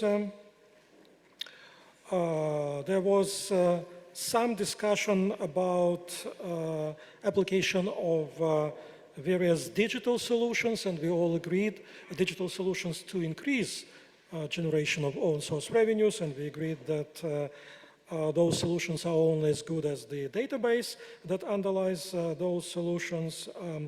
We spoke about the need for capacity development for local governments in many areas related to own source revenue generation. There was a discussion about policy actions that can and should be taken to increase own source revenue generation. And then we also heard about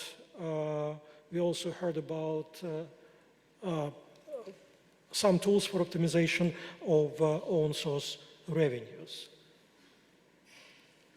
Okay, I can see that we have some questions online. So while you are still thinking about your questions, allow me to read a couple of questions from that we have received online. Okay, Kevin Nelson says, so far in the own source revenue session, I haven't heard much, if anything, about the important role of investing in small or medium enterprises to increase revenue and then reinvest in services and incentives important to SMEs to further increase revenues. USAID has found in examples within Africa that investing in local private sector can drive revenue. Can one of the speakers address this component? Does someone feel like talking about the link between private sector development and own source revenues? Silence means consent. Yeah, sure. Please go ahead.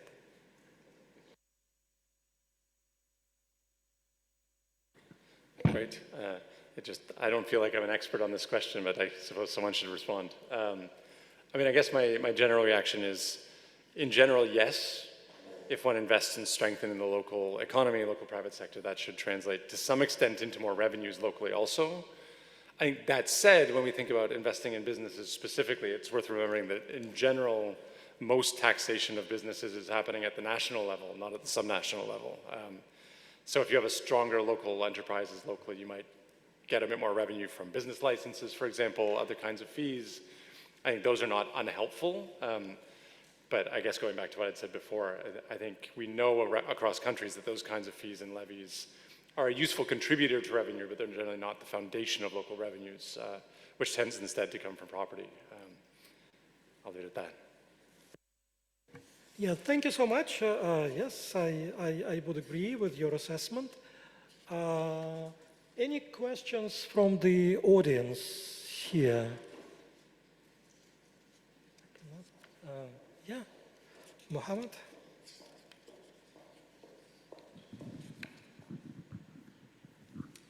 So thank you so much to the panelists. Mohammed Abadi, I'm the Senior Investment Manager with UNCDF.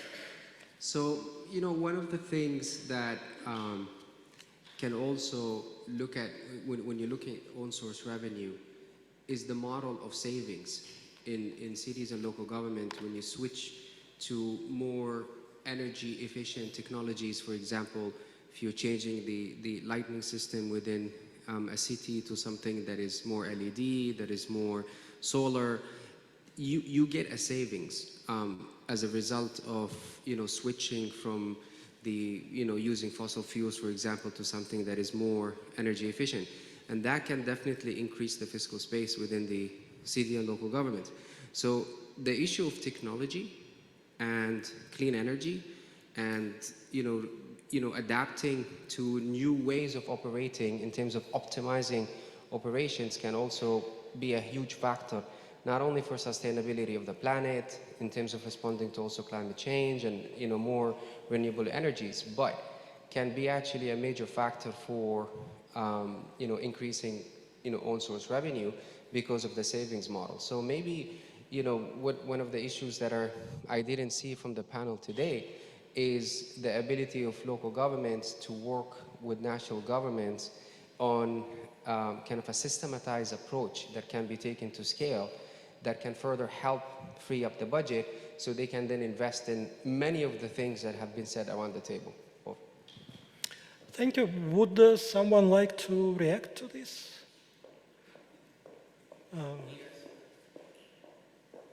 Okay. Yeah, thank you very much. I want to thank the panel. I just want to make an observation. There was a statement that sometimes the local governments don't do the reforms, even when they are good products. To me, I think the issue is there is a question of mindset change. I think we need to invest to make sure that they understand and they really internalize the whole essence and benefits from these reforms and products. So mindset change is very critical. Somebody may have the capacity, technically or otherwise, but does not appreciate. So it's a very important factor. And one of the ways to do it, for example, the elected leaders of local governments, they have manifestos, like all leaders. So if one touched areas that talk their manifestos, then they would appreciate and they will own up. They will belong to those products. But many times people design and then they are not talking to the local government political leadership. So we need to do an arrangement to engage them and change their mindset, and that will help them to implement some of these reforms. So we need more engagement, but mindset change oriented than the usual skills and capacity building. Thank you. Thank you so much, PS. Any other questions from the floor? Well, if not, panel members, would you like to react to the two comments that we have received, not really questions? I'll just try to react to some of the comments. I think that the panel wasn't comprehensive in trying to outline all of the OSR challenges because we focused on particular solutions. So of course we didn't address everything, but just wanted to mention something about the business, the first comment around private sector development. The way that private sector is contributing to OSRs primarily through business licenses. And usually, you know, there are various categories in which businesses are categorized and which determine how much they will pay. And if there's growth in the private sector, it usually doesn't reflect very directly in terms of what they would be paying for OSR. So usually private sector growth isn't really going to translate very directly into increases in OSR. And the reason why the way to optimize revenue from businesses is to ensure that businesses are registered and compliant. Usually I think similar as with property taxes, most of the businesses are informal in low-income countries and they're just not actually, maybe they're paying some fees, but they're not going to the government. Then I wanted to quickly comment on what Mohammed was saying about the expenditure side. I don't think we looked at that. I mean, I think your comment has a lot to unpack, but we haven't talked much about expenditure, and I think it's key. You know, we always talk about optimizing revenue, but what is done with the revenue? And in some places, we've managed to optimize revenue, and we have indicators to suggest that things have gone well, but then we don't necessarily see that translating into improved service delivery. And so I think in this conversation about OSR, it is really important to look at, you know, what happens on the expenditure side, and sometimes we wouldn't even need to work on revenue at all if we were able to just really use the resources that are there more effectively. And so I think that that connection is really key and important for us to talk about. Yeah, thank you.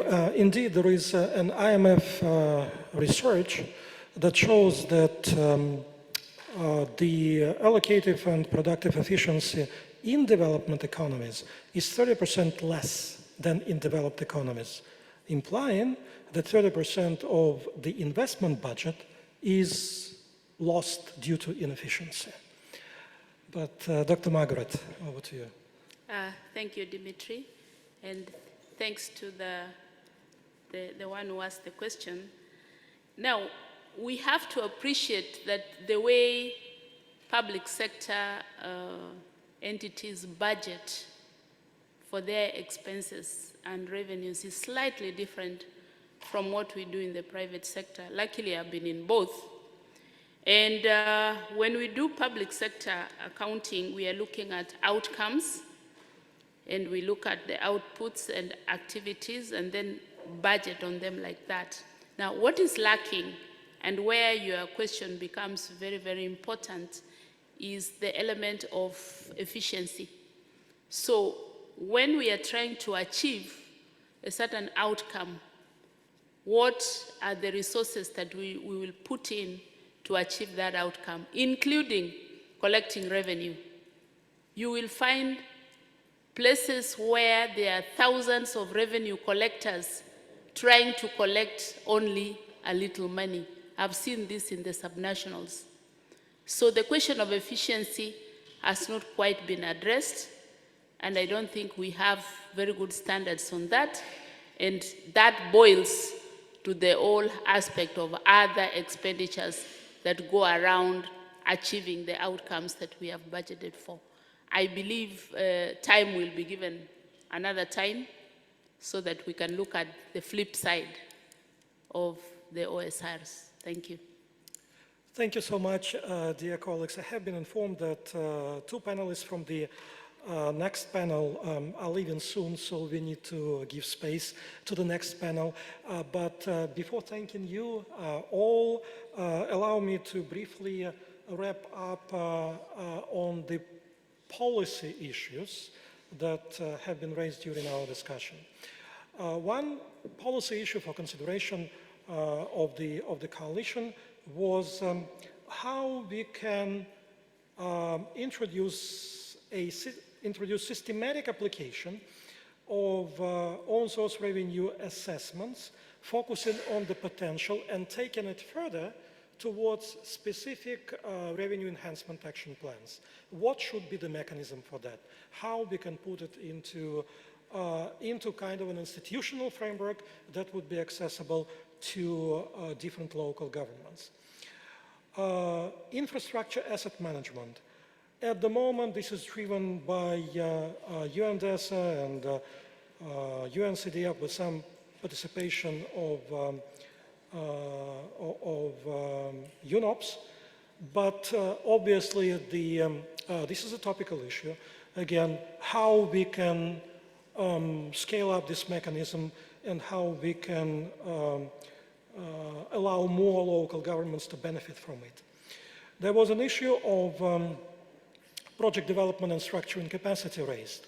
Whether we are talking about projects that are funded from own source revenues or they are funded using capital markets, and this is what the next session will speak about, the capacity to develop and structure such projects, particularly in secondary cities, is not there. So what could be the facility to help those, cities in that respect? We spoke about digital solutions, applications of GIS technology and so on and so forth. Many cities struggle with it. There are many different solutions being developed. This is obviously very inefficient. So can we somehow streamline this process? Can there be more generic solutions developed that later can be adapted to the specific needs of local governments? The same is true for, say, valuation methodology when we are talking about property tax to avoid regressive valuations. And I believe that these are major policy issues that have been raised during this roundtable. So thank you once again, distinguished panelists. It's been a pleasure, and I hope that our audience enjoyed this roundtable.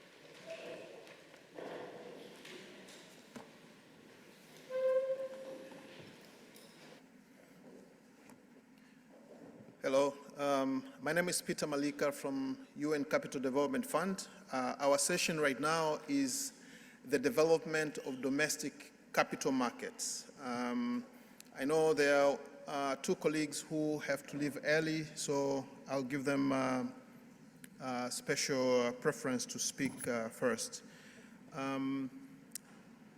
So domestic capital markets, I think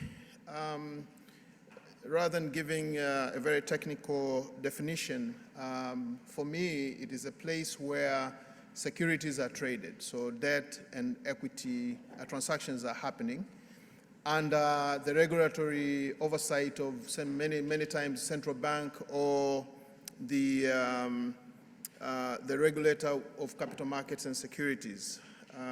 In least developed countries and emerging markets, these capital markets are underdeveloped, they are under